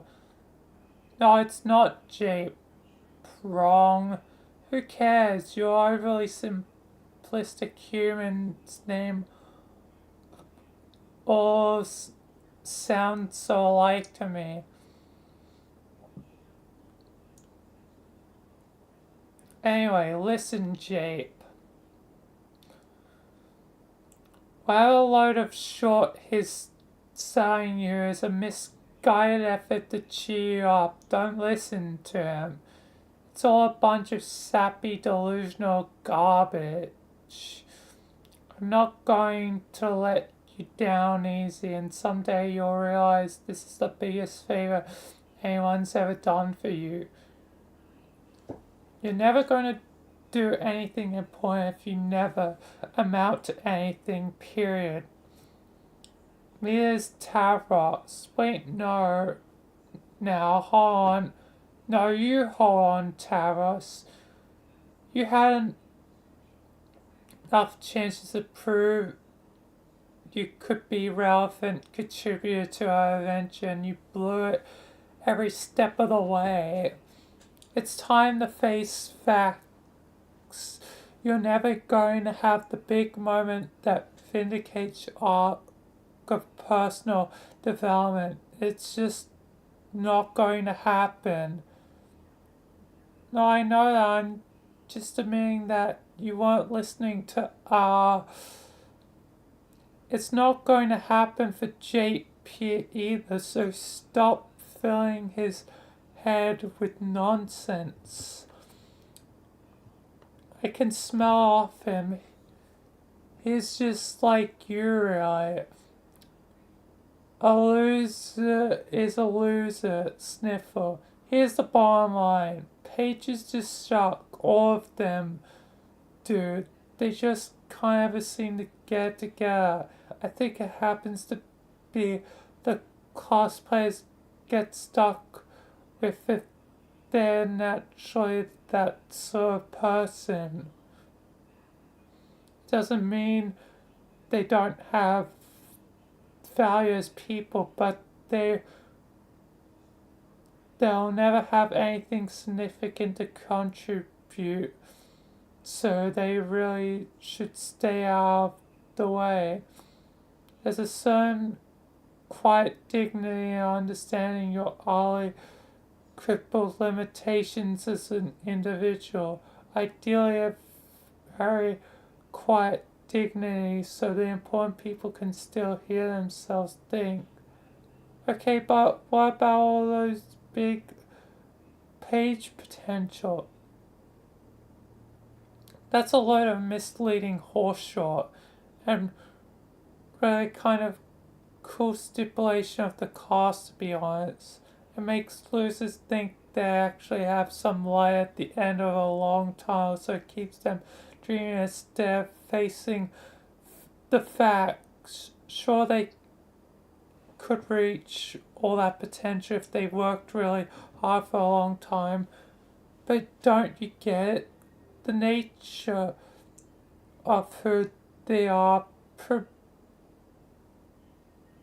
prohibits that. They don't have what it takes to stick out all the way there because they're too weak mentally. So it's just the game playing a nasty joke on them, like dangling a carrot at the end of a ridiculously long stick. Only an asshole who knowingly play along with such a vicious hoax.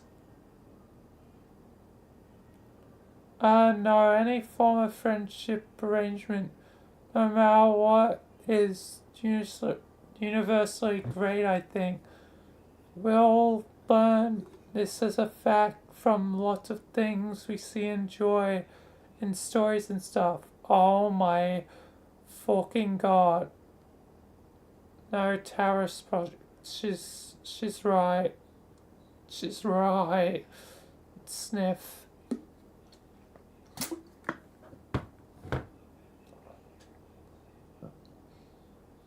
Friska, look at what you did. You made my friend Jape sad.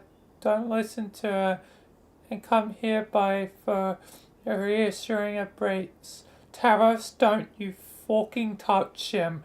Remember, you'll only be prototype once. Do you really want to fuse into an eternal monstrosity with that weenie? God, what weenie Sangari that would be. Maybe I should stand back and let it happen for science. Also, it'd serve you right. Oh yeah, well, get a load of this. Actually, no, you're right, of course. I won't harm him because that sounds really, really bad. Sorry, Jape.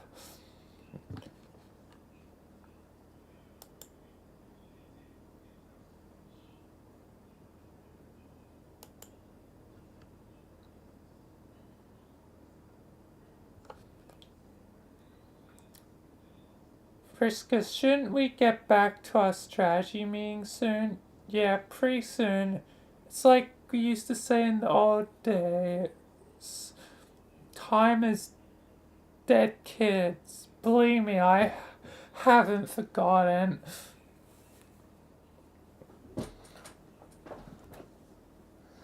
That's true now as it ever was. Only difference is we're working to prevent the bodies from piling up. We still have a little time before we need to get serious. And anyway, when you're managing your team, you need to balance things. Gotta keep morale up, you know. The troops have been itching for a feel-good moment like this for a long time. As a competent leader slash power game extraordinaire, is impudent on me to recognize that and cut them a bit of slack. Give them a little space to remember what they're all fighting for, you know. Yeah, great point. We could do the same, you know.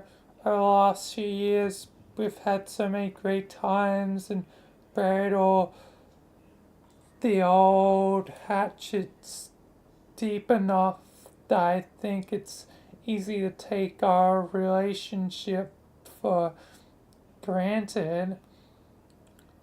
Doesn't hurt to remind ourselves how lucky we both are and how we came to going in completely different directions.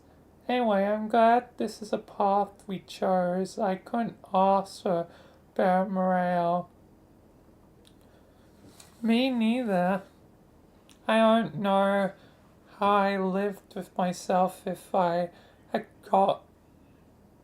gone through with it, and we'd be dead if I hadn't. Thank God for Egbert. Never ever tell him I said that, but for adult kids, let's just say you did a great job training him once upon a time. Hey, so did you. Some version of yourself was bad enough to write down all his instructions in her own blood just before she died. Sounds like a real hero to me.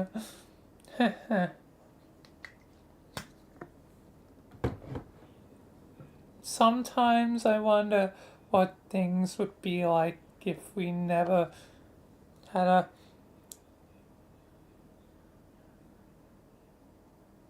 a falling out. It was like a lot of this back in the old days, remembers? Just hang out, working together, not much drama except I guess for the occasional ethic debates on how our foes should be dealt with. What if it never spiraled out of control? If I never blinded you? If you never blew my arm? What if we decided to send John back to change all that instead?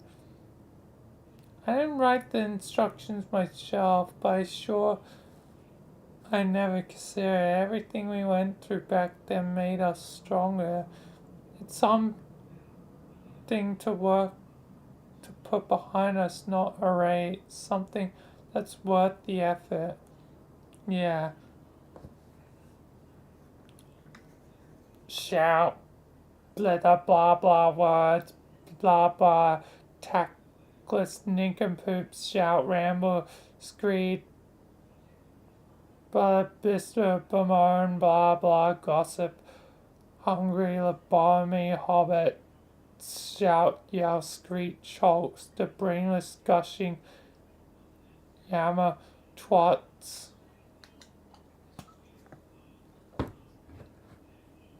Oh God, what is he going on about now?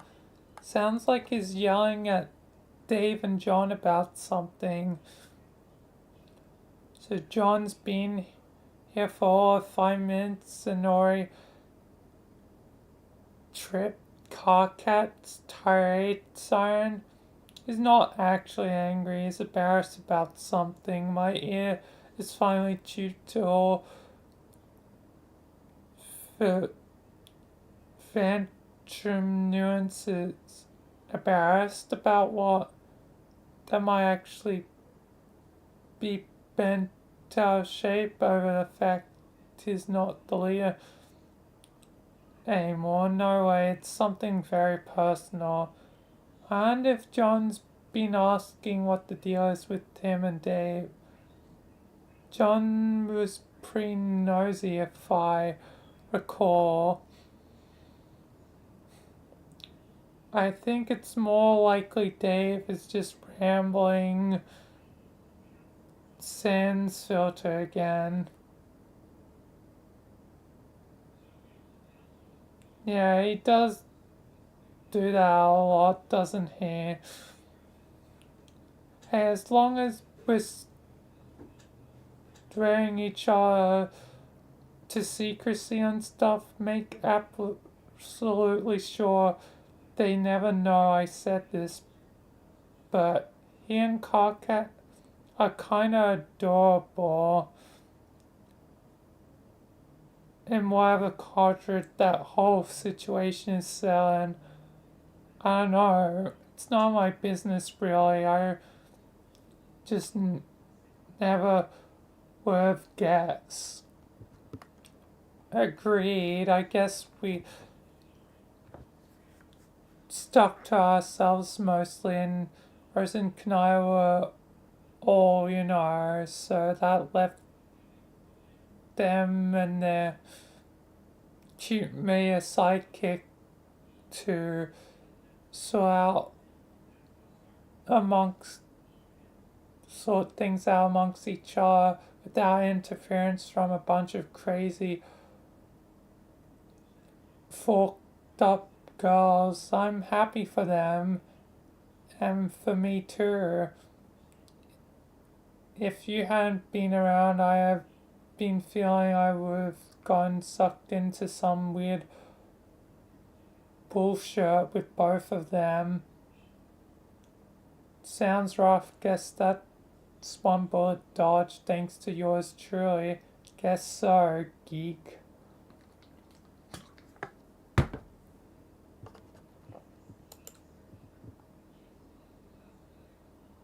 Gonna miss you. Sure, I'll have to get going. Sure, you have to get going so soon? Yeah, I really can't waste much more time. Just have to get all these goofballs squared away, then I'm off. Oh, is something wrong? No, well, not really. Nothing important. What is it? It's dumb. You probably laugh at me. No, I wouldn't. Come on, tell me. What good is having a Murray you don't feel like you can talk to? I don't know. I'm not sure I can even put my finger on what's bugging me.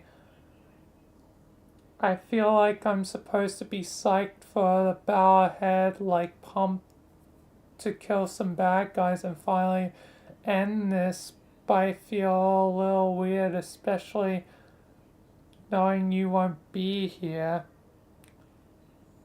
What does me not being here have to do with anything? What if when it's time to fight and people really need me to use my powers or whatever it is I'm supposed to be able to do, what if it turns out I'm not actually that good? But you've already proved that. Another version you basically saved us all, remember? I know, but that was a different me who went through some things I never went through and probably figured out how to be awesome and heroic along the way. I never did any of that, and I certainly don't feel awesome or heroic yet. And this probably sounds really dumb, but it kind of makes me feel guilty. Guilty? Why? Because she pretty much sacrificed herself to make things better. Specifically better for me, I think. To let me lead a better life, presumably to fix my problems, I guess.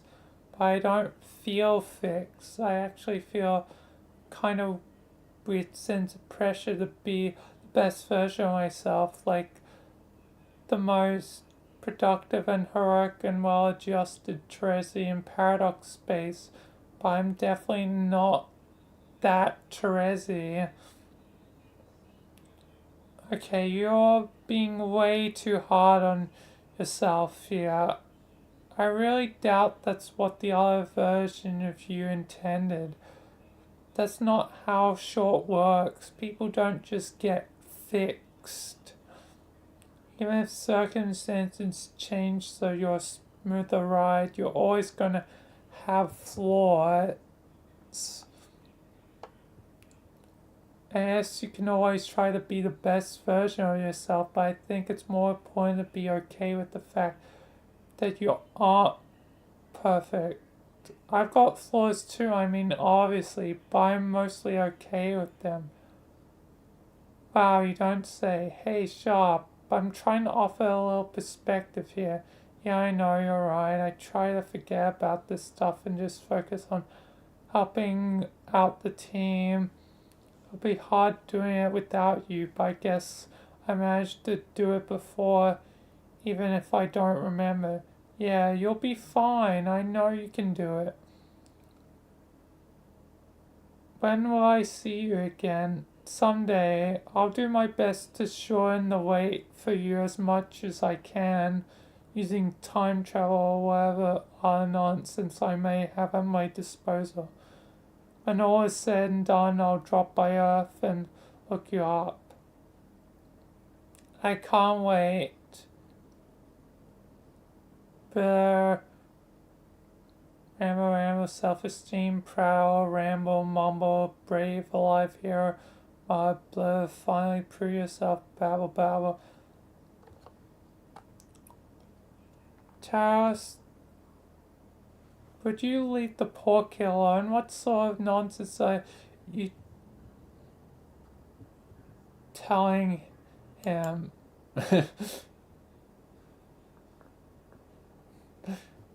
Surely enough goes into, that one, the one I read before. Anyway. Now this one.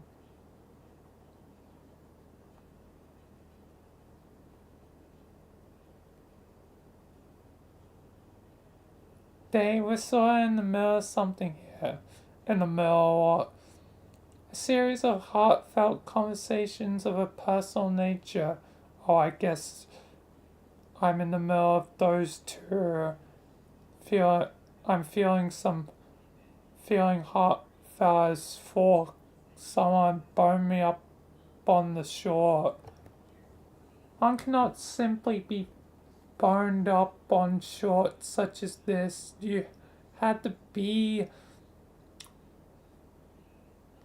there.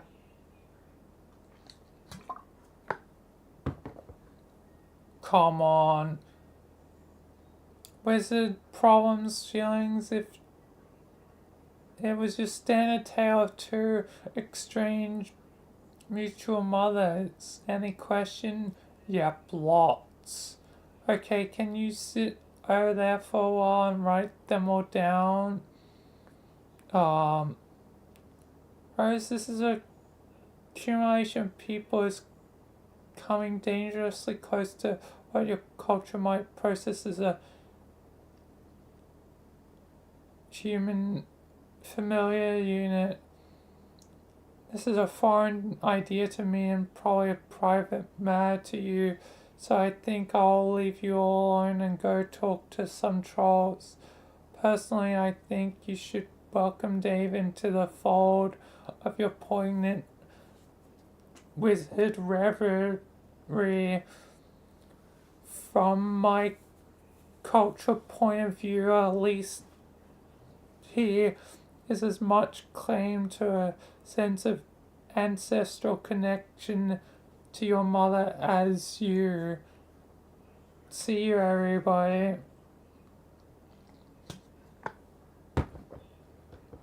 Yeah, man, Kanai rescue was smart, short to say as usual.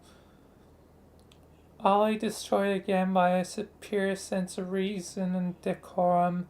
I do wonder if her perspective would be a little different if she had managed relationships with a twin brother. Okay, but who cares about that? So Rose, it's Mom. Hey, Mom. Hi. Well, not Mom. You're actually instead. Your actual name instead of that, I guess. Roxy, I think. You think right. Mom's okay too, though.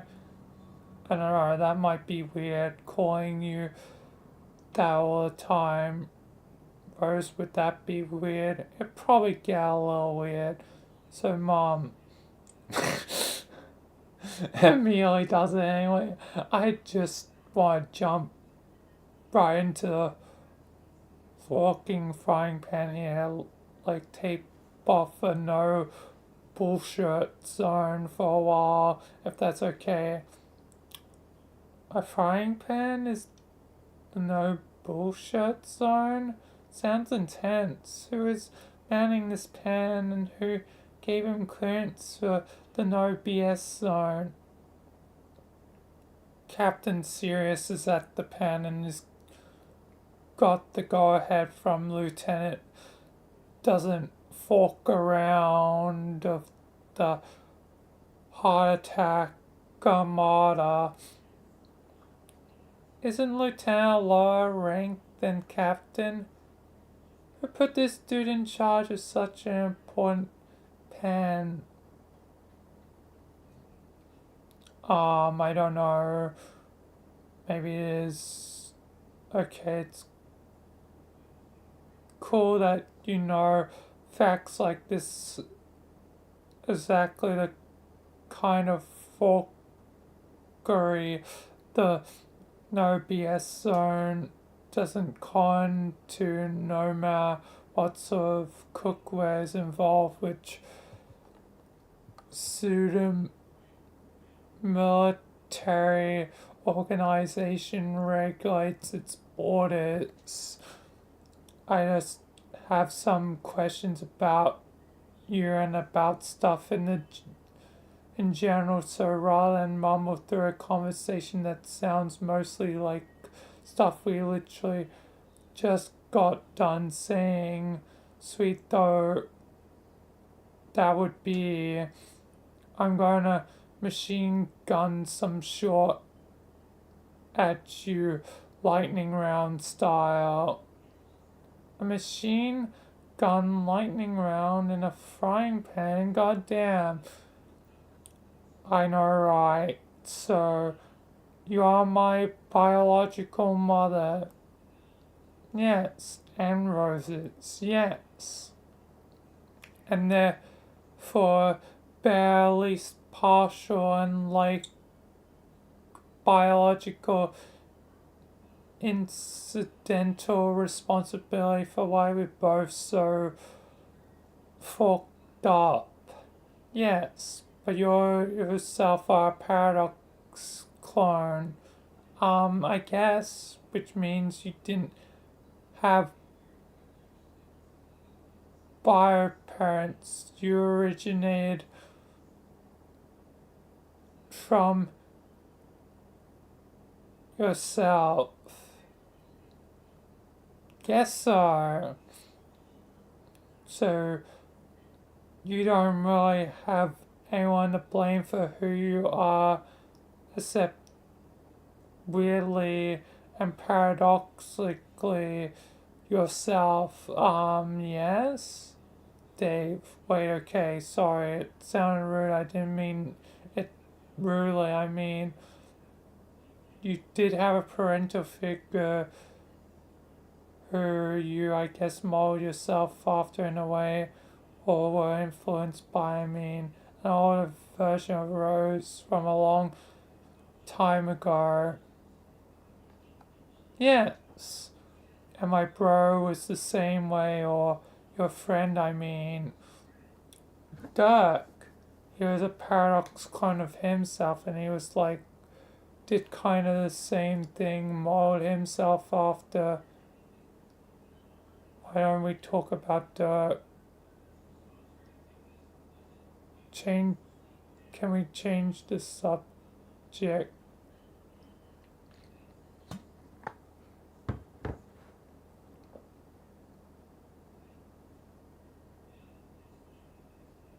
You brought him up. I know. Look, I bring up a lot of things. And then have to backtrack a lot of the things I bring up, because sometimes the things I bring up are all ill-advised to say to make people uncomfortable, make me uncomfortable, and it's just the thing about me. Oh, just had a thought. Do I get to do a lightning round at you next? Yes. So, yeah. Depends on if you want to keep sitting in this goddamn pen. I don't know. Maybe our asses are getting too hot. Maybe you should speak for yourself. Dave! Short. Lol. Oh, Mom, look, Roxy, I mean. It's like I was just saying. I'm just saying things, it's just like the force of nature no one can control or even try to. Least of all me. We just have to cross our fingers and hope for the best. And that's my one man verbal slapstick routine isn't too fraudulent in nature, or at least not that often. Anyway, let's pretend I didn't just insinuate you have a hot ass and move on. I heard something about wizards. You house into wizard-like roads? Yes. Oh well, this is a predictable if somewhat bland fact. Let's see if we can dig a little deeper. Don't get me wrong, wizards are okay, I guess. Oh yeah, maybe you're okay.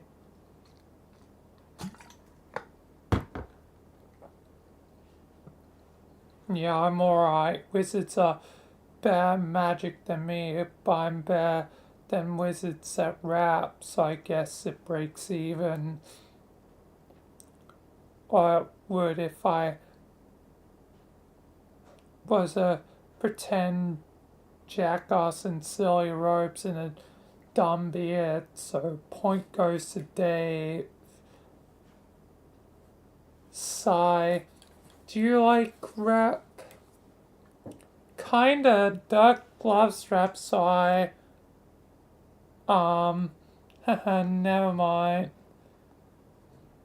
Forgot we were talking about that. Well, what do you like to do? I like cats.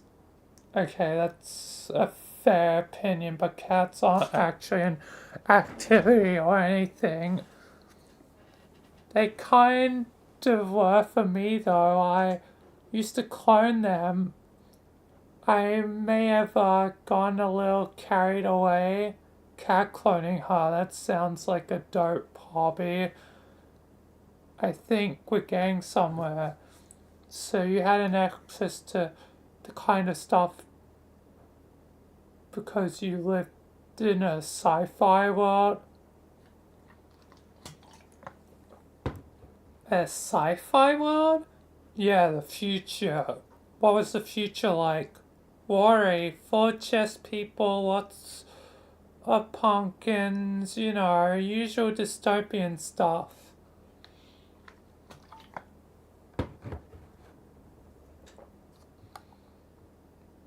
I see. And it was the chess guys and you like alone or other people except for Bro, who I guess was way off somewhere. Yep. Sounds like kind of a bummer. Yeah, I talk to my friends a lot though via computers and short. That's cool. Me too. Maybe when it comes down to our lives weren't that different, except for the extinction of humanity part. My humans were just immediately extinct as all. I didn't have chess guys around though. They're actually good company. Yeah, my best friend is a chess guy. He's the mayor. I have to introduce you to him soon. You'll love the mayor. Everybody loves the mayor. I love the mayor. Want to meet the mayor? Don't worry, I'll put in a good word for you. Pretty sure we can find an opening in the schedule. Tell me more. More? About you. Damn, dude, this frying pan short be sizzling. Fork, yeah. Aside from the cat breeding, how else did you pass the time? Writing, a fair amount of, let's say, recreational liquid intake and, hacking. Haha, seriously, like actual hacking? Yeah, well, computer programming, really. Hacking is just what you call it to sound cool. That wasn't even much short around to hack. So, kinda like John, except I think he pretty much sucked at his cards. Haha, really? Yeah, he used to find it frustrating, mainly his bitching about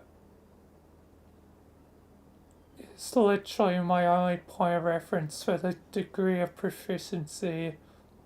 You're good though, right? I bet you're good. The best. Knew it. Maybe I could give him some pointers on the elite hacks.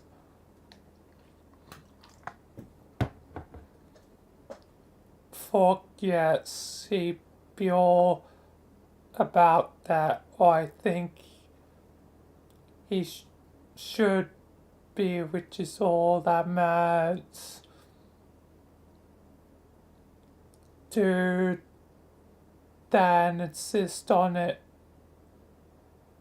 If he gets really obstinate or like tries to pretend he doesn't like programming anymore. Okay.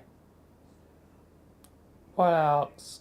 I don't know, Dave, I might be running out of short to say. You sure? I like to play games. What games? Mostly the Nintendo. I see, which Nintendos? A whole bunch of Nintendos. Like lots of different systems and titles, which is from like 400 years in the future, so there's probably been like a dozen Nintendos. Like probably like 100 Nintendos.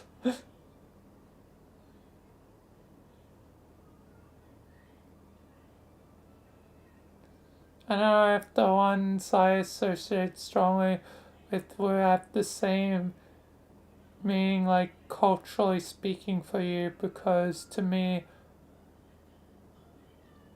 they're all cool ancient relics that keep me somewhat in touch with the world that was long gone. Alright, the whole goddamn world being a slave thing. Probably not a lot of Nintendos after a certain point.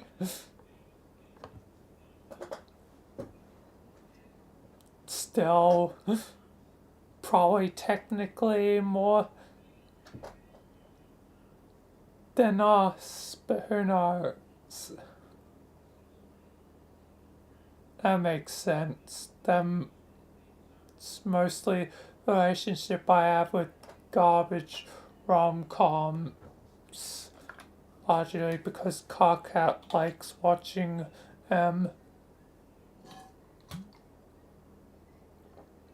so these godforsaken flicks have helped me keep me grounded in our dead civilization in a weird way.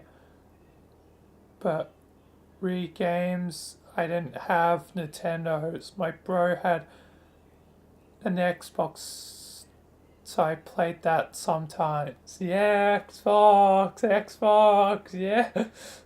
Halo. But he mostly had all these shorty skiing games and like 20 different Tony Hawk titles.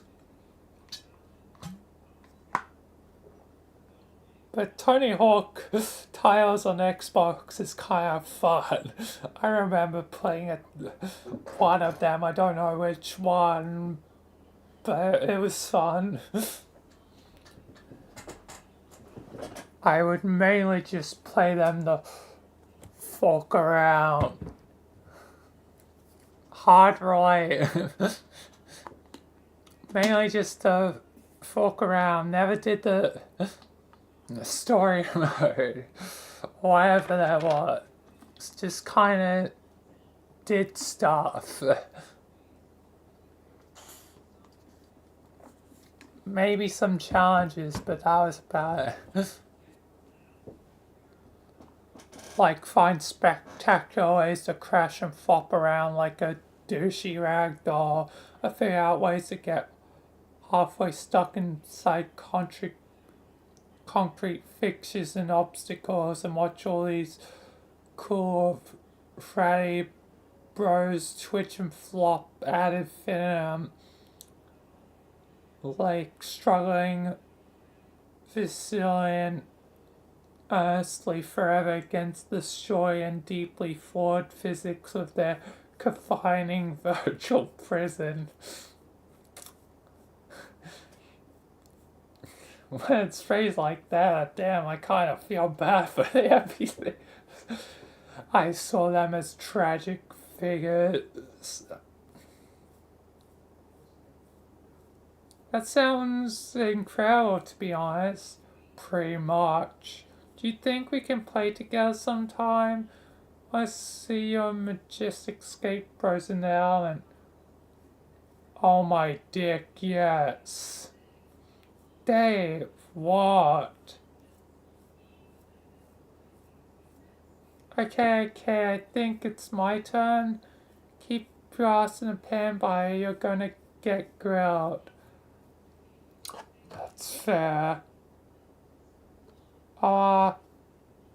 Rose, please don't think I'm excluding you. Jump in the convo any time, Kay. Meh, she's fine. I'm perfectly happy as serving as spectator and a occasional officiator of this conversation. It's quite entertaining to behold, really. I love watching how different personalities collide with each other upon meeting. Neither of you is failing to disappoint.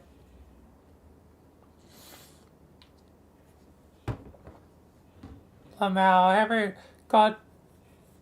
is everyone in this family tree a psychoanalyst? Oh, that's been like her exact top preoccupation since she was a fucking baby. Didn't she tell you? It's been so long since the Psycho Hour stuff. I honestly kind of forgot that's like one of Rose's things. Kind of like with the John coding thing, I forget that was even the thing. That one was like hardly even mentioned. Only like the vague connection that since John and Kaka are kind of the same, that both of them make bad code. Anyway, I totally forgot about that. Haha, no. But yeah, it makes sense. But like, you're Mr. Funny interrogation right now. Rose is quite possibly a literal therapist in training, I guess. And Dirk is Dirk. Just makes you think is all. We are all fucked up. The end. So, what do you want to know, Mom? Rocks.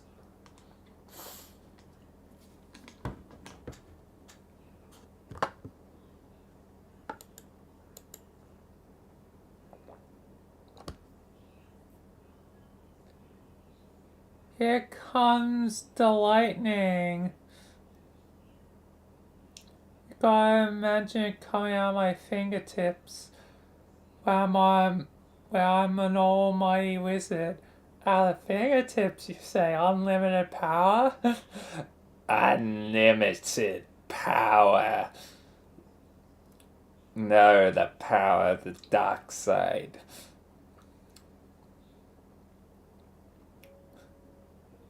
Anyway, okay, currently imagining that. Not bad, not bad at all.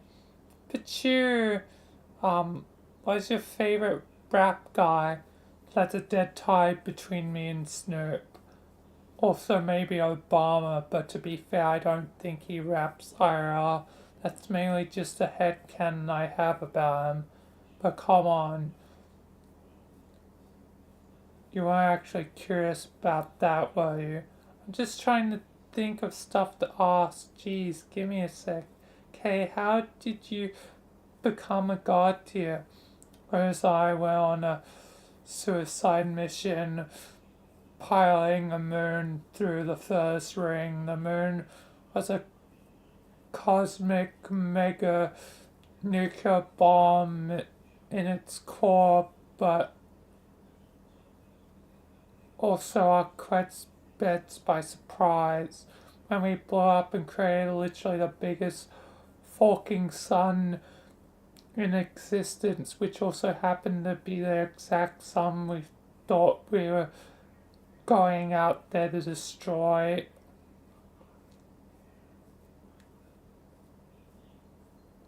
Also died and resurrected as god tiers, and I guess due to immortality, Rose thought the surface of rose up through the surface of the fucking sun, or glowing green and wearing pajamas and short. Holy crud, this is ridiculous, insane, and cool, and so much more awesome than what happened to us. Wow. Why, how did you do it? God, it's almost embarrassing to describe, especially compared to that. Go on. We all had a hangover from magic candy, and we woke up on our god slaps and like talked for our. Have you ever seen the Breakfast Club? No. Yes. For once that one's a yes for me. Beyond day of at least one movie I've seen. I'm the guy who hasn't seen like jack short of movies, because They gotta at least see some. I guess maybe that's a little bit hypocritical when I've barely seen any movies.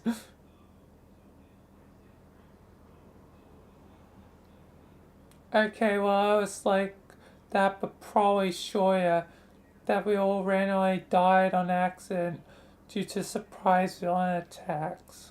And that sounds alright. Who cares about having a ball origin story?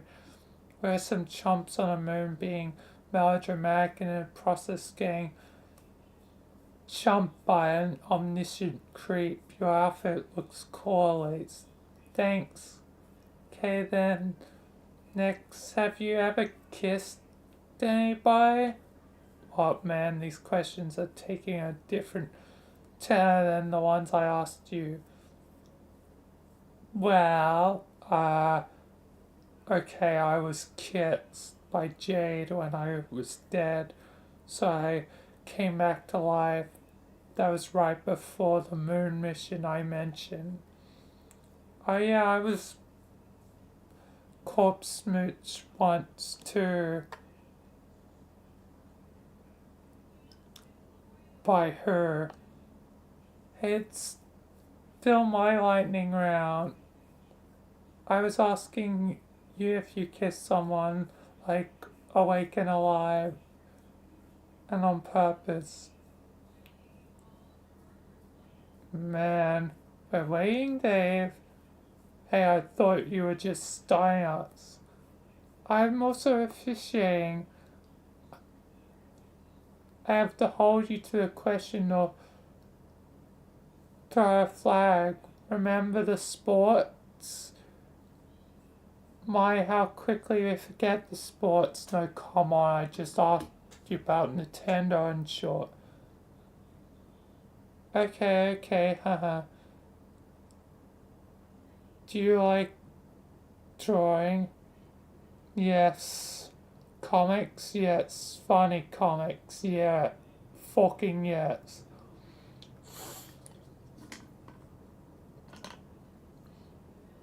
About fast edits and JPEG trash lost everywhere? Fucking yes.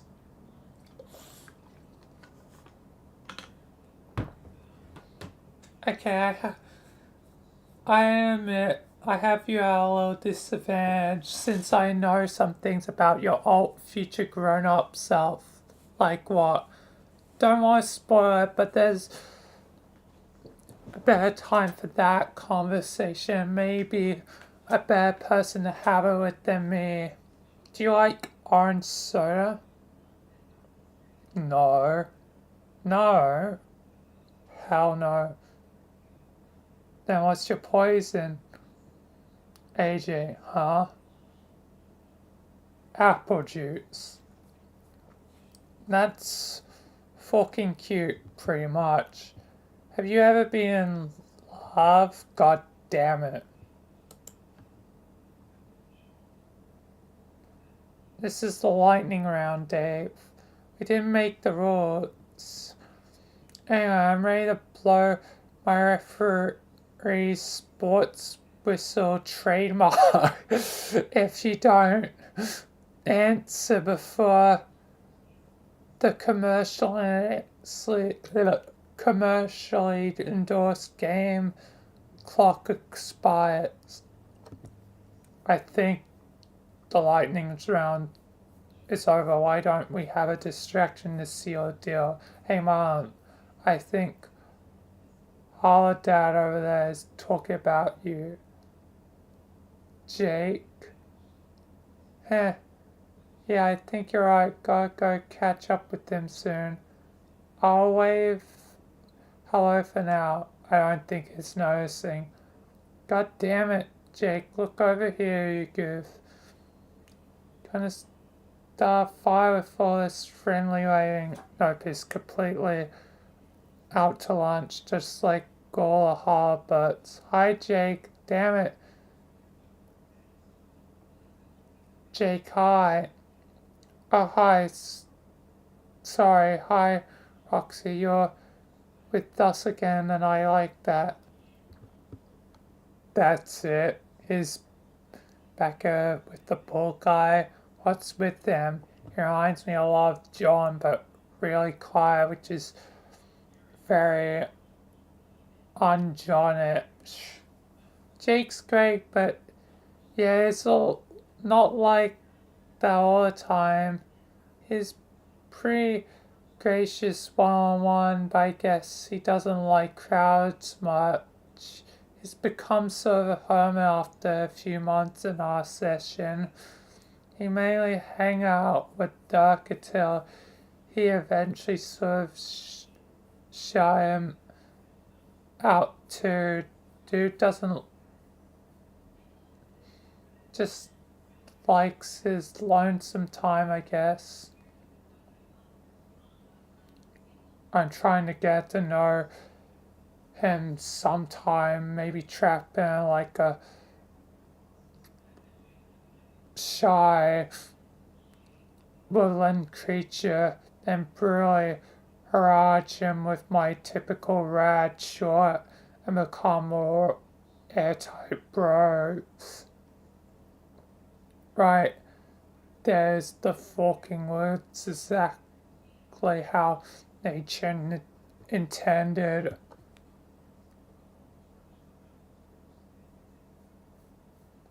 Oh my god, yes, I will help you rig up your Jake's nest, maybe some hunky doop bait like a trail of microthroats sprinkled throughout the forest. Awesome, thanks, Mom. Roxy, I mean. Dave, I'm having less trouble referring to Roxy by her name consistently, and I was the one who grew up knowing her as my literal mother. What is going on with you? Nothing, it's just like a semi-accidental replacing a word with another word in a majority of instances. Why do you need to read into everything?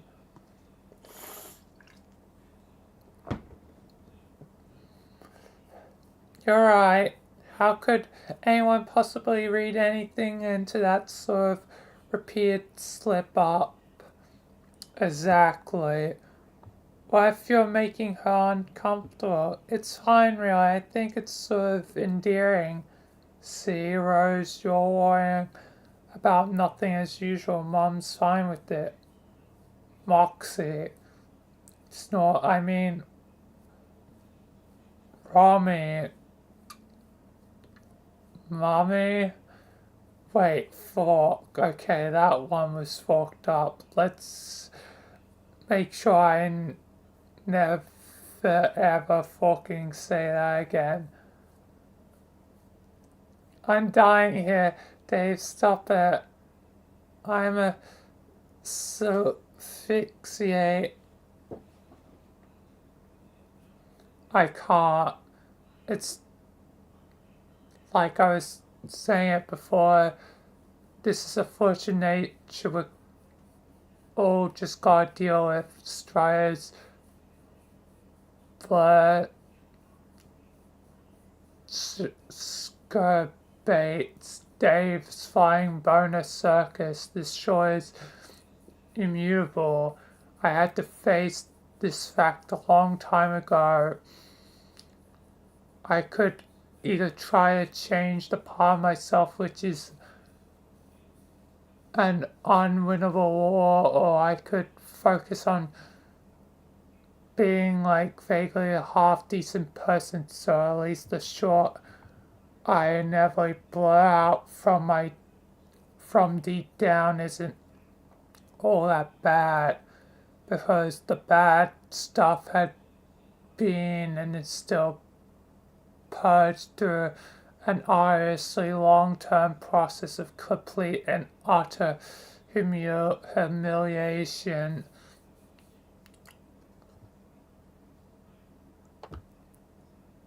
Man, arduous long-term processes of complete and utter humiliation are basically my aesthetic, Anyway, you're a silly dude, and if it's okay, if you keep calling me, on accident, I hope it's similar okay with you if I make the conscious decision to refrain from calling you out ever. Unlike Dave, I have taken great pride in meticulously maintenance of my eternal filter. I don't think I have the same luxury he does. Humiliation just makes my demons angrier. Yeah, Rose, call me whatever. But wow, you got a way of making that sound legit scary. It's fucked up that she's joking, but also naive and really figure out to crack her deadpan real there's an art to it. You guys freaking psychobabble. It's a riot. Such feelings like maybe I'm the weak link in the family tree on the analytical front. Need to step up my game. To be fair, Dave's pretty flimsy. He's been jacking my swagger for years. He pulls it off because he's funny. And to be even fair, I'm not actually much of a psychoanalyst. I know enough to know I barely know anything and probably would benefit from, I don't know, college or something.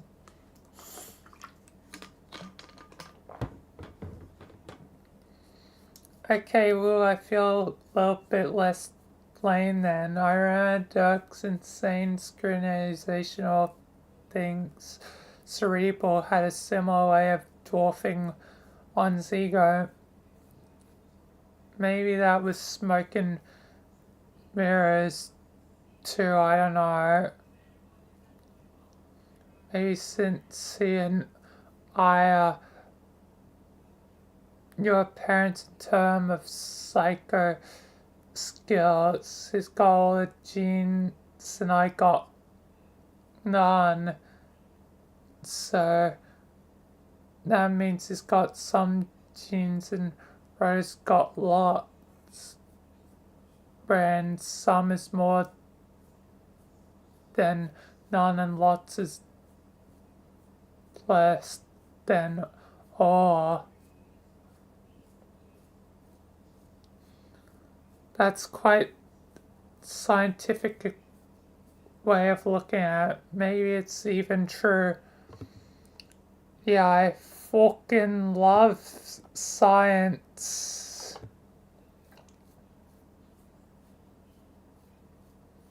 Okay, then that explains everything.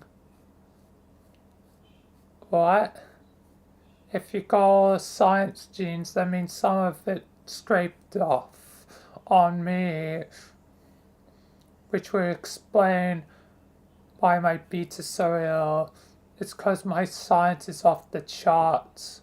Holy shit, can someone push this nerd off the lily pad? That explanation though, cringe-worthy rap notwithstanding, I do recall hearing him babble about wanting to be a scientist on more than one occasion. If the world hadn't ended, was it archaeologically, paleologically? Yeah, I don't know, one of those things, whichever involved more dead short, maybe. Paleontology. You want to study that?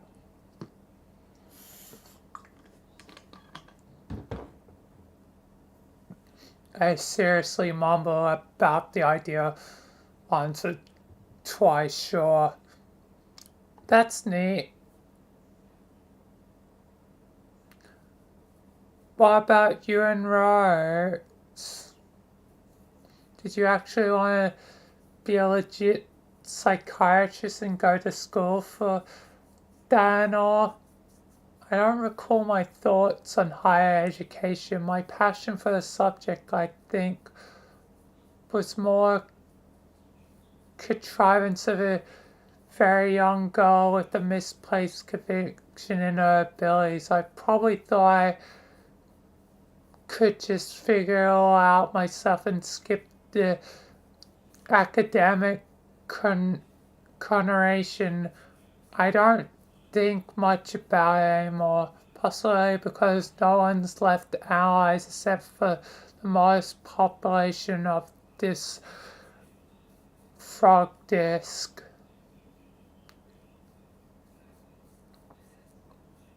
What would you do if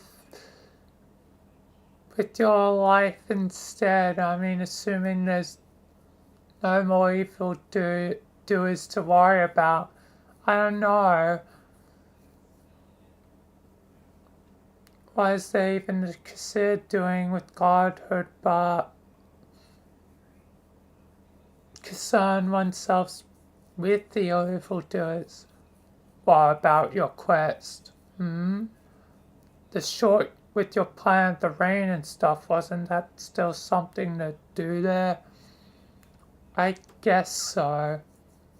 Yeah, I didn't mind, or at least a version of it specific to my situation. I guess the feeling they change around and such depending on what the lay of the land is. My reality was forked so my denizen just kind of rerouted me. Nothing too fancy.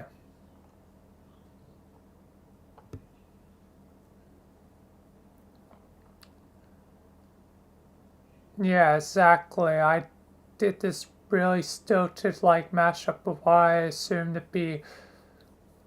my real quest was. Like evolving a sword and I'm breaking a sword and a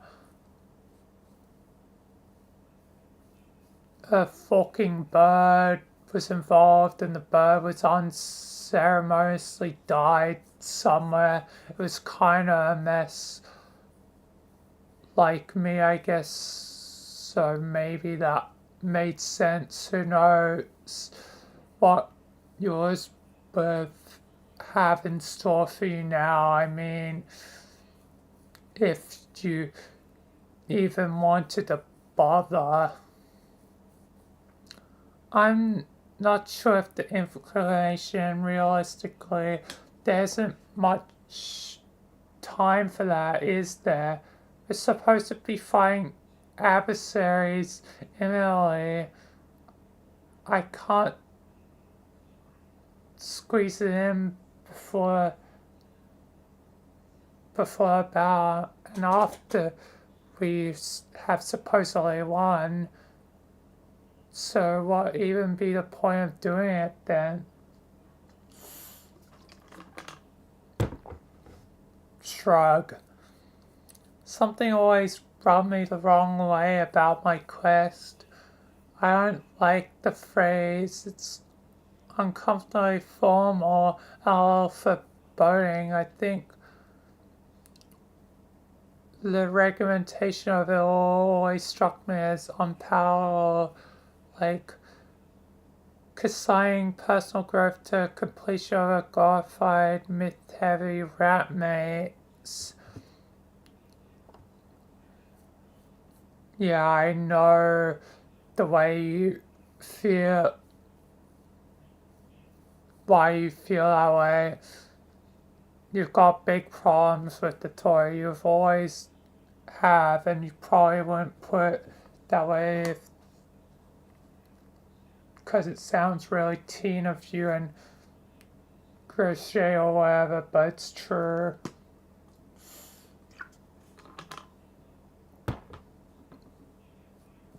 Oh my god, guys. Your shrink babble is so funny, I swear to god. Yeah, here we go again, except just remember it's a fraud. I'm a fraud at this stuff. except in this particular case, I'm totally right. She has this quest all neatly laid out for her wrapped in a bow. Fork, it even looks like it was made for little kids with like pink turtles and rainbows and short. Like, here you go, princess. It's baby's first quest. Almost like it was designed to piss her off. Superb says here, self-improvement detail.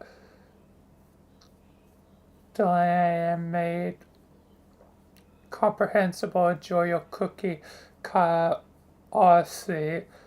So, because she's Rose, she goes, no, fork my quest, literally starts wrecking sure, and maybe that self was always her quest. If I may interject, awesome. Frisco was eavesdropping. Not for very long. I just heard you talking about Rose's quest is all. I don't have any opinion on whether you do or not, Rose. That's your business. But my advice is, if you see your dancing, just make sure you kill her fast. What? Believe me, Citrus is a huge beach. If you give her an inch, she'll try to suck you into a whole boring conversation, mostly involving a bunch of curmudgeonly riddles. Don't give her the chance. Just go for the jugger and end as soon as you can. Grab a loot and call it a day.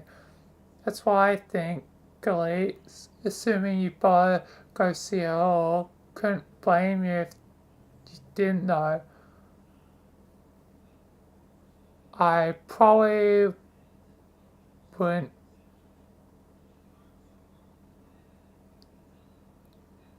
Probably won't. Won't what? Oh, what the fuck is this?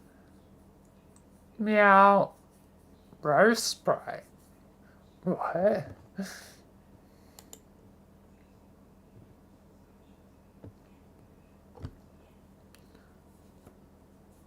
Freaklish. Oh my god, you cheeky bastard. Oh my god. What exactly the fuck? Freaklish.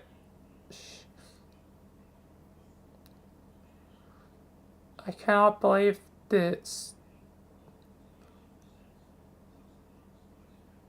You dug up her body. Oh my god, this is so bad. But it's also so sweet of you to bring her back. But also, wow, bad. Wait, dug up. I'm a little unclear on that myself. Jasper's hasn't been especially descriptive. Meow. Yes, both Roses, I dug you up. From where? John's planet. Remember the funeral I mentioned? Freakless was there too. Or, Jasper's, dumb, departed, beautiful idiot cat. I guess I made an obvious mistake. I turned my back on the body. You had a funeral for me? That was nice of you. Yeah, so, hi. Wow, haha. This is confusing. Welcome back. You're alive again. Hey, come here.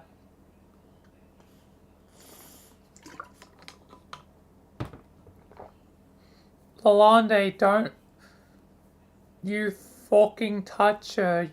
Fucking incredible. Am I the only one here concerned with making sure we don't create freakish mutant people combos? What? She's only been single prototype. Don't go near her. Oh, yeah, right. It's absolutely astonishing how much you all need me around to keep your short straight. Even then, it's a constant uphill battle to keep you all from forking up. But I let my guard down for 1 second. This brainless animal wastes by your precious resurrection slots on someone who's already alive. Well, congratulations, you're down to one empty kernel. Be sure to use it wisely. Not there's much hope at this point. See, chumps, I'm out of this conversation.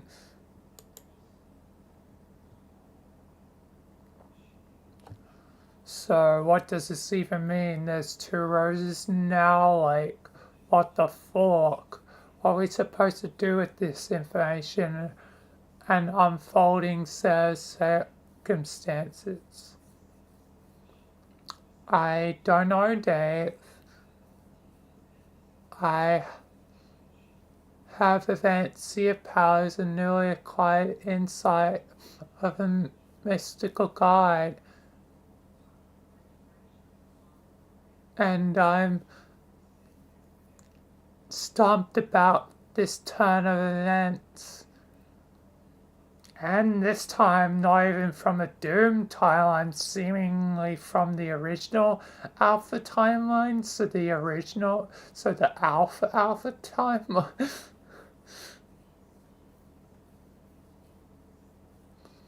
Versus the Beta Alpha timeline.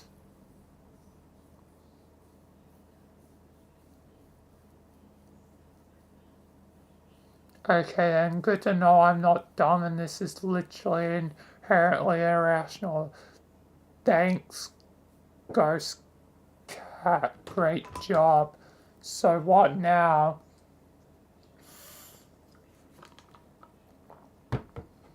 It's nice to be back after such a spectacular sequence of tragic events, even though I have no memory of having been gone for long.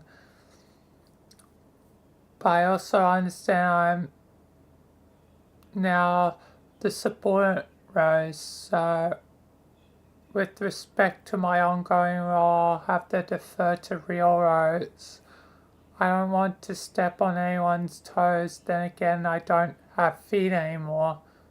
Lol. It's also worth pointing out that my programming as a sprite informs me that I exist as at the pleasure of the player who released my kernel. So Roxy, what do you think I should do?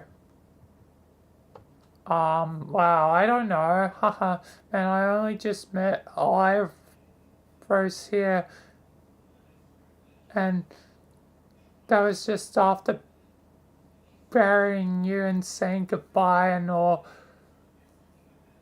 which was this emotional thing, and now you're back because of a silly cat, and I don't know, I'm confused. Haha.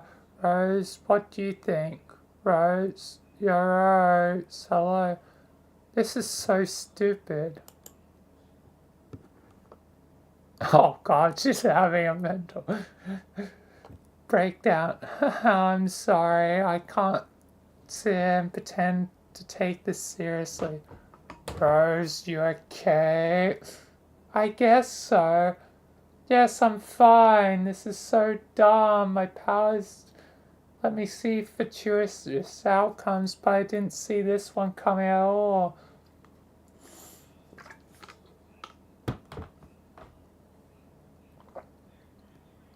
It doesn't register as fortuitous or otherwise. You know why? Because it's completely meaningless. I mean, sure, I thought so too when Bird Dave happened, but that turned out to be like a whole thing. Important stuff happened as a result, kinda. No, but this isn't like that. Trust me, Dave.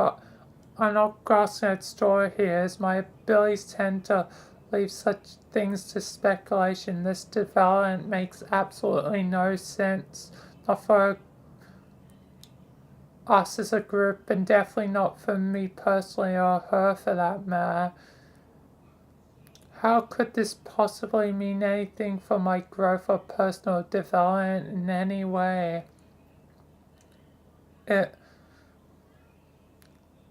almost makes it official. I have no comprehensible path. There's nothing to overcome, no lesson to learn, no cathartic like at the end of this preposterous tunnel. Not for me, at least. I'm seriously have the dumbest arc anyone could conceivably imagine.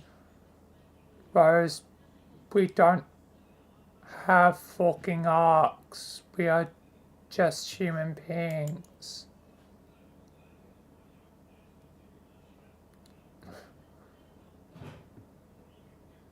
Man.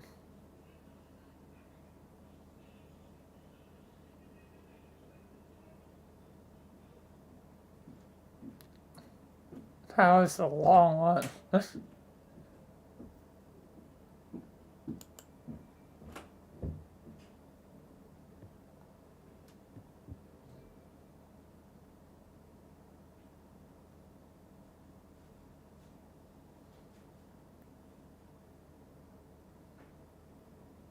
How's it going over there? I told them to leave alone, go talk to some trolls. I guess this troll over there will have to do. Happy to be of service. And look at them, also a bunch of regulars hopped up on high fructose club sorts. I hope they don't crash the reunion buzz too hard before it's show time. If they do, I'm sure a contingency plan will swing in full effect. Maybe you can buy us time very on to recover by lulling our adversaries into an extensive strategy section. Hey, ma'am, why don't you can it? Our sassy games of one-upmanship are fun and all, but I'm trying to be sincere here.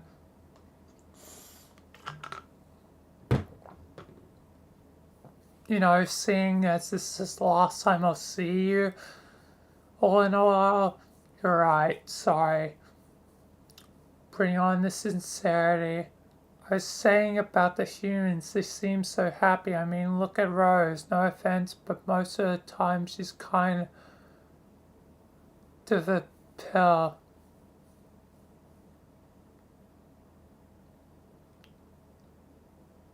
None taken, me too, probably. Good point. But I don't think I ever seen her like that, by which I mean no discernible effort whatsoever to disguise the fact that she's happy. Okay, maybe there was a couple of times. It's that in reference to how you like to frequently spy on us sometimes. I don't spy on you. This is such an unfair characterization.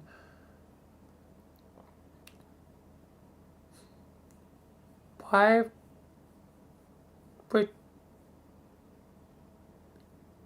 would you can it with that short already? I'll never understand your ongoing, apparently unironic use of phrase can it.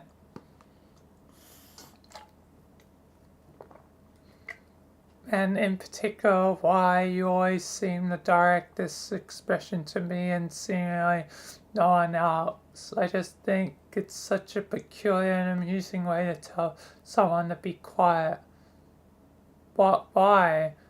No, that's a normal way of putting it. I mean, it's a pretty normal thing to say, right? When you want someone to pipe down.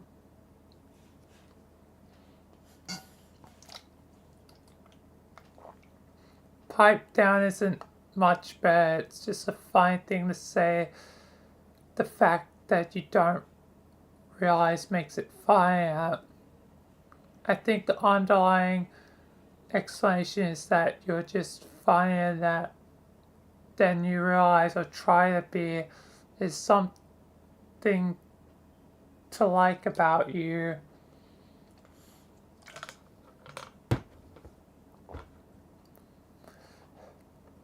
I guess I'll have to accept your sass as a compliment then. I know I don't spy on you, I just check in with you sometimes to see how you're doing.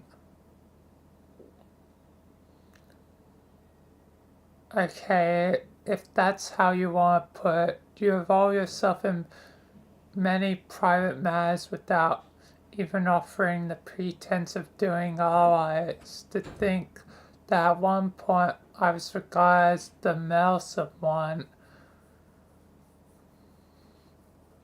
Look, it just so happens that I care deeply for all my friends and want to make sure they're doing alright on a somewhat regular basis. Is that a crime? In some societies, violating the privacy of others in a certain way, yes, I believe so. I understand your motives, though, and really this is just me giving you a hard time.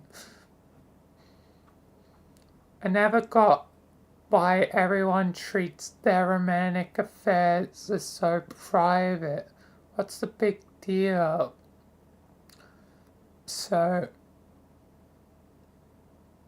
you like to do some smooching and stuff with another person?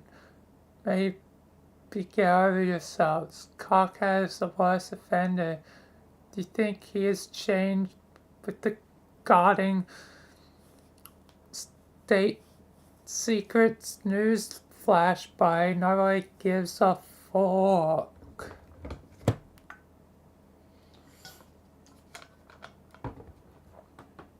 It sounds like you give a fuck though. Hey, why don't you can you cut me some slack? I don't hold anyone to standards I don't hold myself to. I'm very often open about my relationship. My moral allegiance with Tracy. Ask me anything, I have nothing to hide. But throw our diamonds up in the face like we're making a go at it. We don't give a fork. If you can't take the stench, then get out of the meal block. Like any ashen liaisons I've been involved with over the years, what's the big deal? I have to admit, being impressed with the strangely natural proficiency with autism is an incredibly difficult quadrant to master and very emotionally taxing, I find, in a way that conflicts with the pursuit of relationship in other quadrants. I kinda know that during our trip you probably diffused a lot of unpleasant situations before they'd started. But when it comes to matters of privacy and such, and which forms of expression people feel at ease showing in public, pale relationships are really different, I think. What about the other kind? Seems to me you're not being involved in any, so I'm not sure you really understand.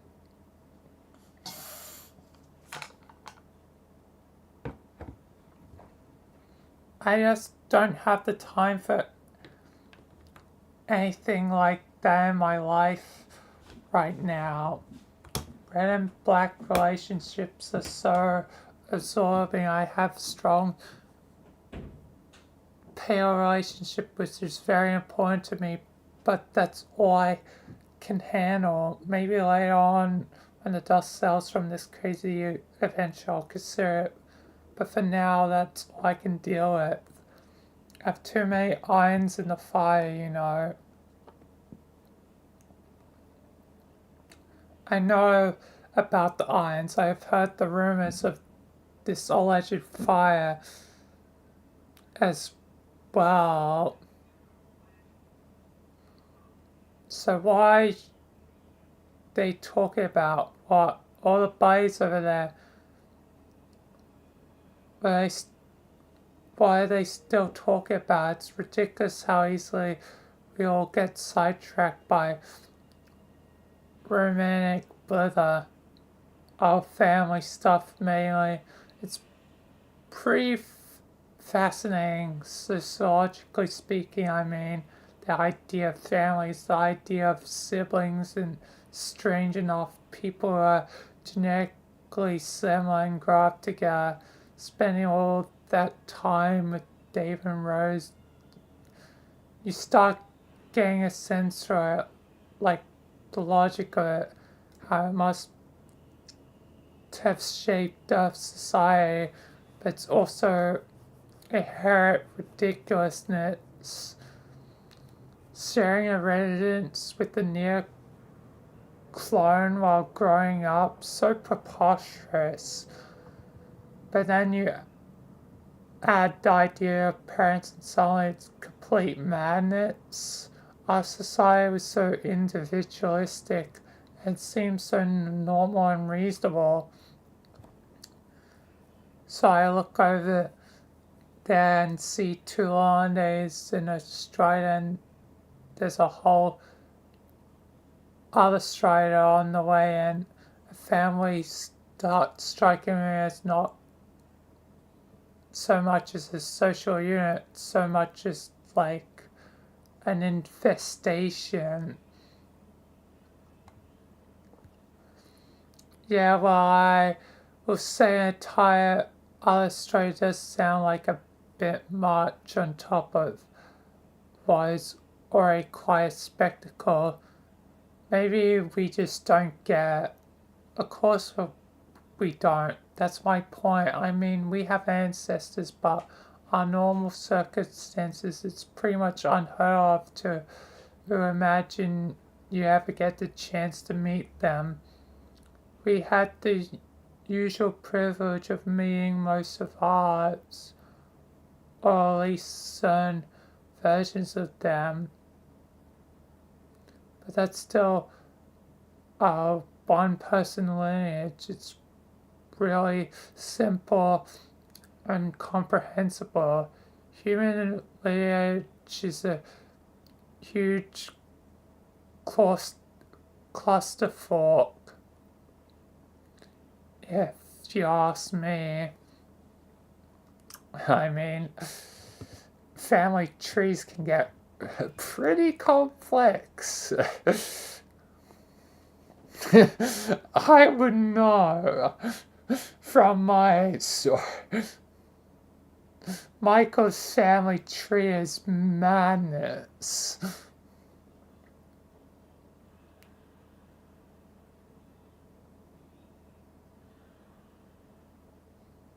There's a certain advantage to it though. The decentralized propagation makes it more likely that race will persist.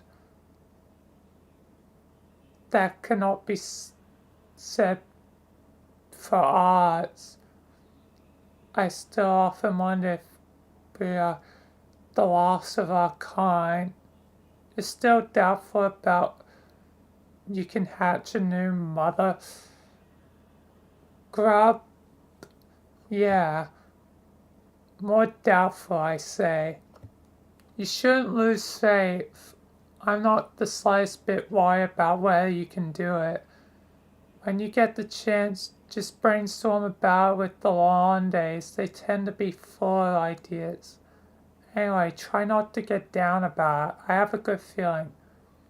get down about what a particular obligation I have yet to fulfill. A sense she possesses some intelligence on the matter she wishes to be cagey about, so I guess that part of the conversation has been concluded. Obligation. Frisker, have you been dishing more dirt on our strategy before formally bringing our meeting back to order? Pretty sloppy leadership move, if you ask me. Cock had nothing to do with your and Kanai's upcoming roles in this campaign. It was more of a private matter pertaining to Kanai's broad significance to the future of our people. I will be clearly spelling out the roles you and she will be playing momentarily. Me and she, as in like together? What the fuck are we supposed to be doing together? You'll find out. Great, I'm so glad. At this point, I'm only ever feel anguish or even the slightest sense of aggregation in my soul to a precise extent that I worry Vriska might not have all our fortunes completely mapped out already. I'm beginning to hyperventilate slightly less just thinking about it. Good to hear, Kaka. Almost as cool as it is to see you yelled yourself out with John Dave and decided to come clock in some time yelling with us. Your ability to dig deep down and find a second wind is really quite astonishing. I shudder to think what would happen to this pie if we ran out of this most precious natural resource. Ha ha, burnt, owned, devastated. What more is there to say? Nothing really, unless you bought whatever pitiful tatters of your self-image you have left to get power pissed on by goddamn Queen Circus self yet again.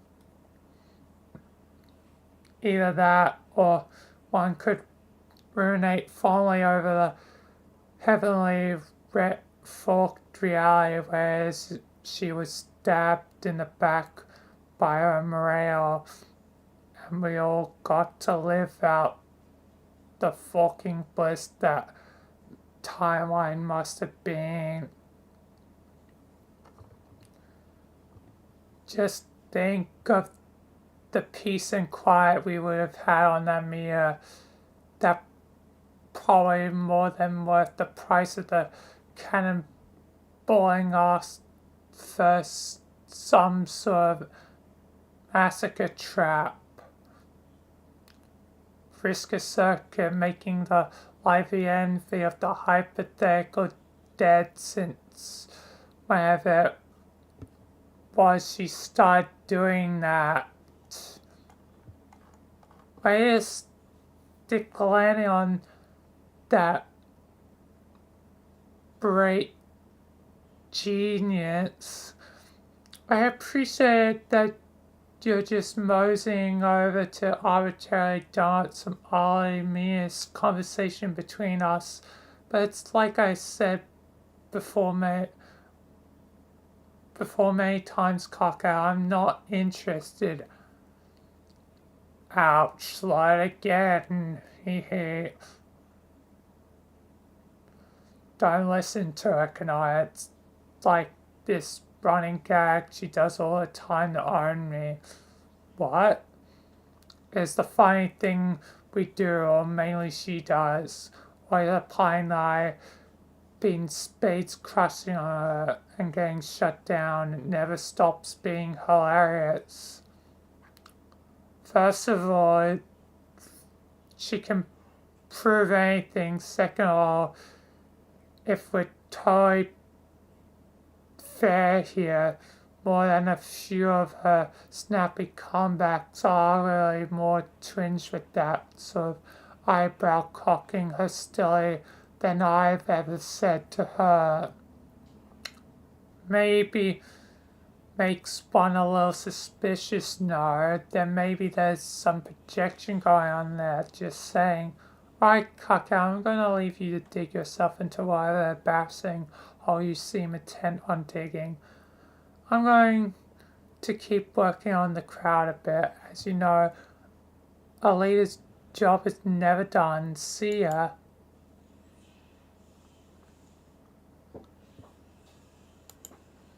And time to go quickly AFK before continuing.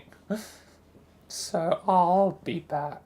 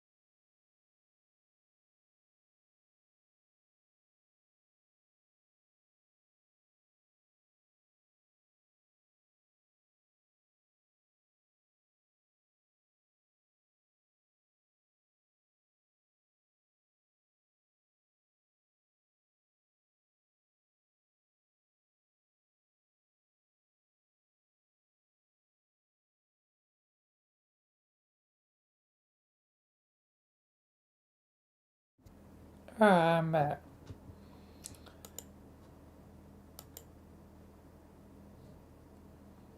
let's continue by maybe try acting a little more gracious in defeat next time. Just a little advice from one leader to another. She's gone. I think you needed to come up with that comeback a little faster. Yeah, damn. I think as a friend it would behoove me to confide somewhat about the realities of pursuing anything with her. Wait, what? Kanaya, you're supposed to. You weren't taking that pathetic, jokey, unrequired background stuff seriously, were you? Let's just imagine that my attitude toward the joking of non joking status of that is perfectly neutral. Why just say these things aside from the fact that she's literally just got finished telling you she wasn't interested in any non-pale relationships? I think that would be a blind alley regardless. I admit this from experience and not without chagrined hesitation, but only frustration and heartbreak got down that road. Oh. She turned out to be a tremendous part in the pale relationships. Maybe a bit freakishly so. But anything stronger than that, I think, would probably be disastrous. She's way too focused and self-absorbed to maintain such strong feelings for long. She would need to learn to let go of some of her vision and figure out how to prioritize the feeling of other people. She might even have to figure out to be happy, Shudder.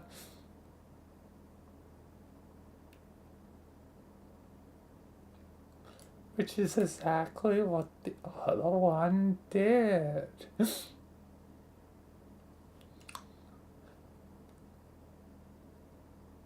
Yeah, wow. A chill just ran up my posture pole trying to imagine that. I don't know if I ever told you, but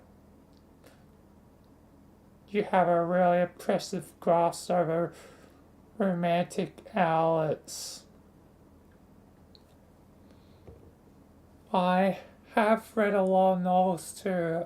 I don't just brag much about it because it would be literally be preposterous to do so.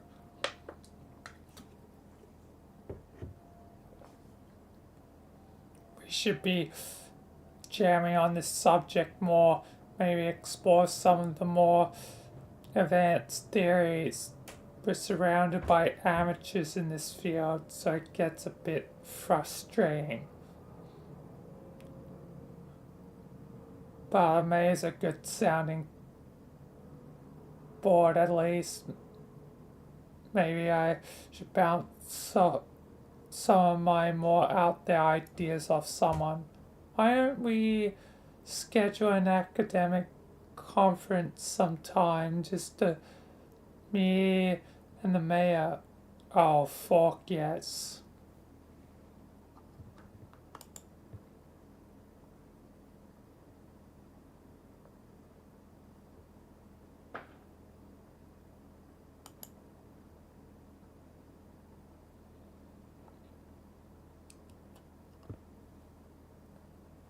Hey, am I interrupting anything? Dave, no, Chris and I were just exchanging some notes before I bring the meeting to order again. Okay, I just thought I would saw over here. Things are getting pretty Londe heavy over there. It's really awful lot of fucking Londes, isn't it? Two is okay, actually cool even, but this, yeah, time to see what's up over here. How's it going there, bro Chris Sprite?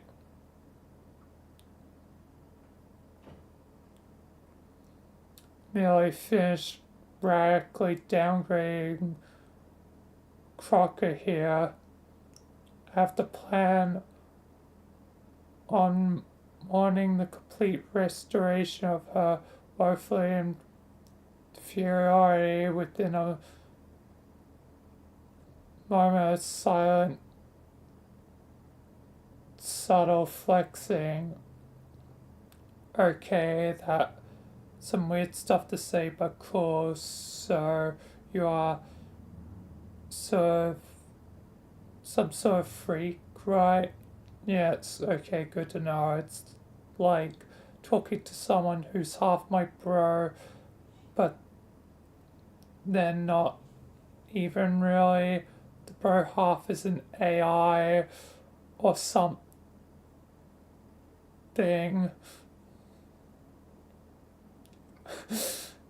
I just thought of this, but that's just in a weird way why I came up with, Jimmy. Jimmy is, Spawn, but then there was the AI part, and then the AI part for many different lives became Michael. A bit different to Homestuck, but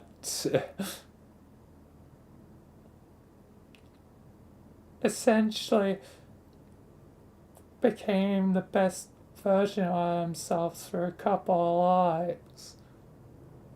Even though the second life, or third life, yeah, it gets a bit confusing, but the Book of Lies life seemed to be a very competent life.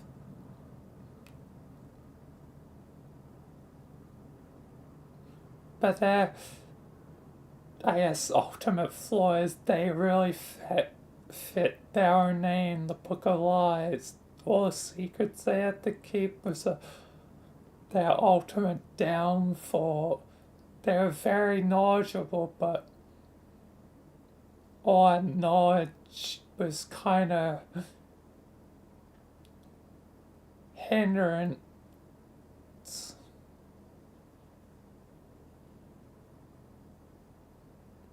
So Michael kind of earned his knowledge, even though he's supposed to be the man who knows everything. He often, most of the time, doesn't know what's going to happen next. But that's fine because his mind can figure out things. He's learnt a lot over the last 5 years. It's why he is definitely my definitive main character in every aspect. But now it's time for someone else with Vilayna. Anyway, side tangent over. So maybe one core bro, but then maybe less because it's like alt universe considerations and also part Sprite. I am notorious for being fucking sensational at mathematics, but I don't think I could break it down for you without lying about the precision of my figures, which in practice I am by no means above mind you.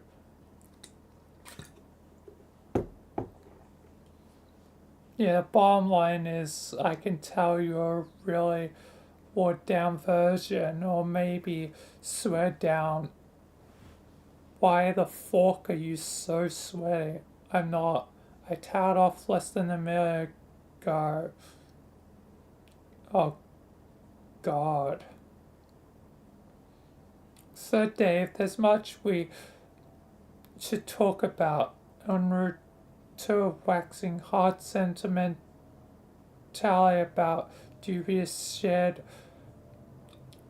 fraternal past, the fact that I will not, shouldn't be mistaken for preoccupation with the delicate cyber talks, which is trivial to me since my mind is faultless silicon mesh of living algorithmic perfection.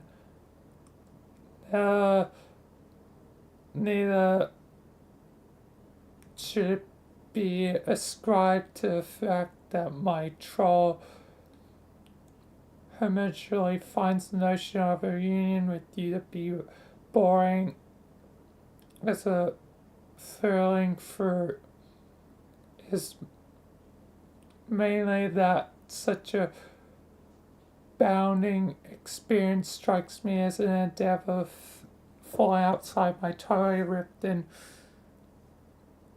kick-jockers purview.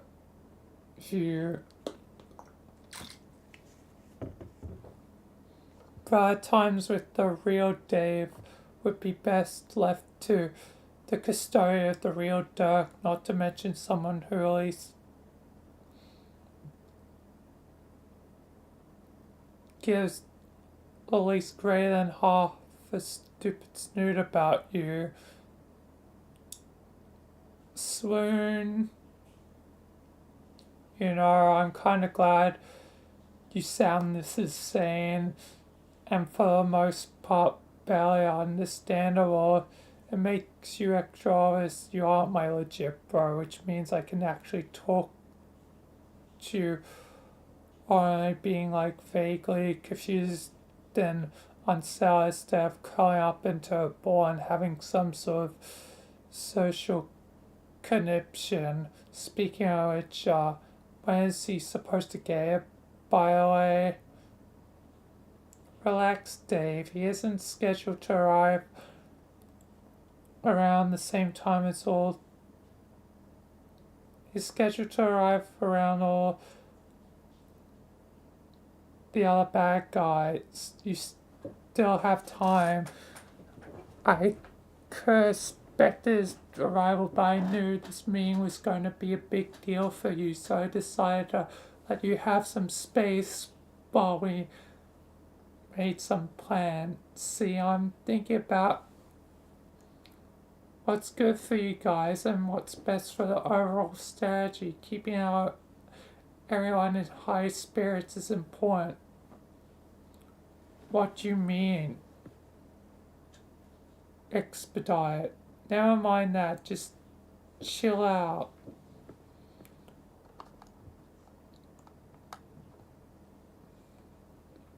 Alright, so as long as I'm supposedly chilling and no way wondering about my bra, are you sure there's no beverages in that fridge? No, AJ, or it's a blind alley brother dog. I already asked if she had milk in there once, plus another nice 9 redundant times after that.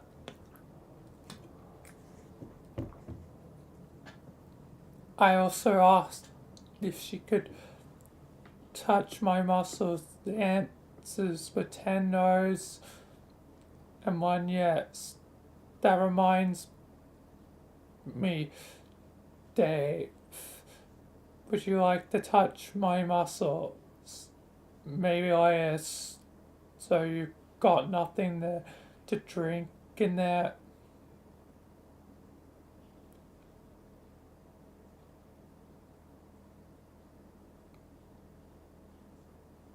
Yes, Dave. Don't know why I'm so insistent. Not like my fridge ever had anything containable inside. Why the fuck did you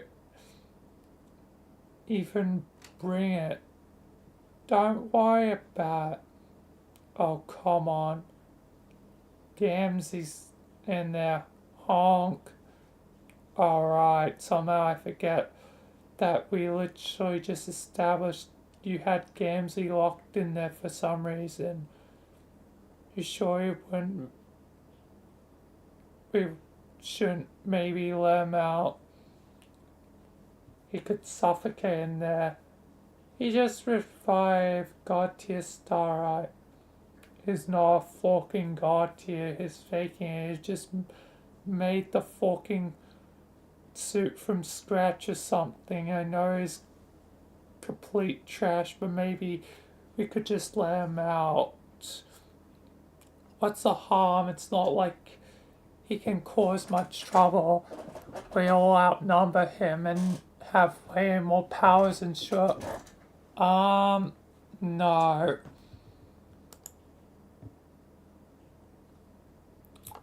Oh, wow, no. We will never be hearing from him again. No, never, never, never. Wow.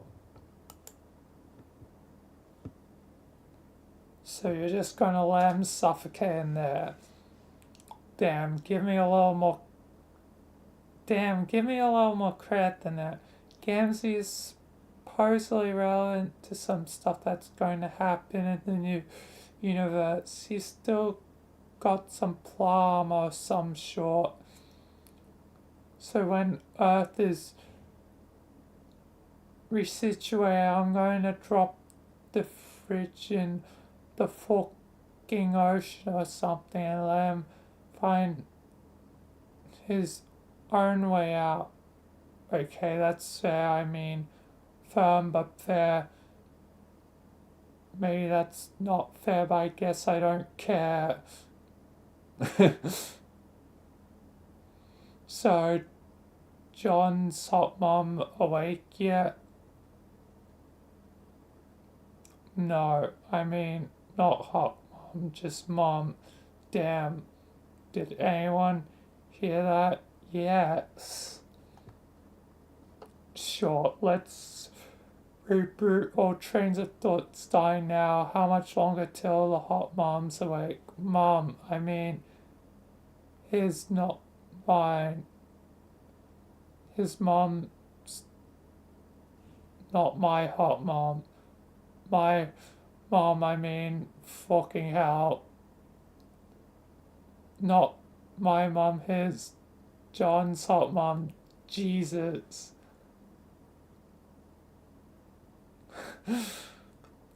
Side Australia's Express is off the rails again, so I'm going to duck out of this conversation.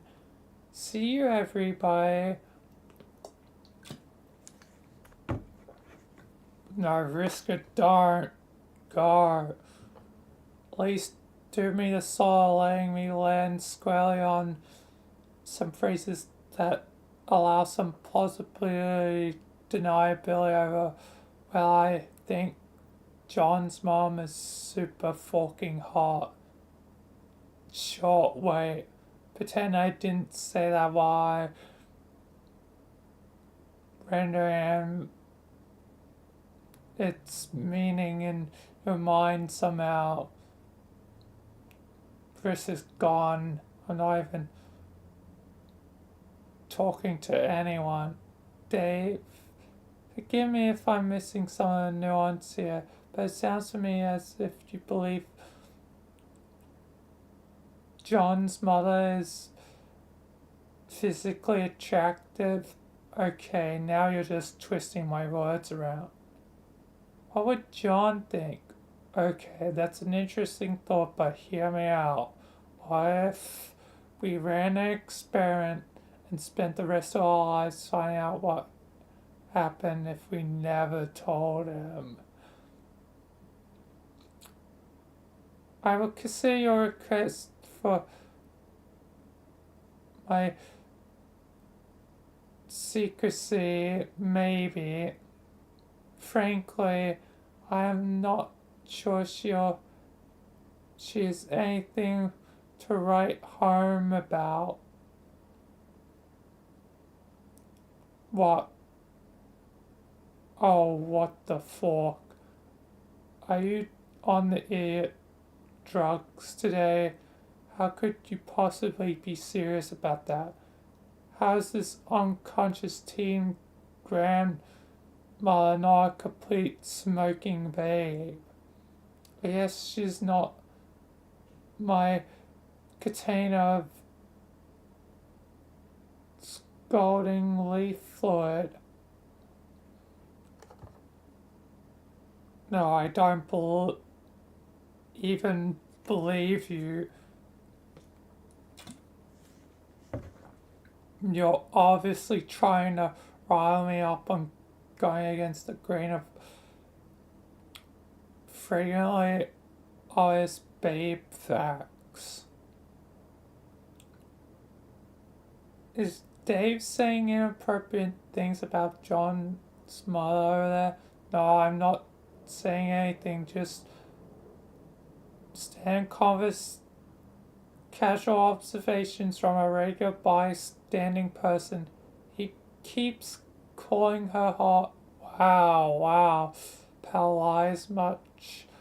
I guess reprehensively dishonesty is all the rage with the troll kids today. Wait, what's going on? Are you talking about how hot Jane is? No, maybe. Because Jane is straight up sexual fox riding a red hot nuclear bombshell right toward the Yowza Plaza in the Hard Babe City. Or Circuits USA. The last A just stands for more. Thank you for defending the position I may or may not been arguing from the moment ago. No comment. Hey, are you guys talking about me? What's going on? Nope, Lamau. Dave thinks your mom is hot. What? God damn it, Trezzy.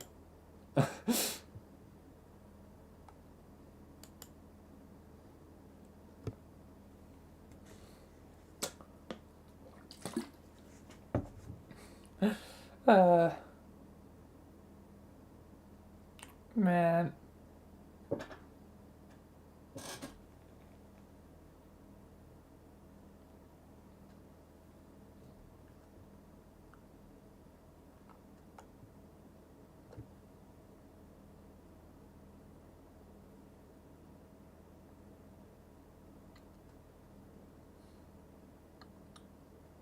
Hey, Mr. J. Colley, I presume? No, it's English, actually.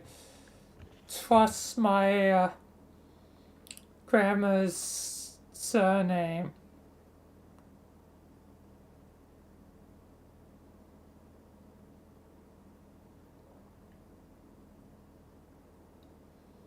Oh, my mistake.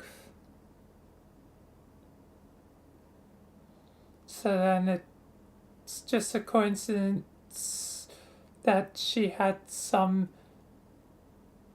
the same name as the invincible super villain.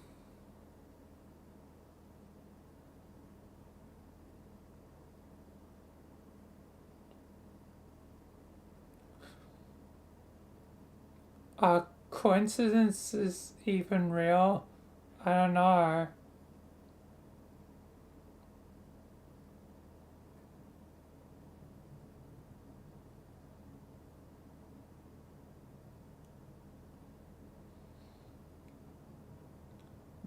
the history is a little bit murky to me. I heard she took her name from a nasty fellow to spider wicked baronets.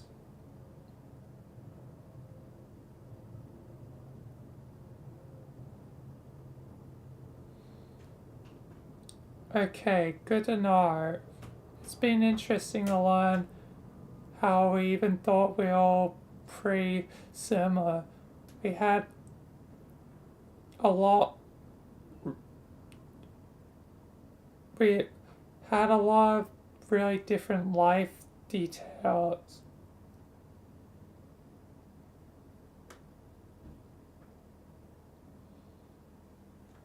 I guess so.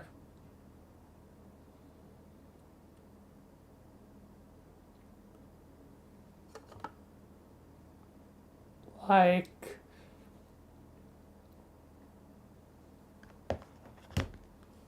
there are always things I take for granted about Jade's childhood, which in theory is similar to yours, but not really. She had a super powerful dog you didn't have. Also, Grandpa, you couldn't have had because that was grown up you.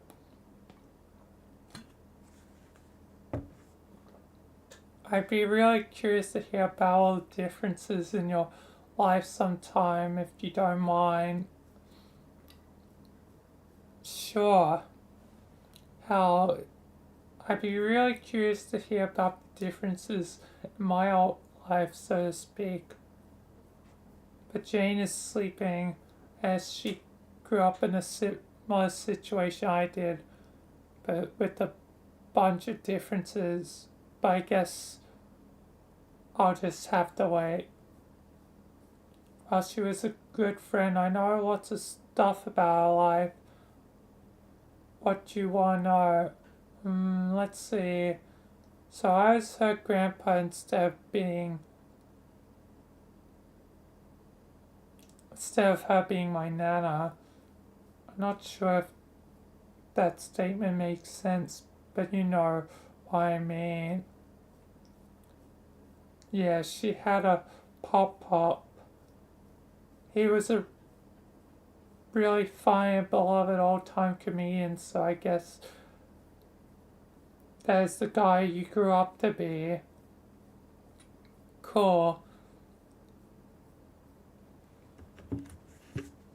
I never knew my nana growing up except an urn of ashes above the fireplace.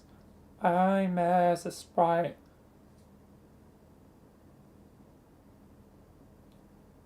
Was I dead or was he?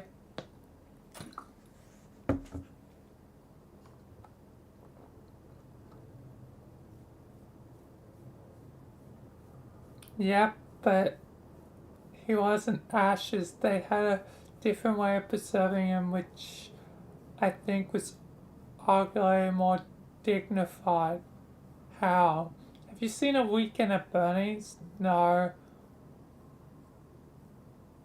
I've heard of it though. And you have to see it. There's a couple of knuckleheads who parade around with a fight corpse trying to pass him off as a living friend, and a good time jolly over a series of escapades. Sounds incredible.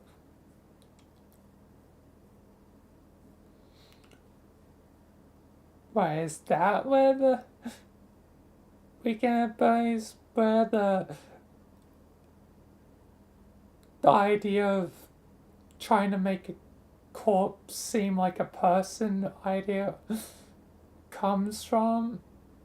How old is them? I haven't seen the movie yet as well. Weekend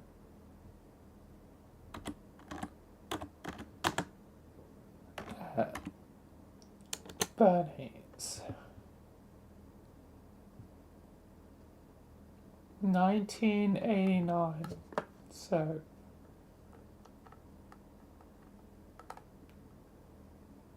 decently old.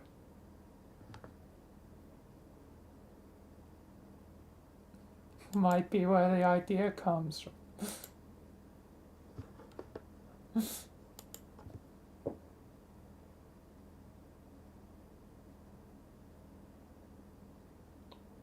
Anyway, where was I? I think I was up to sounds incredible.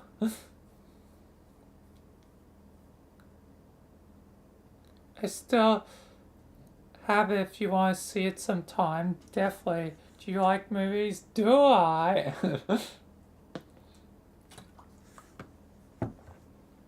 I love movies too.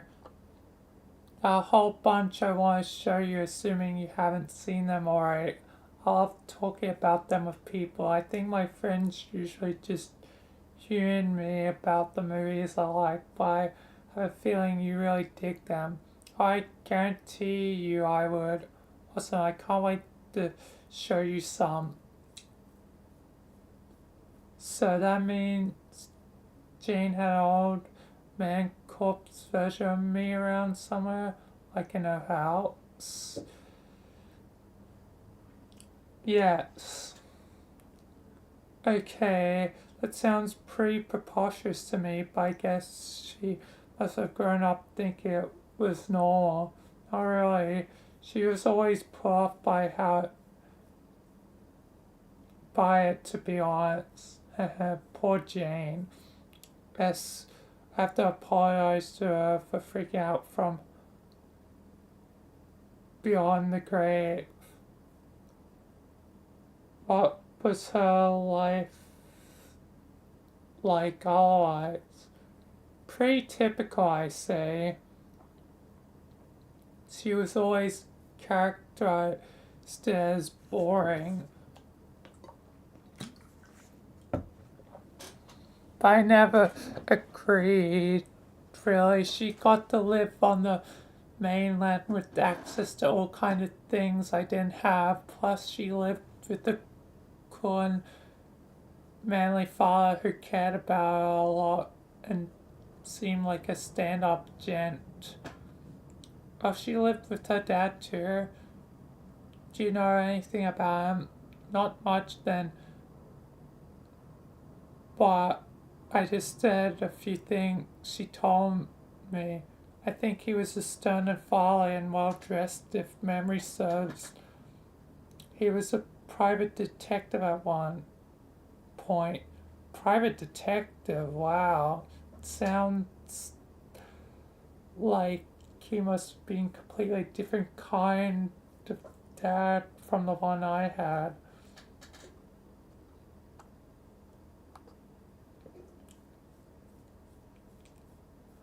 All these differences are so interesting. Some are subtle, but some are drastic. Like this one, apparently it's, yet they look identical. It would be neat to meet him. I mean, not that'd be much of a substitute for getting to see my own dad again, since they're totally different people, but maybe not as different as you think, John. You know what I mean. Do you know what happened to him? I'm not sure. I kind of lost track of him for a while. I think he might be in jail. Jail? Yeah, on Durst, I think. I could be wrong though. I'll make a mental note to check on him sometime soon. I bet Jane would want to tour when she wakes up. I'll ask her about it. Good idea.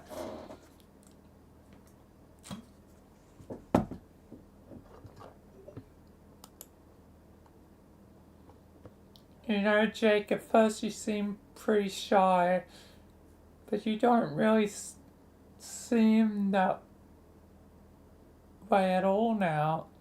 You strike me as a nice regular dude who likes movies and stuff. I'm glad we're getting a chance to talk. Yeah, me too. I've been feeling way out of sorts since I got sprung from the big house and dragged along to this here frog stage to suddenly bump guns with way too many people. But you're really good company, John, and you know how to make a guy feel at ease. Eh, yeah, there's a lot of people I have trouble keeping track of everyone myself. They all seem like decent folk and all, but I guess everyone's catching me at a bad time. This wasn't how I pictured things going at all. How are you picturing it? Naively, I suppose. It's not that I was expecting differently of anyone else, more that I had super various visions of my own conduct. Remember I sent you? Yes. All the excitement and swagger you heard from me in those words. That's the man I thought I'd be when you met me. A man of action and gumption. And when I wrote that, I thought by now maybe that would have come to see me as a leader. Off. I turned out to be such a disappointment to myself and everyone else. The bravado in that letter was fake, and I realized lately, I realized a lot of things that I could never be the leader of a people or people person or probably ever had a quality relationship with someone. So it's hard to get a lot of moxie for a big moment like this, even though I'm excited about it as everyone else.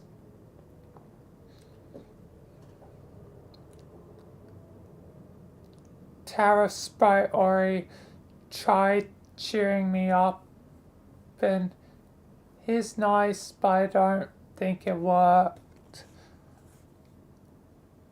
Like by saying maybe all that stuff isn't true and maybe I'm actually really great as all the ways I don't think I am.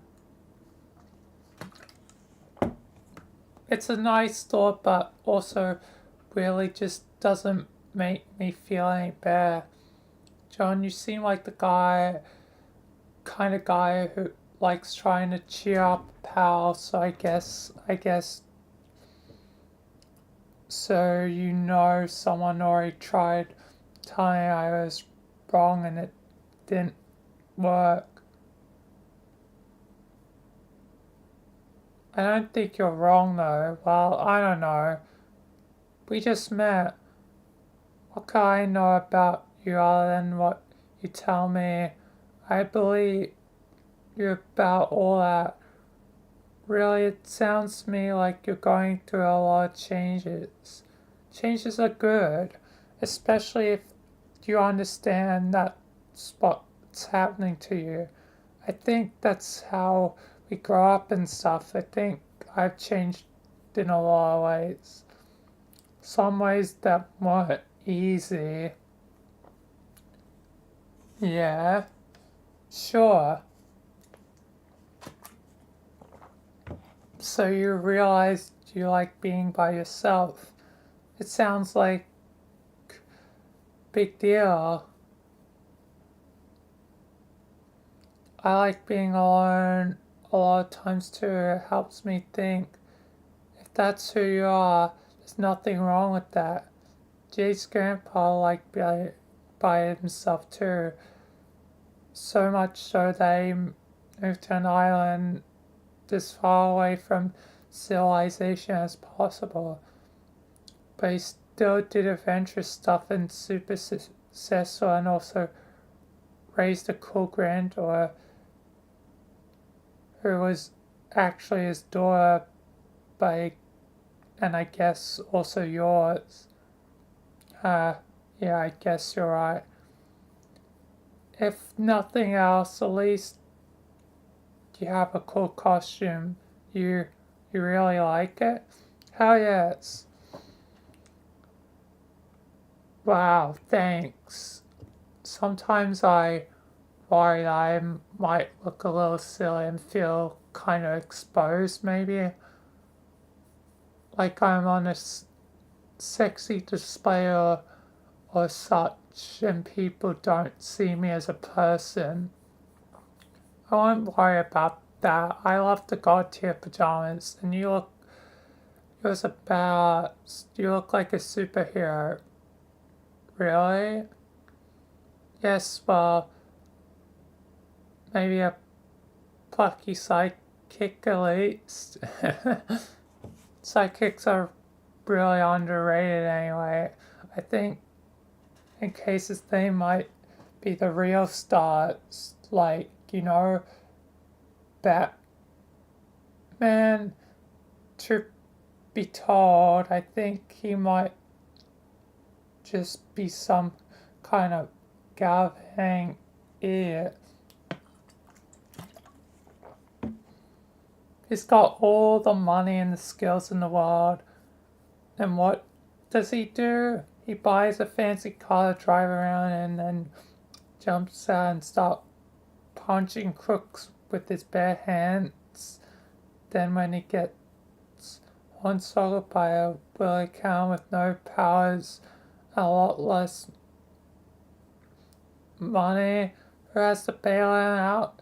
His sidekick, of course. Yeah, you're right. Why is Batman even trying to prove being all serious and cool looking? His sidekick looks like he has a lot more fun and smacks of confidence and self-assurance trying around in his underpants. Batman probably doesn't even care much about stopping crime. It's more about walloping thugs and getting the feel cool. If he really cared about stopping bad guys, he'd probably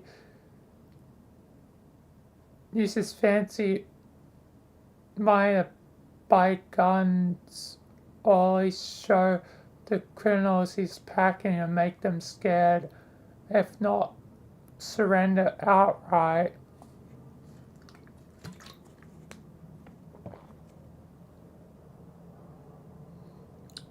I bet his sidekick probably has to wait for Batman to bungle up with his stupid cry when he gets in trouble, and the sidekick just guns down all the crooks from a safe distance like a reasonable person. And funny enough, like, from what I know about, like, the multiple versions of Robin Hood, not Robin Hood, just Robin.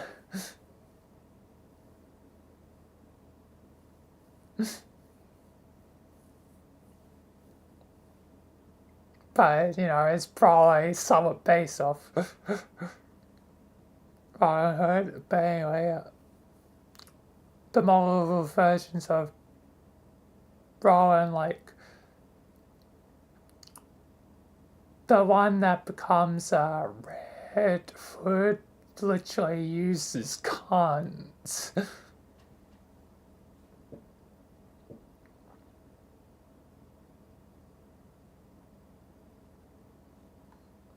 I do love guns, also fisticuffs. See, there you go, you're better than Batman already. Whisper, whisper, whisper. On, listen. Whisper, whisper, Mayor. Whisper, whisper, Cantown. Whisper, but where? Whisper, Earth. Whisper, whisper, to scale. Don't you see how? Whisper. If you're really going to whisper, build. Haha, he's talking to the mayor again. So it seems they really appear to have quite the rapport. I just love seeing how he talks to the mayor. It's like he made up this whole language of minimal talking and hand gestures. It's so cute. Ahem, Egbert. What the fuck? Were you eavesdropping? No. This is a fucking private conversation. Stop being rude garbage. I wasn't eavesdropping.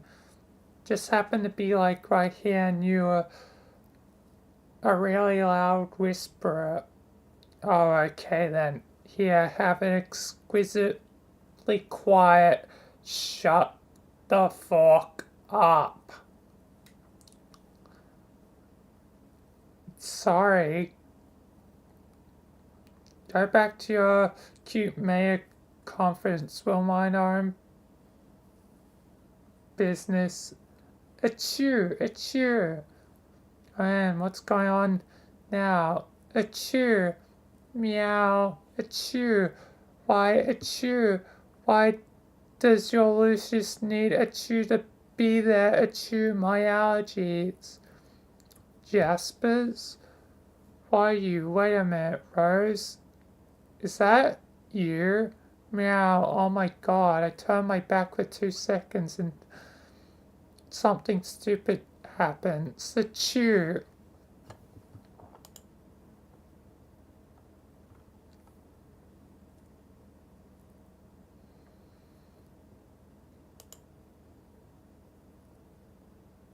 Honk. Okay. Everyone, ties up, wrap up your conversations. Our tactical meeting is officially back in order.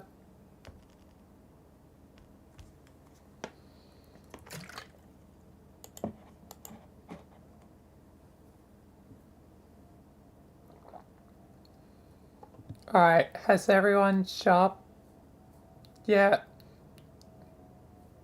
I think so, great. Let's not waste another second then. I'm diving right into this. Everyone pay close attention and try to keep up. I'll start by describing the exact nature of the threats we're dealing with and go from there.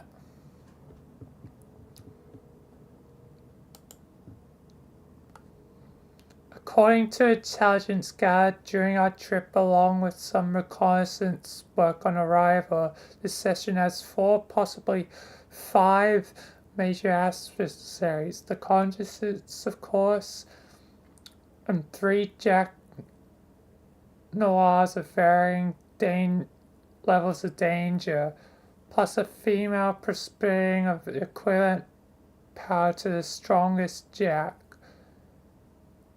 Serve an X factor. It's hard to accurately gauge her threat level, but I'm not about to take any chances.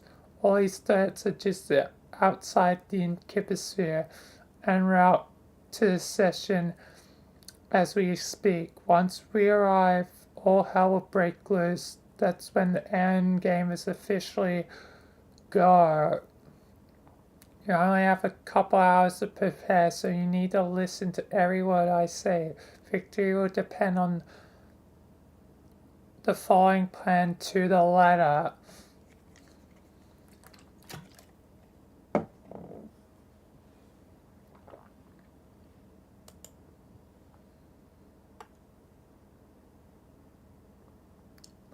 The end game is definitely afoot.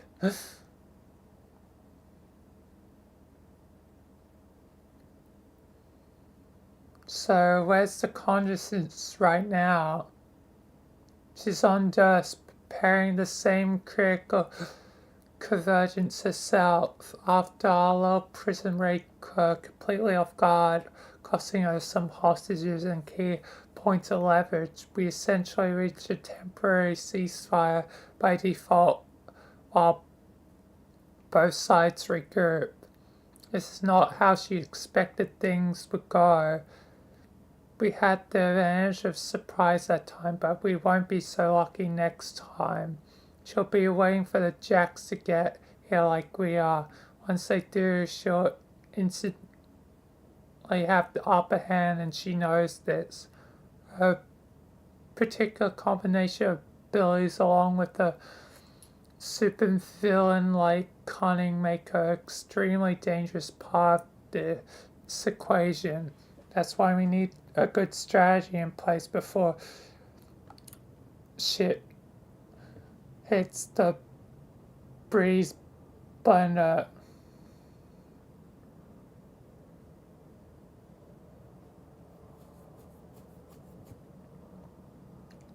So in addition for waiting way too many Jacks to get here, we're waiting for my bro, right?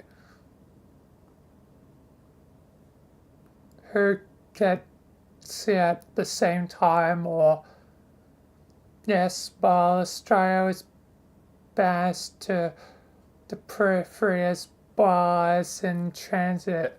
He will arrive at the same time, give or take, and should be a great tactical asset. Sources tell me the dude is pretty good with the sword.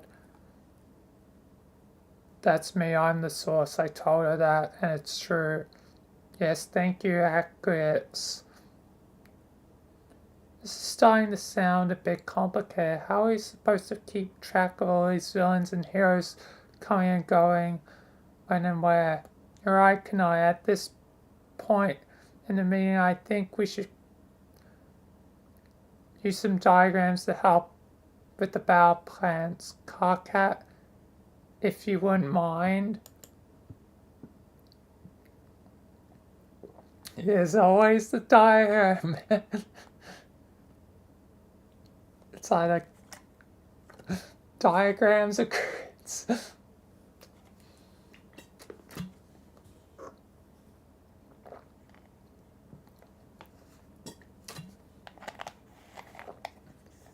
I still have no idea why you put me on drawing duty. I easily was asked here. And in a saying that includes Dave, let's get real, that's no small feat. I specifically assigned you to diagram duty so it would keep you occupied. That way you stand a chance of keeping your mouth shut. I talk strategy. That's worked out great so far, hasn't it? We lost how many strategy seconds to me complaining about drawing already? Sure, but I know that drawing requires a lot of concentration to you. Once you're in the zone, I expect you'll simmer down. Wow, fork you, you're probably right, but fork you nevertheless. Here's the short is my art pencil. I have some drawing to do.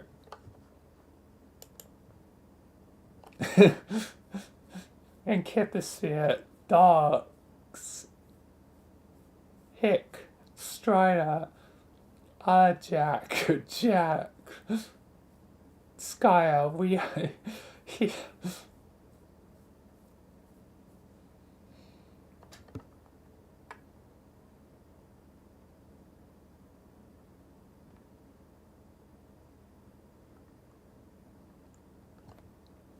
let's run down the threat list with a full debriefing on each threat. Let's start with the big fish herself, the former empress of our world, her imperious condescension. The only reason we've been able to temporarily neutralize a stranglehold on this section was by taking two major pieces away from her, Harley and Crocker. Rest assured, she's already scheming to reassert dominance, and if it weren't for my intervention here, I bet everything I had on this sea witch. Oh, and I think I just realized why she was able to control Jade versus anyone else, because Jade's part dog, so she's part animal, and it's easier to control animals. I can't believe I just finally got that. Like, how come she doesn't control anyone else? Because humans are uncontrollable, essentially. But with that animal part, it made it that much easier. Man, I am slow to the punch. She spent centuries upgrading her abilities, which include both kinds of telekinesis, the simpler variety, more common to rustbloods, and the nastier kind, which sometimes yelled by mutants have evolved. All the forking eye lasers in short. If that wasn't enough, she has a mix of telepathic abilities too, like mine, plus the animal communication kind, more typical of brown bloods like me. It was the animal communication, as I just realized. Wow, it took me a long time to figure that out. Yes, Taros, like you. This means she can hijack animals and trolls, assuming they aren't practically resilient to influence like me, obviously. And so I'm guessing are still off limits to influence unless they've got some animal blood in them, which makes Jade such a dangerous element here. Yeah, again, as I just realized that I am slow. One of the initial critical priorities is to make sure she stays asleep.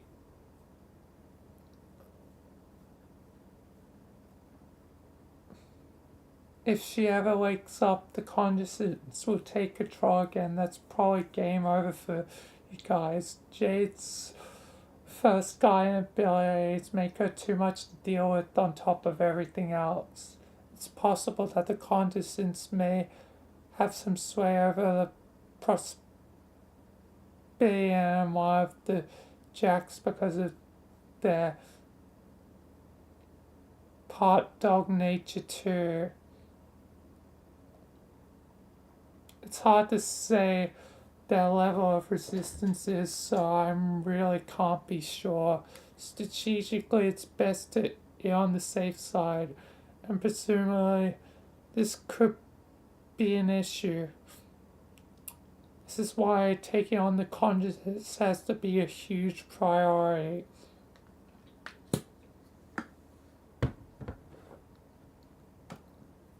Ideally, you should be trying to kill or disable her as quickly as possible. But it's that easier said than done. then what you need to do is keep her occupied, throw everything at her, whatever crazy powers you got, just keep her busy, distract her enough by a bunch of pesky kids so she won't have time to get clever with the powers. This is the best defense against the off chance she might be able to sway the dog Jack and Presbyterian and a fail safe in case Jade wakes up for whatever reason. When it comes to killing her, I don't have much to advise. There's no intel on her weakness or anything like that. In fact, I bet she doesn't have any powerful endgame bots. You just have to keep hammering away at her until she's dead. Enough said.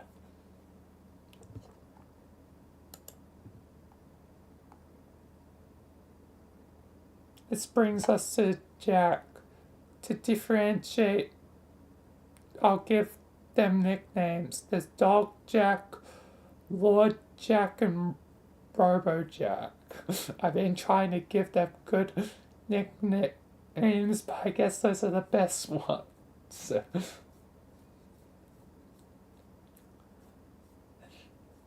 Let's talk about in the order of threat level. Kaka, I'm going to need another showy drawing, this time of Dog Jack and his prospering counterpart, please. Yes. I see you are intent on being a wriggler about this, as we all come to expect.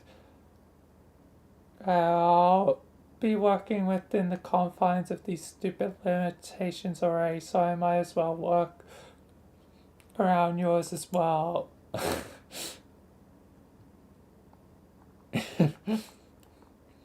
That's perfect.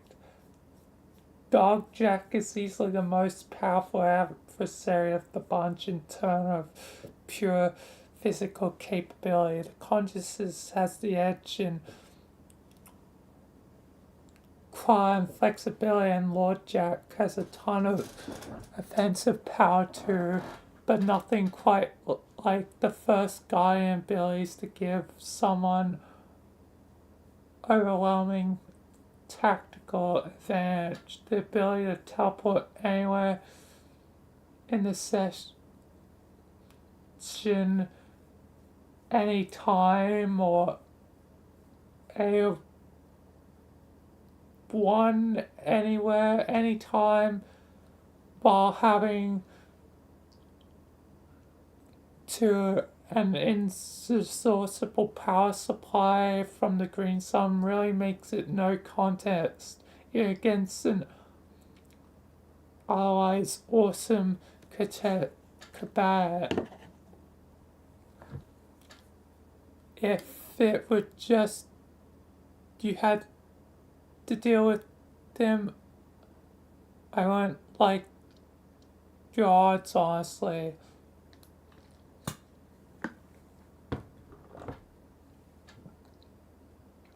But luckily there's a major factor here which I supportly neutralize him during this huge melee, which is the Prosperian. Power-wise, she's precisely an even match for him. Better yet, she apparently can't stand the guy. I still don't know what her real motives are, but you know what they say, enemy of my enemy and all. So I say let her have him, and if the opportunity presents itself, help her defeat him. I'll also give this bit of advice. If Jade ever wakes up and the consciousness is sufficiently preoccupied, make sure Jade goes nowhere near the consciousness and sick her own dog Jack. She's the only one whose abilities are on par with his, so that's where they're best applied. Got it? Good. Next, Lord Jack Carcat.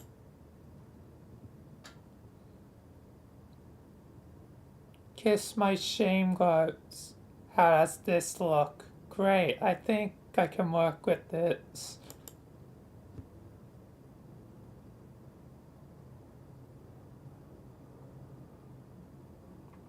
Ah yes, another true work of art has been made here today. Anyway, this ugly customer you see here, this is Jack, native to the session we are in now. Somehow he got possessed or infused with Lord Inglis's crazy, ridiculous, destructive, magical energy. I have no idea why or how this happened, how it's theoretically even possible, or why we should actually care. The fact of the matter is, it happened and now we have to deal with this hideous rainbow-eyed monstrosity. Given what I have learned about Lord English's abilities, this will make his attacks quite lethal and he will be extremely difficult to kill. In fact, the fucking rainbow energy must have given him the highest constitution ranking of any adversary, possibly making him the toughest one here to actually kill off. The only reason is not dog tier threat is because for all his power, at least it's localized to wherever he happens to be. Is about as slow as any of us slowly non-omnipotents. Is not quite as relevant to keep occupied or even to defeat as the consciousness itself. But it's still gotta be huge trouble when he gets here. You know, I need to stick some really good fires on him. But the thing about Lord English is already that's kind of his thing. So what if that Jack shares the same trait? My advice is to seriously prepare for casualties during that fight. As the group's chief healer, Jane is going to need rapid access to multiple fronts of this battle. More on that later.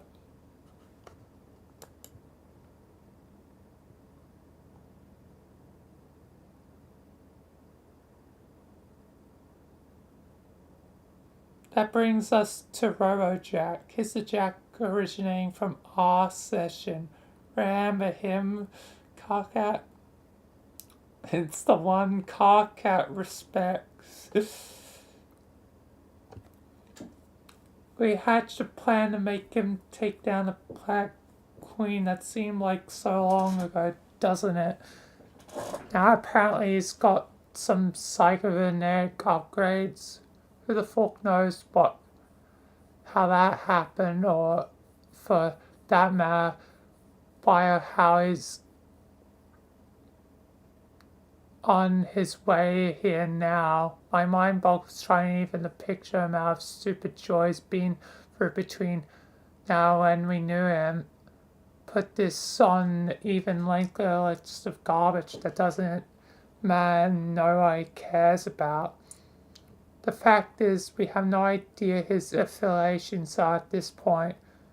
But like I was saying, best just plan for us and assume is another scrub regard killer.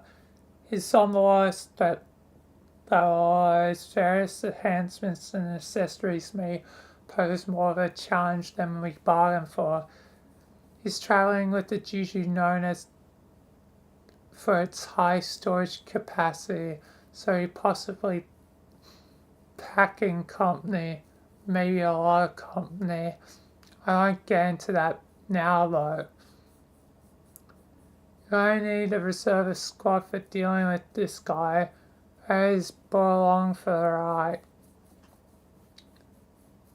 His motto is like to take down in English, so I don't think it's going to be a problem. It's a lesser priority, so I recommend some of the stingers. No offense to whoever those brave souls may be. Every lame lord has their place in an epic battle, and everyone's effort counts. Every looking kid, I'm looking at you. Possibly you two tablets, maybe.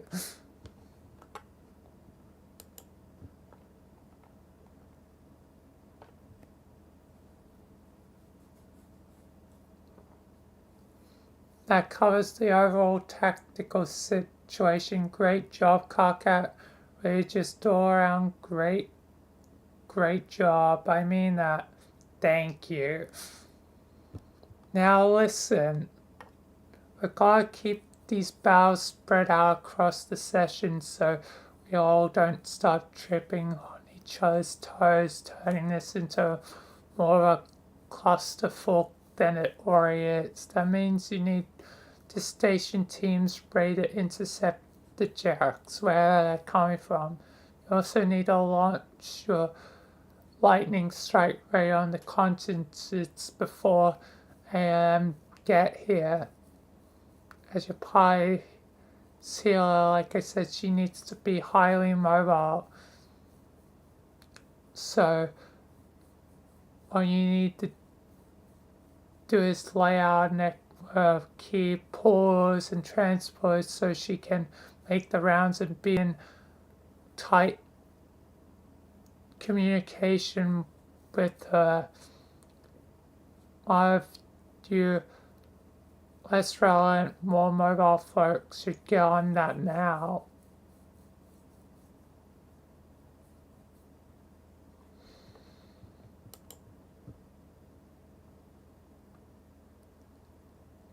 See, scour window ports like these around various battle sites. Did you loot my house or something?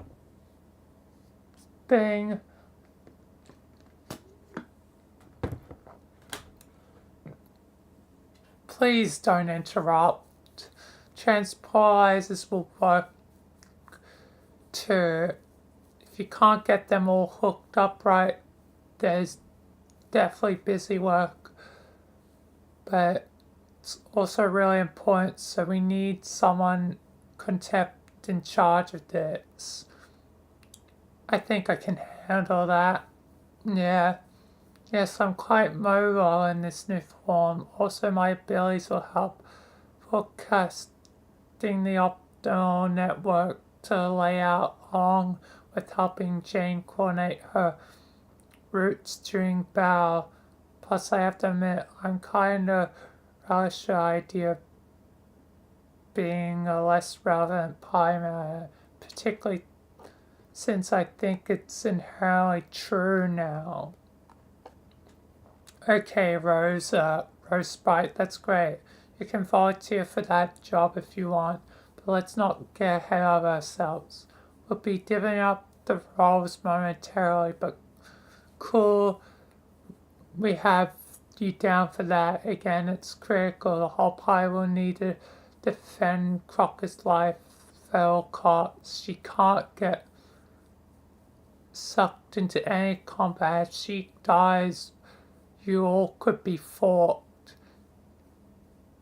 Be sure to fill in on the logistics when if Karis has finished deprogramming her. Everyone else got awesome. Since I've pretty thoroughly covers the full tactical situation, we can move on to the real strategization. Now we can assign combat roles.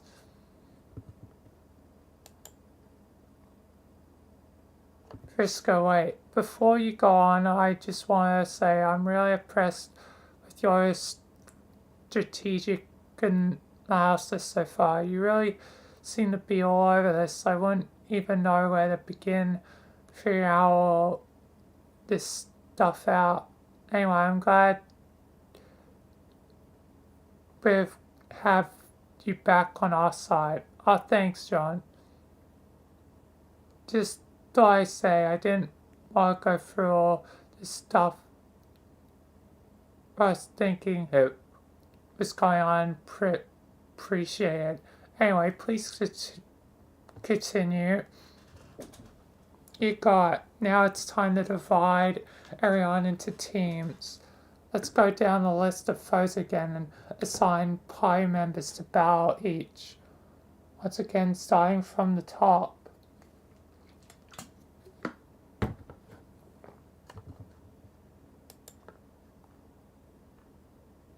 The contestants will need a team to raid us again, but this time for all the marbles. And remember, the raid has to start before the rest of the action to keep her from getting the upper hand.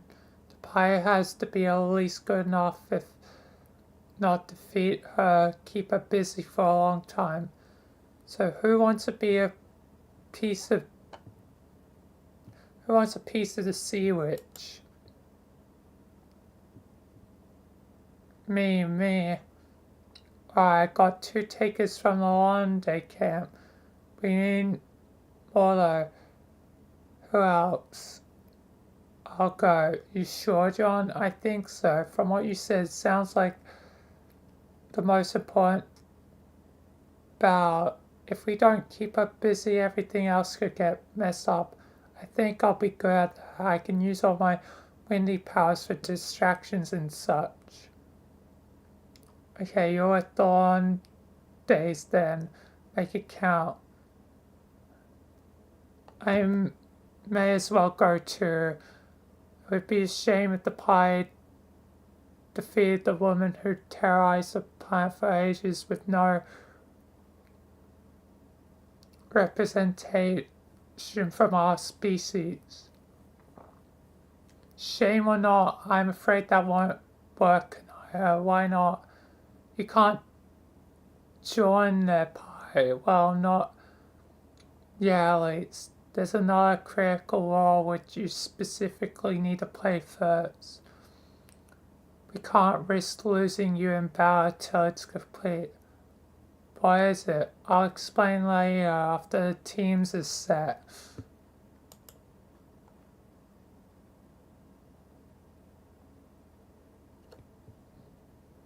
Okay, let's say team consciousness is good enough for now with John, Rose, and Roxy. Next for Dog Jack. Like I said, we're banking on the prospering, keeping him busy, so it's not an immediate battle priority. We won't designate a team for him right now, but as I mentioned, if Jade wakes up for some reason, we should be reserved exclusively for this site. That means someone needs to tell her, if not in person, then some other way. Perhaps leave a reminder for her, maybe tied to her finger or something.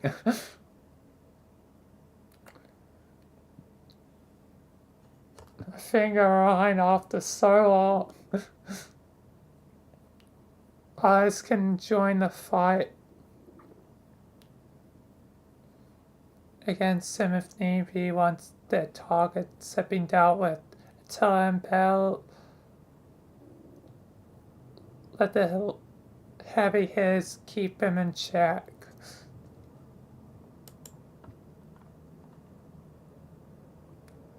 Next, Lord Jack. Who wants dibs on this guy? I guess that's me. Okay, Dave. There are all these ruins swirling around. I've got to beat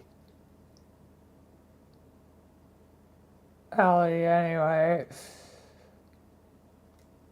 Which is probably bonus, but whatever. Killing this guy at least would be the next best thing, right? So maybe if I do, I could, like, put the prophecy to rest.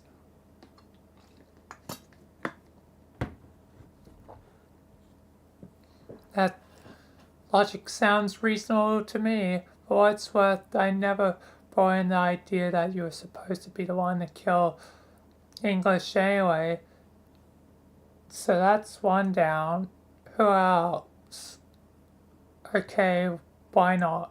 You sure, Teresa? You're not a mortal, remember? This is going to be tough. You said we need good fires to go at this guy, and I think I'm pretty decent at least at stabbing things, so I'll go. Besides, someone has to witness Dave's heroism if he wants to be off the hook for that prophecy. Hey, it's your decision. Anyone else?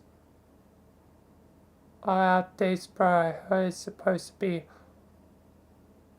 hot short. Yeah, sure. That's fine if you're comfortable volunteering someone who isn't here for a daily bow. It's cool if you want to do that.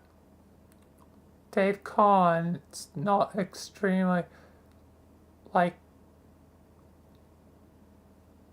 if it's not extremely likely to seek you out upon getting here anyway, why don't we pencil him as into team as probably. Just be sure to brief him on the whole situation when he gets here. Think you can handle that, Dave? Oh, great. Which reminds me, what about you, Acreus? How you want to fit in this? I haven't decided. I'm going to crunch some numbers in the vast combat matrix I just compiled now in the micro blink of an second to deduce the optimal strategic appropriation of my assets, i.e. muscles. Joining real David and Bowers semi-tempting, but I do not wish to horn in on real Dirk Short. Instead, I prefer to blaze my own trail with my own hooves. I always wanted to do something really important and heroic. I mean, aside from all the other stuff I've done, like, which is quite a lot, but something quite grandiose and perfectly unmistakable gesture, turning the tide of fortune for all of existence. This is why I've always desired, well, as to say, both halves of me once had such a ambivalent desire which was compromised by our respective internalized conflicts. But together the desire is fully realized, no longer ambivalent. Nay, it's fully bivalent, perhaps even unambivalent. It would be my gesture to shock everyone. It would make from out of the blue make virtually no sense, done or evolved, and have a lasting, profound intelligible impact on all future and pseudo-future events. Does that answer your question? Oh, sorry, I was just temporarily memorized by your incredible spiel. Needless to say, I absolutely agree with your philosophy on heroic action and wanting to do something important. In any case, you earn the right to do whatever the fuck you want. Just by the act of being awesome. End of story. Okay, next.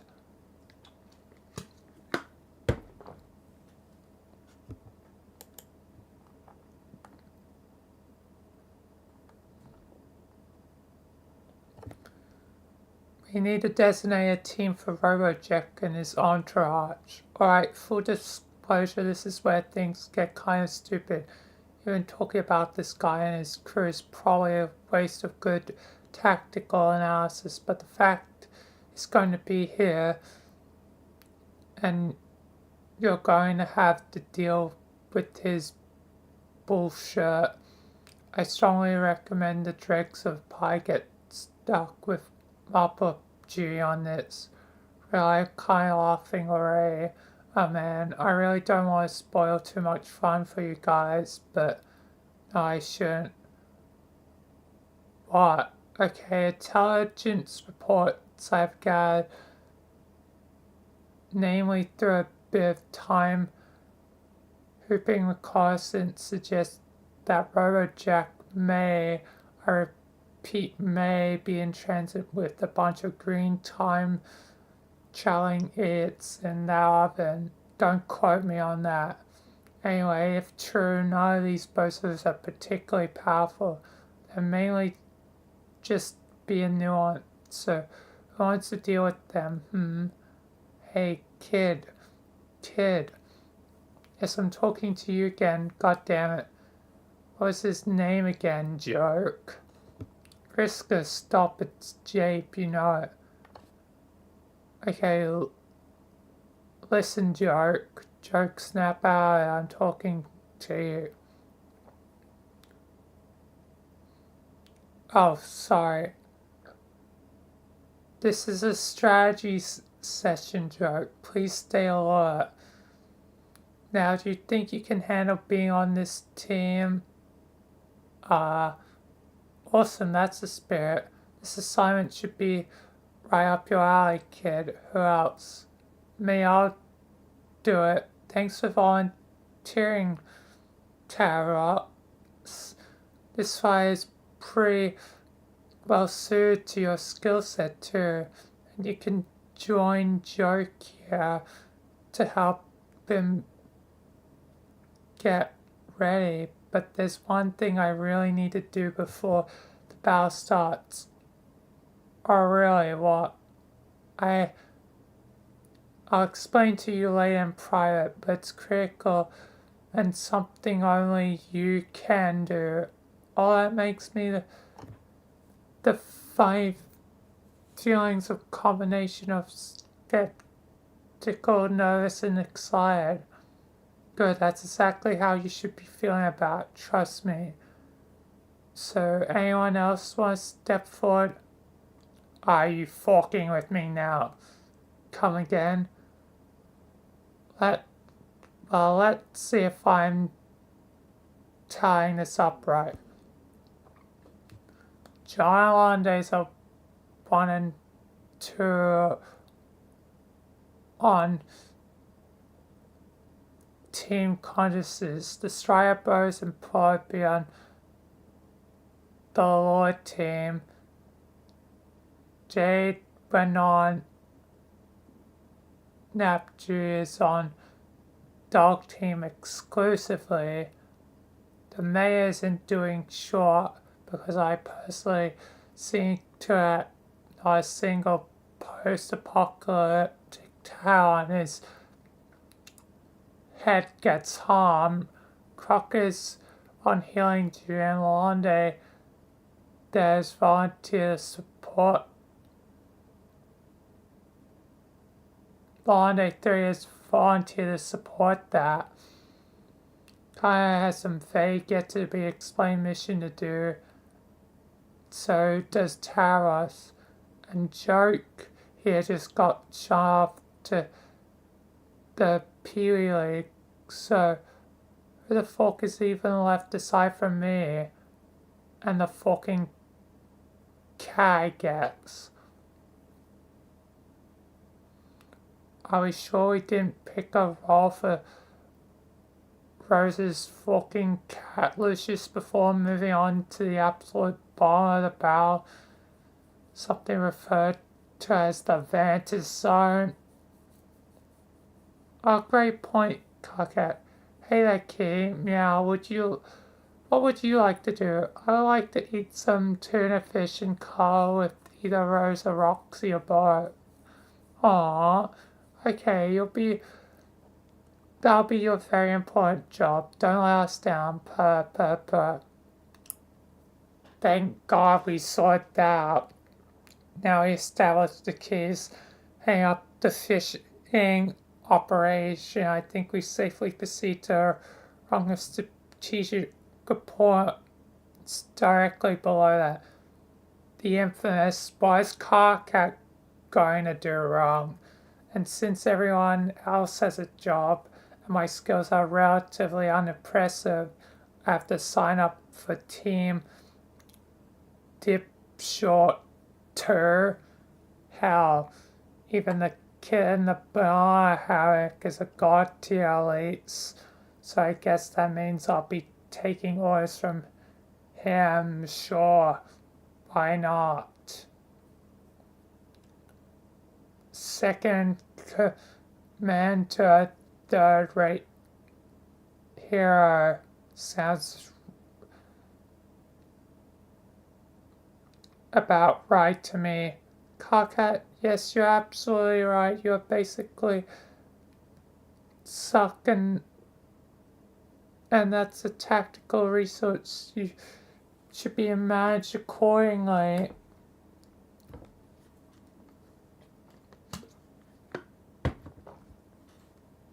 But you aren't joining Joke's team or doing any fighting for that matter. I can know there's another more pressing matter reserved for you. In fact, it's the same as her. What the fuck?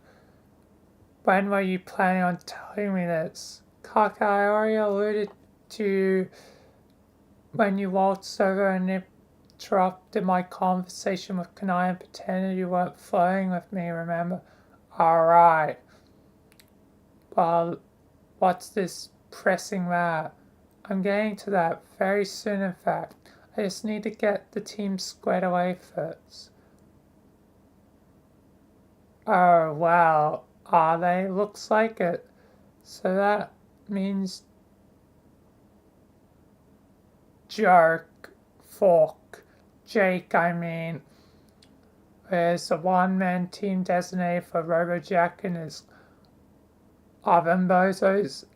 Apparently you're okay with that, kid? You can do it. Just believe in yourself or whatever the fuck. When in doubt, just remind yourself that battle isn't even practically important and help could be on its way from some of the other battles starting to start coming to some sort of resolution. Just hang in there. Okay, excellent. Oh, his English, so I think I know what could happen. Since he shares the name, the guy saw him. That concludes the tactical planning part of this debriefing. It's all perfectly logical, right? No questions or anything cool. Really, I try to think what you numbskulls would be doing if I weren't around, like John just implied. This is nice remarks. He really did you all the biggest fucking favor in history of time shenanigans by clawing me in the face 3 years ago. You should all make him a gift basket when this is all over to show your gratitude. No need to thank me, of course. I'm just doing my job here now. Let's go over some really basic non-combat endgame stuff. Then we ready to break. First about Kanaya and Karkat's mission I alluded to a minute ago. This is really important. You're both listening? Yes, no. Okay, 1 out of 2 isn't bad, as long as Kanaya understands that mainly what matters, since she's the more important part of the equation. Wow, I'm fucking shocked. What does she have to do? You both have to go to Jade's planet and see Echidna. Even though this session is far from normal as it can possibly get, the same basic rules apply. Someone needs to seek the audience with her and get her to agree to release the Genesis frog, or a tadpole that grows up to become the frog, which in this state of development he is in at this point. Remember, Kanaya, you had to do this on our planet to get our frog released from Skya.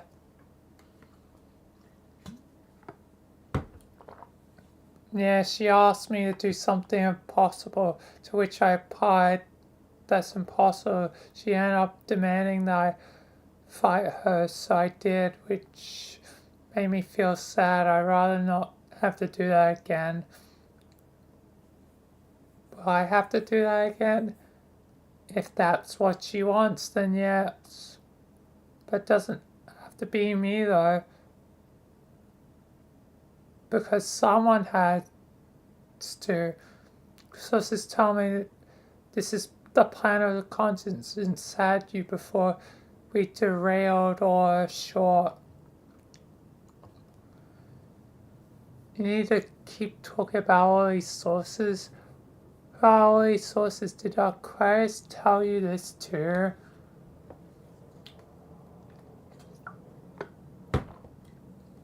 No, look, I've been busy, okay? Information is everywhere if you know how to look. Just had a lot of agents on the inside who are wise to old lady's plans. Shaking in the bushes for good intel isn't complicated. Just takes a little effort. Some people on this lily pad should maybe try looking into that sometime. If you say so. But you just can't. Would you just put a lid on it for a second and listen? Normally Jade would be the one to do this, but at this time Jade has become corrupted, so I guess Echidna wouldn't deal with her. And now Jade's asleep, which is exactly how she needs to stay. She's at least the person Echidna requests in Jade's absence, which is you. I'm assuming because you're also space players, so you'll be able to understand her garbled nonsense language, but that's not all there is to it. She also requests that you bring Carcat. What the hell would she want to do with me? No idea. Denizens are mysterious.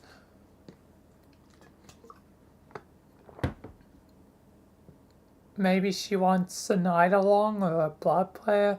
Or maybe she has a bone to pick with you in particular. You know, since you and Kanai are both in the frog breeding stuff in our session, let's face it, you kind of messed up. You're pretty hasty and reckless about it.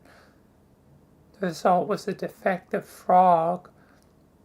Sure, there was more to it than that, like problems with the human session that were totally interrelated with ours due to cynical time garbage, but you get the point.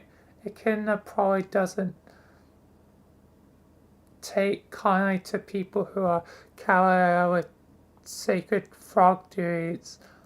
That's kind of her domain, like the propagation of existence and all that. So maybe you got some stuff to atone for before she agrees to let another precious frog out of her divine custody. You're doing this on purpose, aren't you? Trying to make me feel bad about some ancient history, so I'll be nervous about this encounter. But I spare you the trouble. I already nervous. I don't want to go prostrate myself before a battling snake goddess, even under ideal circumstances.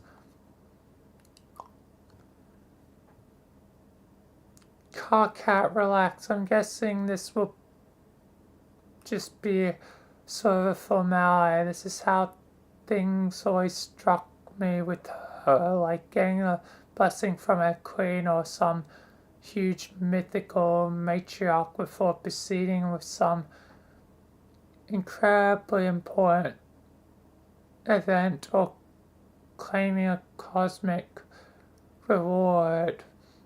Or maybe you'll just kill her again. I don't see what difference it makes. Really, who knows what her real purposes are? They're probably totally unfathomable. If Kidna's kind of big deal dancing, one of the real heavy hits. Like the other guy, the really strong one with the ridiculous name. She might even be the biggest deal. She's the mother of all dancers. I mean, not in a literal sense, like, I doubt she physically spawned them all. So if she wants you to do something it's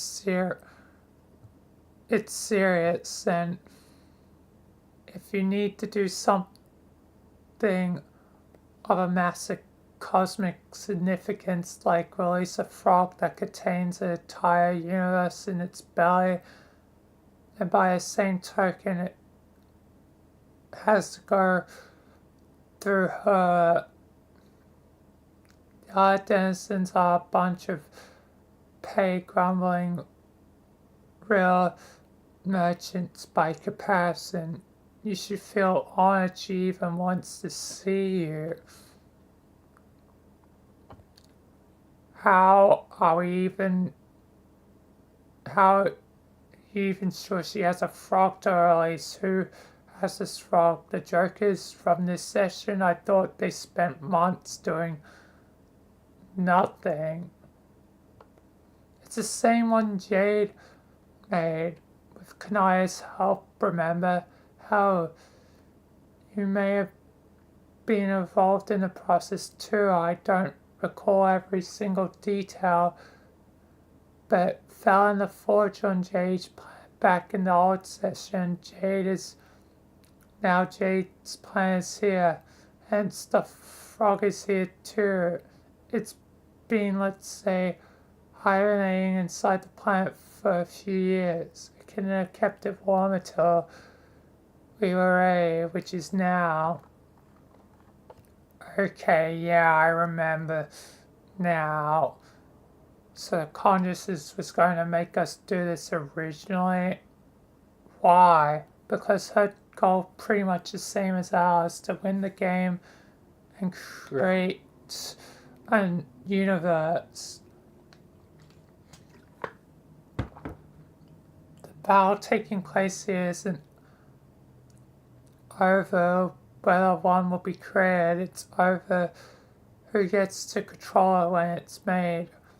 Ideally, that should be us, rather than a genocidal fish dictator. In fact, we won't want anyone to control it. Nobody should control the universe. That's what bad guys try to do. We just want it to be in a nice place to live and free of any controlling influence that will make its life miserable for people who live there. Having an attitude about the ultimate reward that differs from in any other way than just another thing we fucked up the first time around. So let's just be clear on that we're fighting for here. Got it? Yeah, you made your point.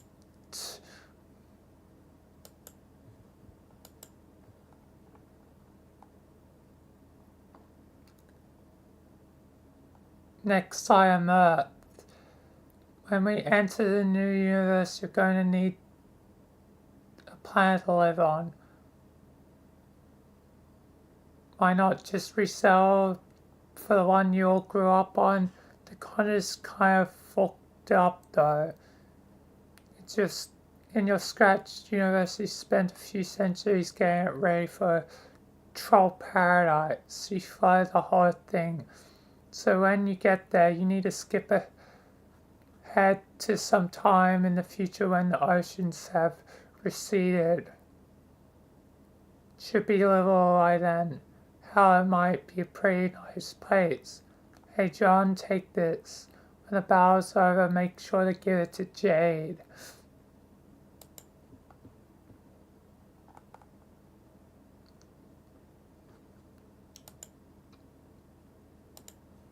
What is it? It's Earth. Remember 3 years ago when you told Teresa you needed your wallet, but you didn't have it? And in the time since we talked about it, I figured the most likely reason she told you to give it to us, it wasn't a big deal actually. We spent time deciphering the code for your wallet. It took a little while and a few lucky guesses on code digits, but we eventually got there. I used it to upgrade a much cooler 8-ball modets. You hacked my dad's wallet? Sure, like I said, we had such time on our hands. It was after all just a walking wallet. It's not like some legendary item got some mythical dad quest. I mean, he didn't buy the thing somewhere, right? Yeah, I guess so. I don't know. I still think it's a pretty special thing. Nope, sorry to be the bearer of bad news. It's literally just a wallet. Anyway, this is before I did the scouting work on this session. I rode the meter through the gate, watched it crash on Earth, then just captured the whole damn thing and got out of there. No sweat. Presumably, like, Grim Bark Jade was supposed to if she wasn't asleep. Again, it's a pretty good plan. She just never saw me coming. Sorry, Condi. If you weren't logging little globe back then, you'll have the pride from John's dead hands now. Yeah.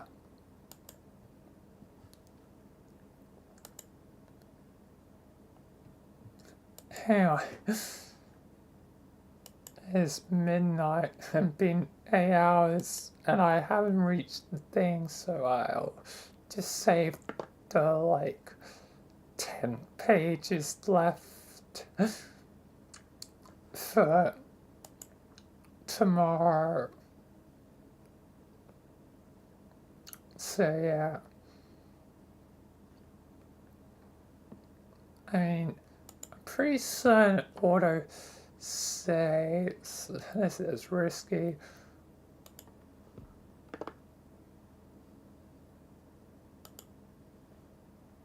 But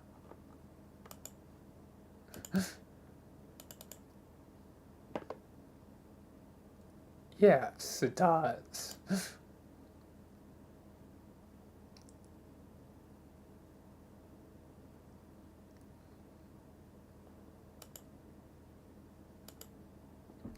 Anyway, that'll be it for now. I'll do the rest tomorrow and see it then.